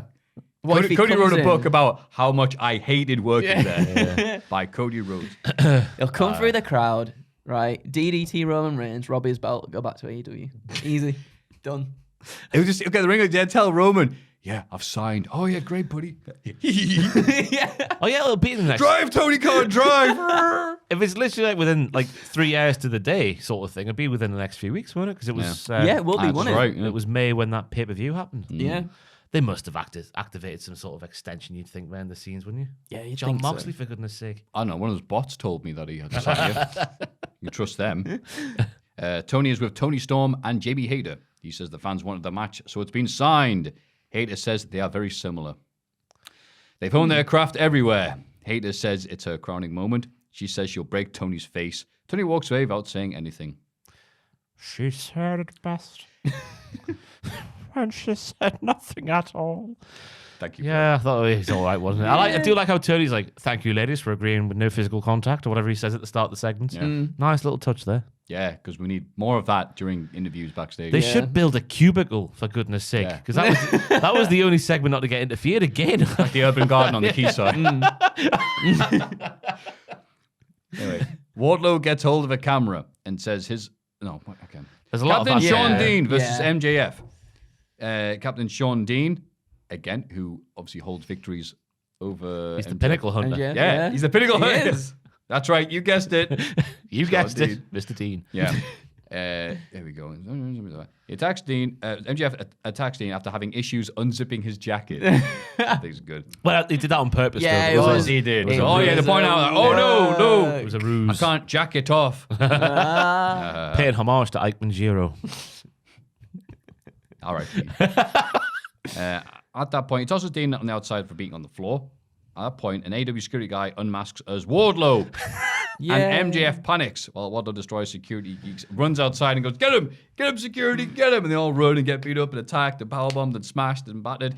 And then there's so many security guards. MJF literally can't get the ring because of this sea of humanity. And then Bryce Rexpo's like, 7, 8, 9. And then whoa. Bryce like, whatever Tony Khan's paying you, I'll triple it. And just look at the crowd's like, we don't care. Dean! And then that's it. MJF loses to Sean Dean again. And Wardlow beats up everybody. Yay! And then MJF's like, oh. Bryce Loved should- all this. Bryce should have taken the money. Despicable, that. What? Really? You take the money, don't you? Yeah. Instead of the pop and the I guess you adulation. would. Hey, guess you is it would. you who hates Bryce as well? I don't hate Bryce. I'm sure you've told me I on just multiple think occasions. I think he gets too involved in matches. Where has all this anti-Bryce come from? Honestly. It's a magnificent referee. I love the concept of Wardlow being able to sneak into the arena and this guy put a mask on. Well, I've seen he has to. He just looks like a normal security guard. This is war. I'm security. Yeah, I bet you are, pal. I think it was a good segment again. It's Yeah. nice to see the Pinnacle Hunter continuing his pinnacle hunting ways. A lot more effective than the old Elite Hunter. He had like new gear and everything as well. Oh, yeah, like Army Man. Yeah, like an Oh, army. I had all the man. Tony army the soldier. patches that said like, "Hey, for a good time, join the army." Yeah. I'm like, you don't get me that easy. What was it? It was like bad decisions make for good times on his. Oh tit. wow! I'm like, That's what yeah. Frankie Kazarian was just Is that lacking what that some. is? That's what He had one of the on many his patches name. he He had had. a badge on his jacket. Yeah, he had so many patches. But next to the Metallica and Slayer one. Nicotine. Yeah. But that's what Frankie Kazarian was missing. That was it. That was the missing Yeah. ingredient. Was just a bit of camo on the face. Also Yeah. showing up to the matches. Wardlow gets over the camera afterwards and says his assault on AEW's pathetic security staff will not stop until he's out of MJF's contract. Whoa. Boo! Do you think Mustafa Ali's going, oh, I could do that? Anyway. And then we get a 6. I'm just going Malachi Black does a promo where he talks about there you swallowing razor blades, and if you cut open his neck, you'd see a black void or something like that. Whoa. Bunch of meaningless words, but it sounded good and it looked very good as did. well. Yeah. They said, that was not as painful as looking at you, Fuego del Sol. The fans love him because Malachi willed it. They will take the light in his heart and kill it. Why is he alone, you may ask? He wants you to be afraid of the shadows. Ooh. You'd be afraid of the shadows if it there was might more be- people, though, right? If more people came out of the shadows, he would you does be more he does afraid have- of the shadows? Oh, yeah, Malachi Black Yeah, he does, but he came out of the shadows on his own, and he's like, I want you to be. But free in of the shadows are the two of the people. Well, with the the better house, I'd be. Yeah. You know That's what I where mean? they live. Yeah. They That's walk right. out every week, don't they? They do. That's right. But as Bruce Dickinson says, got a fear of the dark. Mm. Whoa. Jaff versus Kingston and Pals happens now. There we go. I was cool. I'm I glad was- that we moved on from like the Dan Lambert Jericho 6-man tag feud to have the exact same matches. I was like, a bored few during months this one. I'm later. not going to lie to you. I'm going to shoot from the What's hip. the thing that they say at the start of the music now? The Jericho Appreciation didn't listen Society to it. summit? I Yeah. don't know. They're the We're all really invested in Yeah. it. they are the epitome of sports entertainers. Here is the Judas in my mind. Need a new theme. Yeah, they do. Time for a new theme. Nah, it's Am still I the over. only person in the world who is sick to death of that song? I'm all right with it. I don't know. I feel I like they shouldn't should admit change that, it. but, Wouldn't it be? Well, I guess for sports entertainers, wouldn't it be more Yeah. heelish though to take that away from the crowd? Yes. That'd work a bit Yeah. better, I guess. Are they should- they supposed should- to be heel? It's just the Jericho big ham-fisted approach to everything. I think they are supposed to be heels, especially with Dan Garcia in there. By Yeah. God. What a despicable POS he is. Oh. And Matty Hands. Matty Hands in their shoes right now. So, yeah, they have a match, and then Daniel Garcia, Jericho nails Kingston with a bat, and Garcia gets the cheap win. Yeah. Minute Yeah, it was- 50. That was it. Look, it's fine, but I'm just like, okay, cool. We just had this, didn't we? Bit boring, wasn't it? Just like, oh yeah, heels do the healing, baby faces do the comeback. Then Same old. And then speaking of underwhelming and a bit boring, Oh. Marina Shafir appeared. Ooh. I was not captive. It's a first impression. As a hello, how are you? Nice to meet you. It was a bit. The crowd were dead. That was the biggest No noise thing. whatsoever. Yeah, they should have gone before the 6-man. It was at least. distracting, like how quiet they were for me Right. watching this segment. She did a nice pump handle throw thingy, and I like the finish how she somehow got the leg and the arm and the head in the same sort of gap. That was amazing. cool. The baddie section were there. Red Velvet Jim- was Yeah, there. hey, Red Velvet, cool. Jim Ross was like, "They look nice." Oh, I forgot to mention, in the previous match, in the Jericho one, he does just shout out, "Buttocks!" Just like that. I don't know why. By itself. It just, I think Like there's a rooster. sentence. I think there's a sentence leading on to it, but there's definitely a gap, and he goes, "Buttocks!" Just like that. Like Brian Badante. Brian Badonte's got there. How would that sound if Fred Durst said it, Andrew? Yo, I want to see some buttocks up in here. Just like that. Just like that. Thank Just you, like pal. that. You're welcome. Marvez is with MJF. Another upset win. He says, MJF says people have forgotten who he is. He's the pinnacle of pro wrestling. No sympathy for the devil, but he doesn't need sympathy. He has money. Mark says MJF has the right to book or not book Wardlow how he seems fit. He says he has a good idea. He's booking Wardlow against the Butcher, a man whomst I love, but who has won about one match in 3 years. Oh, right. This is obviously didn't he? this is obviously the person writing this. Then. The jowls be moving. I like the. I like. I'm excited about I love the this. Butcher, and yeah, we'll move on from that women's match. Then we get a sweet tag match between Ricky Starks and Powerhouse Hobbs. Well, we got taking on- another Hook and Danhausen bit before this Oh, one. I'm trying. do? Sorry, Which, go on. so Hook's in the gym with, I've forgotten her name. Lacey, no, whatever her name is, the interview lady. yeah. Who cares about names? In the gym, she's like, "Oh, you're making your debut next week," and he's just about to speak for the first time ever, but he's cut off by who is it who walks in? I should have written this down. Is our friend Smurfy not written it Oh down? my god. Who the hell walked in? This is painful podcasting.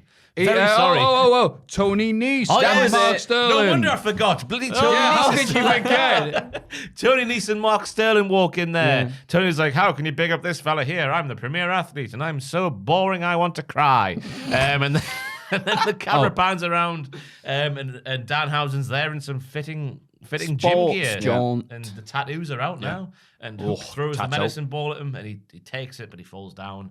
And it's another segment which does nothing for Danhausen. It's to a me. medicine ball. I thought it was a basketball. in the gym. Wow, we're going to laugh him up at the end of there. Bless you, Andrew. Bless you, little cotton socks. Oh dear. Threw a basketball at me. It was a heavy basketball, all right? He went, "Oh, white man can't bump." That was very good. That. Thank you, pal. It's my one line of the night. So yeah, that happened as well. God, I was going to say, wait. Dole Hudson has nothing on Tony Nese. we apologise unreservedly to Dole. We're going to look on Wikipedia now and see Dole Hudson trained by Tony Nese. That makes sense. So then we get the sweet tag match. Yeah. Ricky Starks and Powerhouse versus Keith Lee and Swerve Strickland. Yeah. Which is surprising because this has all been built up on Rampage. So I thought it could blow off on Rampage, but they went, no, this is what we've been building up to. And it was such a really good little match. Was. Crowd making noise to prove that, the audio hadn't broken during the Shafir's match. Starks was in his hometown here. Yeah. Oh, God, yeah. So even though he's like entrance. Team Taz and Boo and everything like that, it's still like, still a lot of love for him. And also, the Team Good Guys. My move of the week, for what it matters, was Team Taz on the outside, Keith Lee's on the apron, and Swerve Strickland uses Keith Lee to just He's a launch do pad. He's a launch pad. Yeah, That's it's launch so pad good. McQuack. I like that reference. Thank you. Oh, thank God for that. The combo pounce shoulder barge thingy. Oh. As well. I don't know how to describe most of these Yeah, things, yeah, but maybe Swerve and Keith should think about getting together on a full-time basis. Roots my goots, that. Oh, that would be very nice. Just a really good match. I like Taz getting involved at the end as well. Taz Team came Taz out. getting a win. Yeah. Yeah. Doesn't happen very often, does it? I No, thought it Starks doesn't. would have got the win in his hometown. At least Well, didn't lose the match. that's It was true. nice to see. It was nice to see the spine buster finishing a match. Yeah. Because it's so impressive to see. It's like, is that gonna? Oh, actually got it. And then the crowd popping when Starks tries to put the Rochambeau to Keith as well. I quite like that. Like, it's never going to Yeah. happen, but God it's nice to bless, see. Yeah. Yeah. I've just seen these other segments. Dan Lambert, Ethan Page, and Scorpio Sai say Sami sucks. They'll beat him in Texas. Yep. And Thunder Rosa. She has the main event Saturday. Oh, Battle of the Belts is coming up. Yeah. Oh, yeah. Well, last time they did this, it was nothing. So I can't wait for double nothing. Nyla Rose brought her a cake. It's a celebration for the shortest title reign ever. Rosa knocks the cake in Nyla's face and a fight breaks out. The referees separate them. Nyla says she loves cake and violence. Fantastic. Nice little line, but like... Save the segment, that. Yeah. This is going nowhere until then. She said that. Lethal is here with Sanjay Dutt after Joe... Oh. So Joe versus Minoru Suzuki Suzuki happens, versus Samoa Joe. Yeah. That's the main Slaps. event. It was Just just why this. not? slaps. Should we recreate it? A massive dick swinging contest, but with slaps. It was just this. Let's not. Why not? I don't want a Go chest on. like Samoa Joe's purple. Horrible, wasn't it? Oh, In the top corner. And it didn't even take long for it to happen, did it? No. It was pretty much there straight away. God, yeah. And this was for the Ring of Honor TV title. Yeah. So obviously lots of crossover here between this and Ring of Honor. I'm not sure how long that's going to keep on going once or if Ring of Honor gets going again. Or it's just going to be the fight pay-per-view sales or whatever. But until then, not going to complain with Suzuki doing another little trips overseas. Yeah. Getting a little match with Samoa Joe. Slapping and bapping. Bapping. I was Slap. trying to Plays do for something. PSG, didn't he? Yeah, very. Grabs him up with an armbar attempt, but then Joe escapes with the Buster and wins the title at 11 minutes 13. Didn't overstay its welcome. Yeah, Yeah, it was really, really good. what it needed You to could be, wasn't feel it? it through the screen, couldn't you? The slaps and that, yeah. But then the lights out spot happens. And for me, you can only do those lights out spot if you do it with someone instantly recognizable. So when the Yep. lights come back on, everyone goes, you get the Natalia pop afterwards and the lights come back on. Right. Wah! From NXT this week, just in case you skipped that bit. But who was it, Ross? I don't even know. I haven't written the name. It was Sanjay Satnam Dutt. Singh. Not Sanjay Dutt. I said no. It was Satnam Singh. That's it. Bit taller. A little bit taller. Apparently, an NBA player who's about 19 feet tall beats up Samoa Joe. And then Lethal gets Joe in the ring, and Joe's beating up all of them. Lethal gives him a lethal injection of poison. like- Etc. And yeah. Felt flat, didn't it, when that happened? Because It no was one- like, well, who are you? Yeah, it's the light on thing. You just do it with someone recognizable, not someone like brand new. And also, not every 2 weeks. Yeah. You think it's Malachi Black, don't you? Yeah, that's what I That's thought. his thing. Like, Yeah. if everyone came out with a big purple light on Raw, it's like, oh, is it Damian Priest or is it, Ezekiel? So, Yeah, But that yeah. bit fell flat, but apart from the match before that was good. yeah. Yeah. Will another NBA player summon Shaq to come back? Will we have like the Monstars versus the AEW? Oh. Since he is magical, who can make the He lights is go on magical. and appear out of Yes. nothing, he can surely make Shaq reappear from this void that he's in. I think so. In the world of personally. What if he does it wrestling. like Shaq's asleep and he's like his bed shows up in the ring? That'd be pretty good, actually. That'd be good. There we go. So that was a long week of wrestling. Let's have a rummage in our mail bags. Let's have a little look in the mailbag. Number 1. Howdy, chaps. I was wandering into town the other day. It says wondering, not wondering. Wandering in the town the other day when I came across this heinous case of gimmick infringement by the renowned, oh God, we have to mention them, Extinction Rebellion group. I stumbled across a poster of theirs displayed with the phrase, "Join us," oh no, emblazoned across it. I was taken aback by this and had to get a picture for evidence. Cheers for the zoom in, Richard. Whoa. Going to the soy face. My question for you lads is this. What are some of your favourite copied/stolen gimmicks throughout the years? Thanks for all you do. Love you boys. Regards, Ollie from Banbury. P.S. I know they're a controversial group, but I'm in full support of fighting climate change. Oh, that's all right then. Nothing. The obvious answer here is obviously Tony Nese down to Dull Hudson. Is it not? After the last segment. Only grabbing that dull off. I've defined I am not a dull individual. I have looked at the term dull in a dictionary and defines dullness as dull, noun, 1, meaning a person. I was just like, I'm done. The copycat gimmicks. Well, maybe Waylon Mercy at the Bray Wyatt, the original one. Yeah. Springs to mind, it's a good one. Originally. That'll be mine. That's mine. That's on the table. Yeah. Play me cards like By donuts. the way, that AC stinks. Does it? It's I just don't know me. if it's been on. If it's not been on for a long time. I can't smell anything. Pigeons inside. Oh, no. It's a dead pigeon. Turn it off if you want. We'll just turn the. Yeah, I can know leave it if on. it's It's just like, is anyone else? No, I can leave it on if it's. I can't smell But it. can anyone else smell it? Okay. know. Is it me? Richard, is it you? Is it me? Is your looking nose too close to your arsehole? Oh, well, he's big enough. For easy life. for life for an easy pick to represent just the bald people, just Gilbert. Oh, Like- okay. Yeah. Easy. Oh, right. I thought you meant No, like you for were the copying. for the oh my god! Whoa! Jesus Christ! What's this all kicking off? Method actor. He's trying to headbutt the wall like Goldberg now. Gilbert. Yeah. I like Gilbert. I like Gilbert. He's good. He's good fun, isn't he? Who was it that brought him back like fairly recently? I say fairly. Owens. Oh, yeah. Owens, yeah. It was. Oh, that's not right. No, there was another time. More recently. recent than that, then, wasn't Did he it? wrestle Let recently? me go. Oh, it was Oh, it was the Dirty Dogs and the. no. No. Was it Bobby Lashley when they had a match? Bobby Lashley and MVP. No, January the 18th, 2021. Let's see. Whoa! Miz and Morrison. Oh, yeah. Miz and Morrison. That was okay. Hopefully that covered the noise. Who was it for again?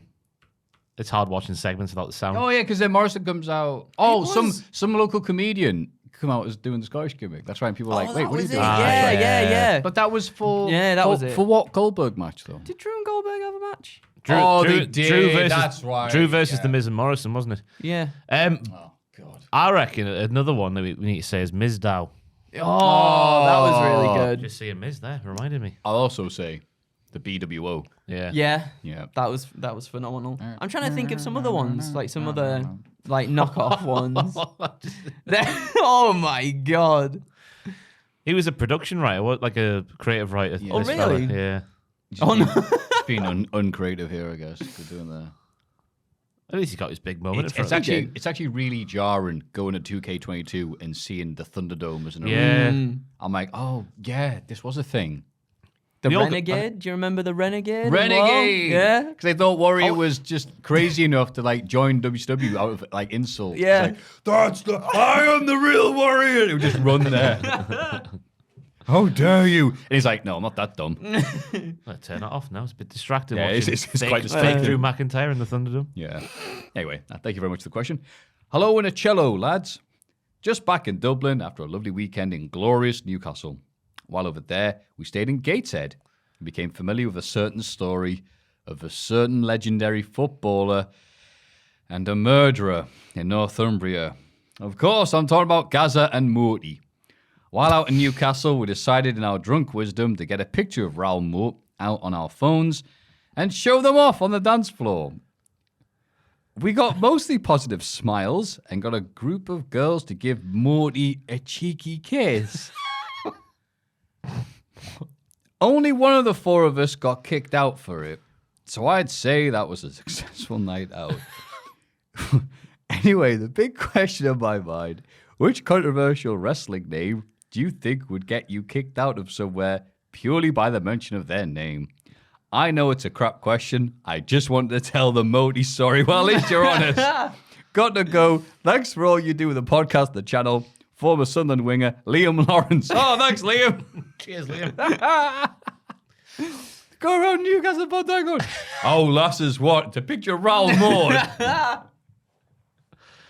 Wow. It's a very strange email to receive. Yeah, Raoul Maud's a very local, I want to say legend, but... Not legend. I know, I stopped myself. I didn't say that. A local phenomena. That's still pretty bad. No, I'm trying a local thing that happened a while ago. That's quite. It's either too bad, crazily offensive, and way too close to the truth, and everything else like that. And to some people, it's just a really, really dark joke, like Liam Lawrence, former Sunderland winger. So yeah, watch yourself. We do not recommend the call-out office. Does not recommend or support everyone going on town and showing pictures around mode because it will not end well for you. Controversial wrestler there. Oh, I've actually got an answer to this. Is he on Netflix this week?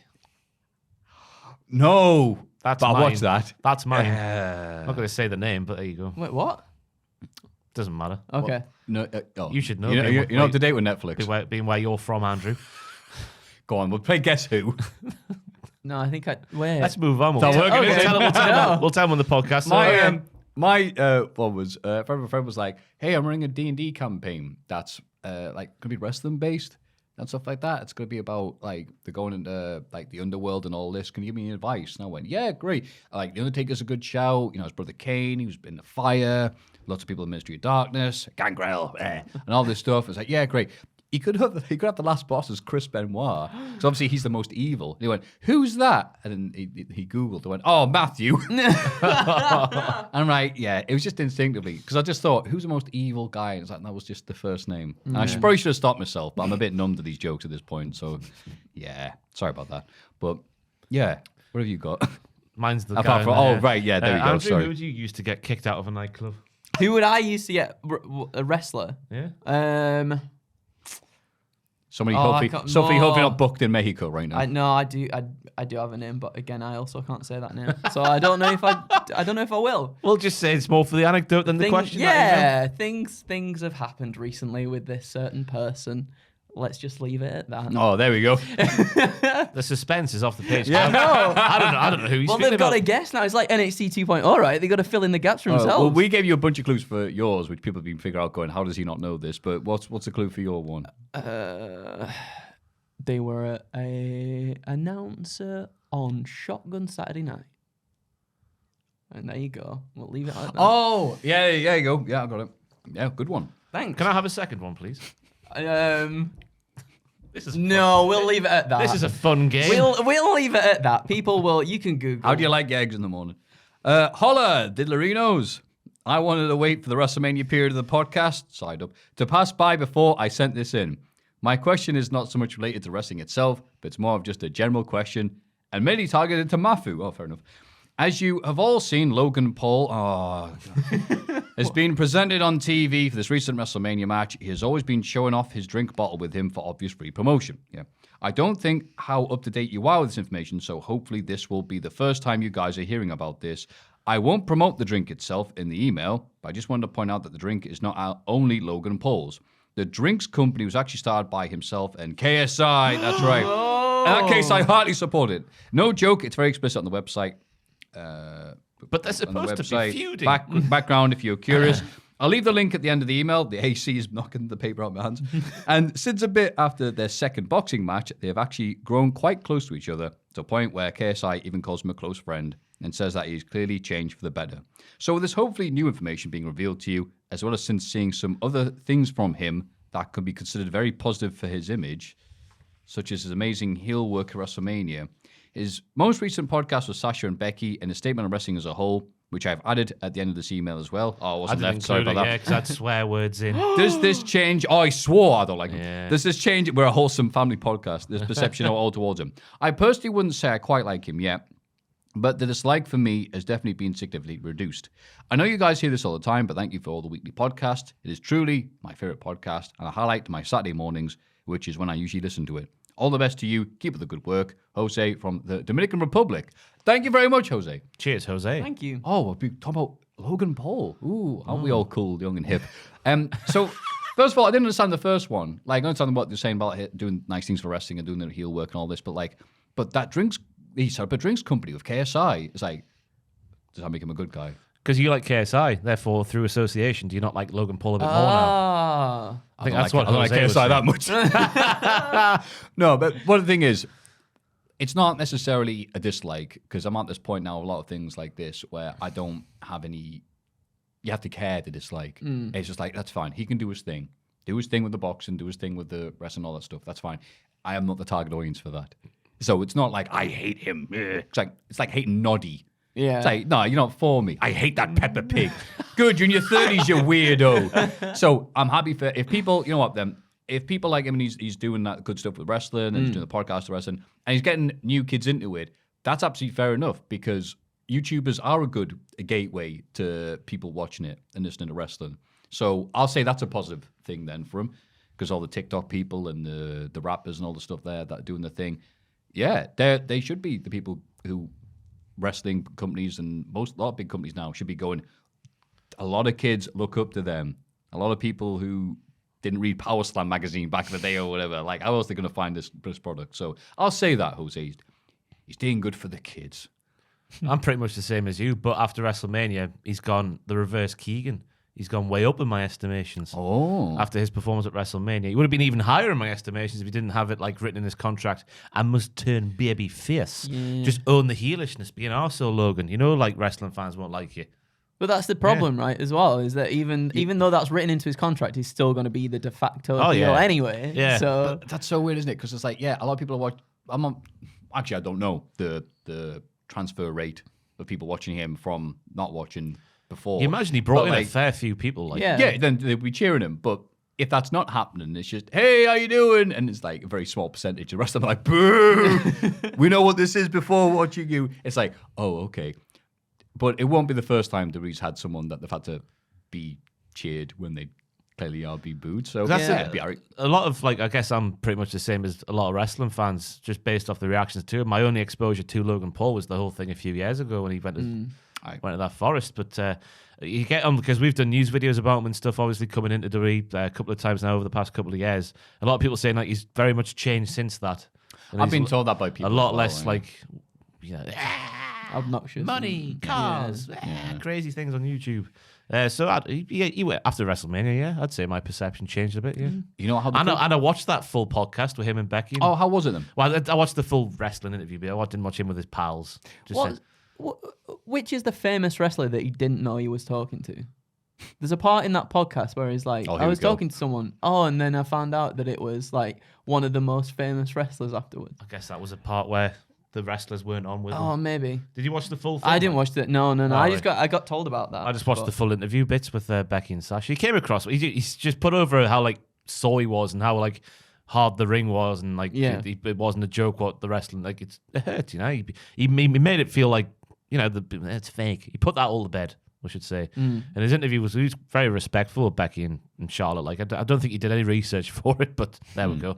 No, I didn't hear that bit. Yeah, I can't remember. I can't remember if it was like Undertaker or something. Like, he just didn't. He genuinely didn't know who one of the most famous wrestlers was when he was talking to them, and then he asked someone afterwards, "Oh, is that like Undertaker or something?" Because there was a lot of the podcast where it's like him and there's this, I think it's three fellas who were there as well, like a co-host sort of thing, and he just sat there for ages speaking with them, but I didn't care for that bit. Like, I don't know who they are. Yeah. That's like True Geordie and his lads. Just Lawrence. Oh, Jack's friend. Yeah. All right. Yeah.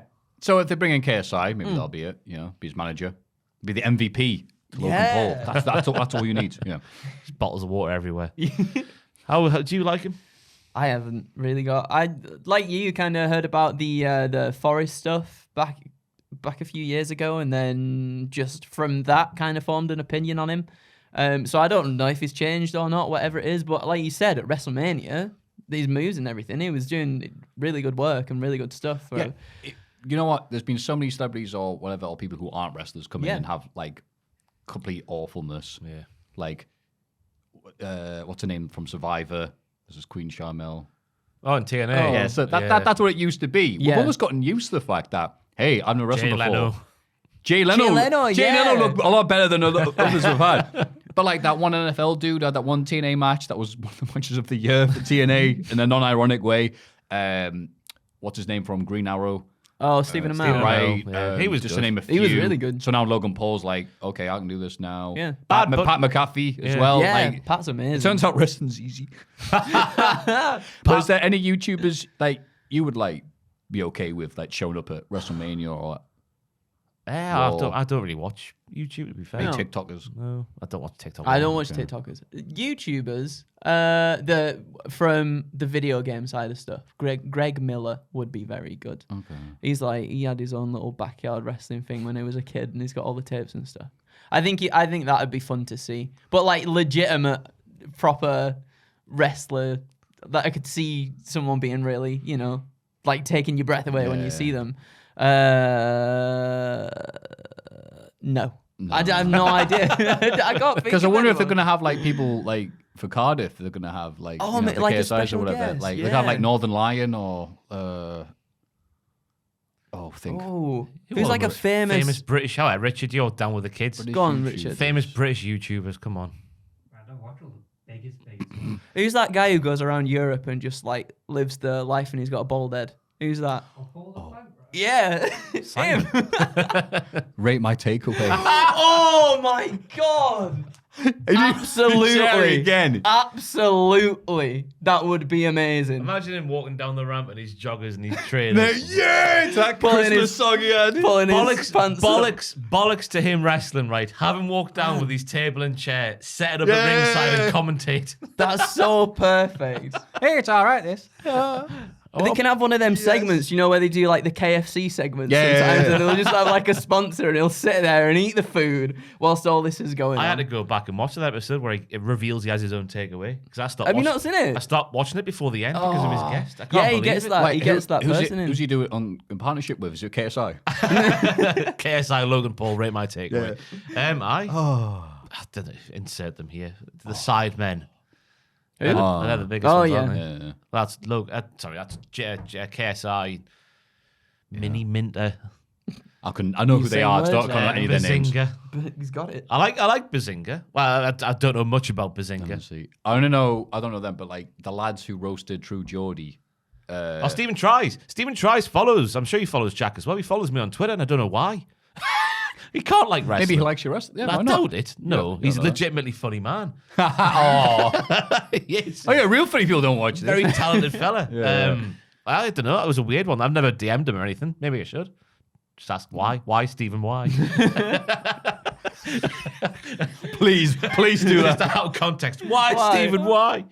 There we go. So hope I've answered some of those questions for you or listened to your amazing tales of Royal Mode. Thank you very much. If you have any questions or little stories you just want to be told, make sure that you send them to mailbag@cultaholic.com.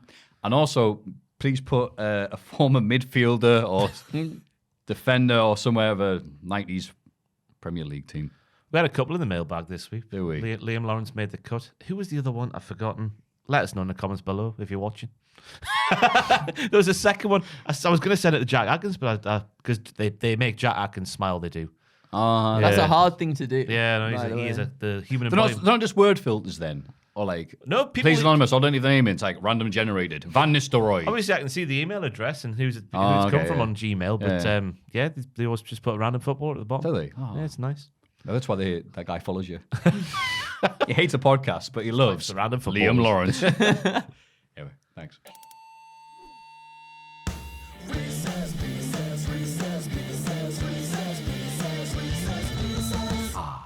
Piss. Morning, guys. Long time listener, second time writing in. Hello. After the manic week of wrestling, I finally got round to watching the Hall of Fame, and was nice to see this year, everyone that was inducted had earned it. But there was a few years where a certain superstar was inducted, but wasn't the headline Hall of Fame because of who else was inducted that year. That's true. So my question to you is, out of the following wrestlers, imagine they are being inducted in the same year. Who do you think would you rather headline over the other superstars? Also, to point out, I know some of these are already in, but would like to see who you think should headline. Thanks for all you do. Genuinely look forward to the podcast every week.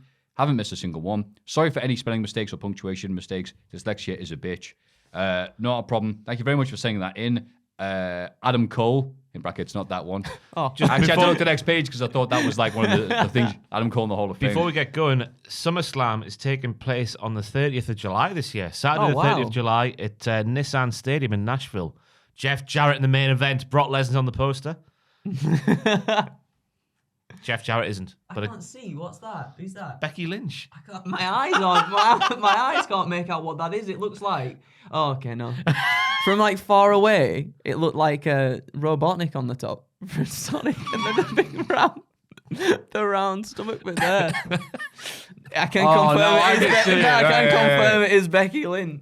Don't you? Because that's like the belt buckle on his trousers. Interestingly, I don't know if this is like foreshadowing anything, but in the thumbnail for the event as well, we've got Kevin Owens up for an F5 on Brock Lesnar's shoulders. Maybe they could have a match. Maybe. Who knows? Oh, there's the guitar. Big old acoustic guitar. And then red ring ropes. Yeah. Clever. That's actually, I didn't spot that. That's all right, actually. That's pretty clever. That means Jeff Jarrett. Yeah. And again, like all the pay-per-view sets to be done this year, all the colours like displayed. Because whenever I watch it on my TV, my TV's like, all right, what setting do you want? Is this a video game you're watching? Is this a sport? It never looks right. Because they use all the blue colours. This is where didn't swear. Elias is going to return, isn't he? Yeah, I was thinking that. Seeing Kevin Owens, Music City, Nashville. Because guess what you can spell in Nashville? What? Elias.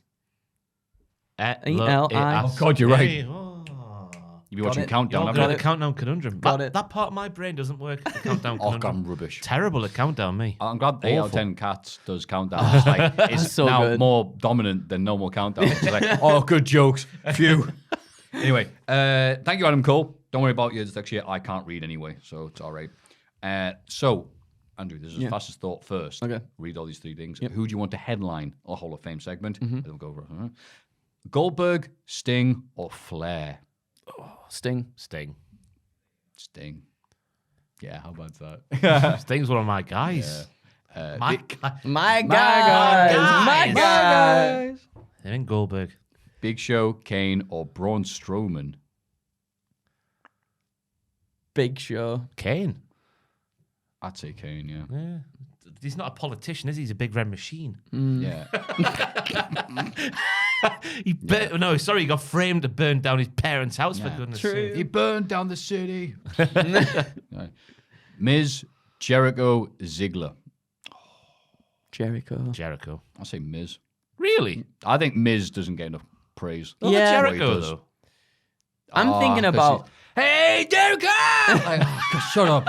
I'm thinking about the stories that they tell as well. It's like he's in the room. You stupid idiot! Shut up. The Usos, New Day, or The Bar? New Day. New Day. They're all good. But yeah, New Day. That'd be great for all the references. And, That'd be so good. Everyone Ross would everyone's hate putting, it. everyone's putting their coats on and going, all right, boy. It'd be terrible, yeah. Cesaro, Sheamus, or AJ Styles? Oh no. For what they've actually. Sheamus for me. Sheamus. I'm gonna say I'm gonna have to say Sheamus. yeah, I was gonna say Sheamus as well. Because AJ Styles obviously deserves in some Hall of Fame. Yeah. Absolutely. He's but- done it all. Yeah. Apart from the Intercontinental Championship, which he will do. Yeah. William Regal. We can end that now. Regal. Booker T or Goldust? Regal. Yeah, real. Yeah. Surprised he's not in already. Angle, Batista, or Ray Ray? Angle. Angle, yeah. Rey Mysterio. I mean, no. Oh, we were there for Angle, weren't we? 20. Oh. I wasn't. Well, I think I was in the hotel room getting drunk. Taking part in the worst live stream Oh, ever. no. It's because they showed the clips of it. It was like the two loudest pops at WrestleMania. One, Hardy's coming back, obviously. And then they showed clips from Angle at the Hall of Fame, which is an amazing Hall of Fame induction. But then he goes, I'm just a sexy Kurt. And it shows, and like all the people at the Hall of Fame going, sexy Kurt. But then in the stadium, they go, sexy Kurt. Oh, it's amazing. Undertaker, Triple H, or HBK? Triple H. Sorry, what was the first one? Undertaker. Him. Triple H. Is HBK in the Hall of Fame? Yeah. Twice, isn't he? Yeah, with It's the one with Undertaker. yeah. Right, that's right. Andre the Giant, Hogan, or Macho Man? Andre. I'd say Andre as well, because I think Hunk. I think The Vin- Hunky Tunk Man. I think Vince. I got Hunk and Vince mixed up there. Vince would Easy do the mistake. induction speech again, like for. I'll say because of how swept under the rug he was, Macho Man. Yeah. He was. I think this is exactly what this person Adam Cole's talking about here. Is like, yeah. Oh, this person. Nash was the Nash headliner is the, for that. yeah. Yeah. Oh, Nash was the headline. Also, Macho Man. You're like, why? You're not making a big thing for him. Oh, Yeah. all right. Charlotte Flair, Becky Lynch, Bailey, or Sasha Banks. Oh, here we go. Oh, Four women. Dirty no. bastard, Adam Cole. What a question. Oh. Oof. Oh. I'm gonna say. I'm gonna say Bailey. I'm going to say Bailey as well, because I think by the time they're all getting to Hall of Fame stages of their lives, I think Bailey's the one who will have stuck around wrestling, Yeah. whereas the other ones might have buggered off and done something else. Man,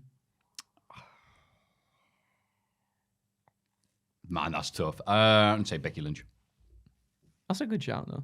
because I'm sure it'll be a great speech. Yeah. Yeah. Yeah. That's They're all, it. they're all really three, good. three out of them. I'll be looking forward to.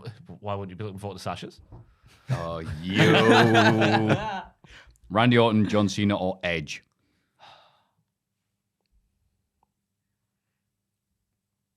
Edge. Fastest. Cena. I'm just thinking. Oh, Orton.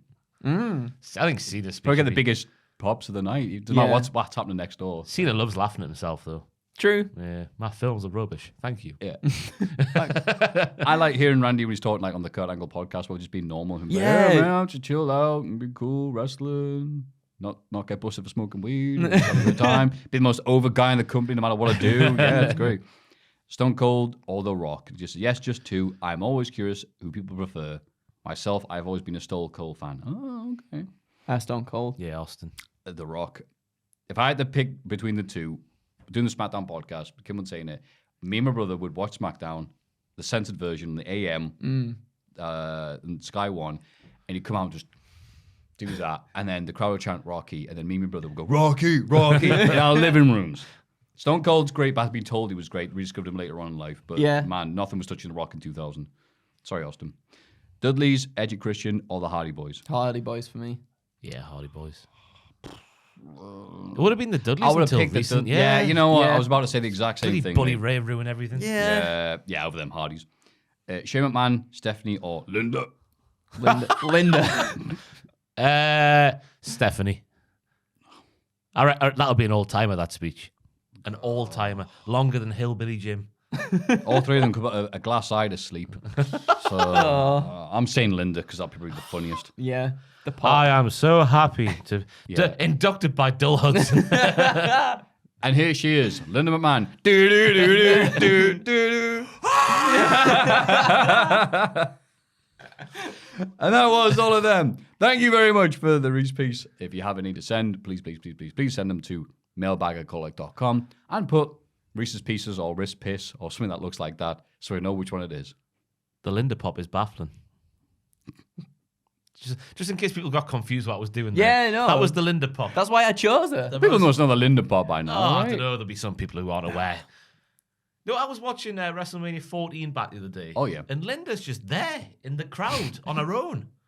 Up the side of this. Not down on the Really? floor, just up the side. It's when Pete Rose is doing his little bit before Oh, he gets yeah, tombstone yeah. by Kane. Linda's just there laughing, going, just sat on her own. She sat next to like just one drunk. Yeah, Linda. Just like on the end of the row next to the stairs, and then there's just drunk people around her going, hey, Pete Rose. Oh wait, she's on the End of the row. End of the row seat. Oh, she's definitely just there for like that one. Yeah, bit. and then hey, she's I'm on. here. Right, bye. Yeah, she's in Paul Trickle territory. Thank you. Sorry, done. It's Cultaholics.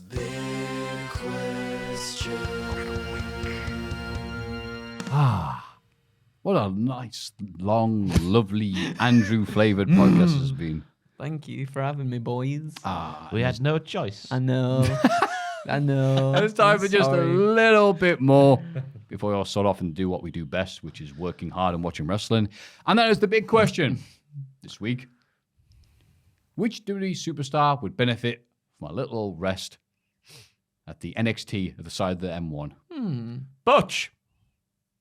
Already. Get him Just back, stick down, him back there. down there. Just pretend Butch never happened before it gets too deep. The second quickest NXT to main roster run since come Tuesday. Security guard 1 week, back down he goes. Nah, but get Butch back down there and rename it. I understand why he needs a new name so they can own him, but just call him something else. Yeah, Butch for me. Shayna Baszler as well. Bad run. Well, I mean, she started to have a decent one, didn't she? And She then started it off like stopped. a house on fire. Yeah. Biting people and all that stuff. She beat everybody in the elimination. She did, and that was amazing. And then what happened? Nothing happened. She lost that WrestleMania match in the same way That's she it. loses every match. And that sucks. Yeah. Clutch reversal, pin, 1, 2, 3. Yeah, I'm the master of, what's that her name? Master of Submissions? The No, that's not right. what was it? The Queen of Spades. That was it. Yeah, the Queen of Spades. Wow. Queen of She Spades, was so I very can't good. be pinned on my submissions. I'm so great. And you're all right. According to Wikipedia, Cody's real name is Cody Runnels Rose. Really? Cody Runnels Rhodes. Oh, Well, that wow. makes sense, yeah, because Dusty's name was Runnels. yeah. Yeah. Yeah, why is the Rhodes is there as well? I thought it was just his gimmick name, isn't it? Oh, the Rhodes bit for taking the shoot. Oh, no, I think he tried to... Or did he have to Change make his it his name. official name Yeah. to... Yeah. Yes, it all comes It back. comes back. And it's That all was another coming one. back I think to me. I know it wouldn't be going back down. Chad Gable, I think, would fit in perfectly. No, he's with the got- NXT. no. He's I got know he highlight is. of Raw, man. I know he is. But I think his character work would fit well with NXT 2.0. No. Something with him and the Creed brothers. Ooh, Maybe if it was still black and gold, but not. yeah, maybe. Yeah, ship That's has true. sailed. He's got the entertainment and the sports entertainment aspect. Yeah. As you're likely to say. Yeah. I was going to say a sneaky little appearance of Roman Reigns just to motivate Solo. So now they're acknowledging, his bloodline. I'll go up and go, hey, cuz. I mean, that would be good if they want to unify all the belts, right? Just Like, why not unify you. all the belts? I'm okay because it could be like Solo's be like, I'm not part of the family yet. I'm not part of the bloodline. I need to prove myself. Because you know you can prove yourself. What? Bring Win. that NXT title to the Hey. bloodline. You can come sit at the table. That's a great motivation for somebody to like to win something. Say, yeah, I want my family to recognize us. Yeah. I'm not gonna I boo like him. That would be really good. I like at the moment though. He's kind of he says he marches to the beat of his own drum. He don't follow any leaders and stuff. I'd like it. Yeah, but he'd sell out in a second if that's they what came I mean. along. Yeah, yeah. If he like wins the belts and it seemingly for himself, but then he's like, I got you. I'm off to Bloodline now. See you in a bit. Yeah. That'd be pretty cool. Trying to think of people who, like, in terms of how they've sent down Natalya and Ziggler, older fellas and older lasses folk. who maybe could teach them a thing or two. Finn Balor, get him back down there because he's doing nothing at the minute. But they already did that with I him. know. He did. He already had a pit stop. Get him back down there. Oh god. Comedic wise, even like what about Owens and Zayn? Something there. There's Two of the biggest stars. I know, but I don't know. These are like floundering people who have Okay. nothing going on. T-bar. Oh yeah, T-bar T-bar, straight yeah. away. Shelton Benjamin would Yeah. be a good one for like an experienced person to teach them Yeah, the well, ropes. he's doing sod and all, so that's Sod a good idea. and all. Sod and all. Tamina, Yeah. Sarona, Snooker, Polomalu. What a beautiful name. I like Ross is currently enjoying reading out the real names. Oh my God, Angel's real surname is Solano. Oh wow. Like Nobby Solano. Like a Solero.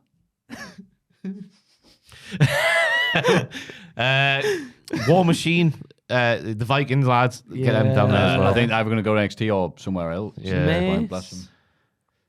Yeah, Mace T-bar. Yeah, I'm trying, look at, there's not, Most snake bit. you look at the roster and I think experienced so. names who aren't doing anything, there's not too many to pick from. There isn't, is there really? They've used the two main ones. Yeah. Natalia and, well, even Natalia was doing loads, weren't she? In tag teams, Gulak huh? though? What about Gulak? Yeah, Gulak's a good Gulak shout. could do something. Yeah. It's just What's everybody on happened to 24/7 division just running to. What's happened to NXT. Shotzi? I don't know. Where's she gone? I thought she was injured, then she came back, and then she's just not. She had a doing random it. match with Sasha, didn't she? Yeah, she Yeah. A did. while ago, And it's like, oh, she's a bad person now, and then Xia Li as well. What's happened to her? After she became the most electrifying lady in sports entertainment, she's gone. Just became electric and then disappeared into the atmosphere. Do you Well, think there we she, think go. she forgot she was electric and like had a shower. I'm just fascinated by some of the real names here. Enjoy Fantastic. that. Huh? Elton Prince, real name unknown. Kit Wilson, Dun, dun, dun. unknown as well. Unknown. Dun, dun, dun. Wow. Michael Paris. Joaquin Wilde's real name there. Oh, How fancy, eh? That should be a big question for a different week. Who's that got should the best be real name? Calvin Bloom is Von Wagner. Yeah, Cal Bloom. That. Former American football man. Oh, was he? Yeah. I think so. I think that's where they got him He from. looks like a football man. His head looks like it's played a few hundred Fascinating with his games. head shape, you. Because it's not Stunningly right. beautiful man. Stunningly beautiful man. Yeah. Whose origins clearly come from Scandinavia. Yeah, Scandinavia circa 2 million years BC. I think we've answered the question now. Yeah. Yeah. But what do you think? Yeah, let us know in the Please comments. leave in the comments. Oh, you already have. Sorry, we're used to that. But what a wonderful little podcast we put together for you today. Andrew, what have you got to keep us going until next week? Not much. We've got some stuff going out, haven't we, Ross? We've done a thing together. Yeah, I had to draft in the young guns. did. The young lions of Cultaholic Wrestling. The scraps. Had to make them take their clothes off and just wear black trunks, no Tell you like what. fancy attire, like the young lions do in New Japan. I think. Is that right? What? Yeah. Yeah. They haven't earned their fancy attires yet. I know what you meant. Myself, Fraser, and Andrew do a podcast there looking at should WWE unify more titles. This comes after, obviously, Wrestlemania and news, apparently. Well, it looks like they're going to unify the tag titles as well, but should they do more? Find out when three great minds of the professional wrestling world talk for half an hour. And on top of that, I've got a big net 4-hour tier list of every WrestleMania ever, which it took a while to do, but it was fun. Have the same guy with me all the way through. That'll make sense when you see the video. If they see the video, please watch the video. It took ages to do. But I'm not here next week, so you'll have someone better stepping in. Maybe you again. Me again? I don't know. Yay. I'm off to Tenerife, as my barber calls it. 11 a reef. It's just spaff everywhere. Did things... It felt like lots spaffed out my mouth there. I didn't mean to. Like you just that worked even yourself into mean? making a silly noise and face, then did one. Did you get hit there? No. By any shrapnel? No, I'm really sorry. I enjoy watching you get hit by. But it's just like the way Barbara was like, she's like, oh, you got a Tenerife, are you? Oh, well, she's a Cockney. She's like, by the time you come out, you'll be called 11 or 8. Is that good? God. So bad, I love Wow. it. Yeah. You got anything else apart from Just stream on Monday, 6 p.m. I think we're playing Hitoful Boyfriend with all the lovely pigeons. What? Yeah. Oh, I forgot I know that game. Yeah. Working on Eternal a boyfriend? No, Oh. Hitoful Boyfriend. What's that mean? It's a no. Pigeon. It's pigeon. Dating Pigeon. We call game. it. Oh, I don't know if I can say it. I won't say it on the Oh, podcast. good. just It in must be case. good then. We compare pigeon beaks or pigeon peckers. There you go. What, literal pigeon peckers? Like, No, I'm only like it's Re- because reproductive pecker. parts. No, because pecker and beak are like. Yeah, but Ross has no idea like- about this game Okay, whatsoever. that's fair so enough. you- We he's play taking me that. very literally I right thought now. you meant like And- pigeon dick. No, that's the Yeah, joke. That's you the do. play on the words. The Yeah, pecker, yeah, the but you can pecker say and the dick, beak. it's fine. Oh, can you say that one? Okay, fair enough. Well, You, I'm you doing measure that pigeon dick. all the time. You I'm don't. just asking what the game's about. What's It's the just game it's about? like a date. I don't understand. What's going on? What's the game about? What do you do? Why is pigeons It's like involved? a dating simulator with dating pigeons. sim with But pigeons. you are a human. But you're asking out pigeons. Yes. Right. And working on a new series as well, which I'm looking forward to. So that's your lot from me. And we got there in the end. And you... You're right. There's absolutely no confusion whatsoever. Oh, I'm kicking everything. There we go. Andrew's breaking the set. What else you got? I'm away on holiday now. See you later. That's What it. you got, Yeah, Maffew? so you asked me now. You've already Now, asked what him. you got, Maffew? Tom and myself are doing the Cultaholic Classic SmackDown review. That'll be available to listen to in your ears on Saturday. Hope you enjoy it. I'll be reading more stuff on Sunday as well. I don't know who we're reading. I can't think now. It's gone, hasn't it? It's gone, hasn't it? But you know what? The producers of this magnificent podcast, GDA John, Reno 2200, Noah Anderson, and Nick Robbie. Thank you very much for producing such quality content. We appreciate you. You can go to mailbag.com and send us whatever's on your mind or your midfield thoughts. And obviously patreon.com/cultaholic for all the Hall of Fame votings and comments and inquiries. This has been Andrew. This has been Ross. Thank you. This has been myself. That has been Dick Tobin on the cameras. You have been wonderful. Now we're going to look at this. I'm pointing at it. And we're going to do the Jim Ross looking at Kurt Angle audio to send you at home on 3. 1, 2, 3. Oh my God. Come!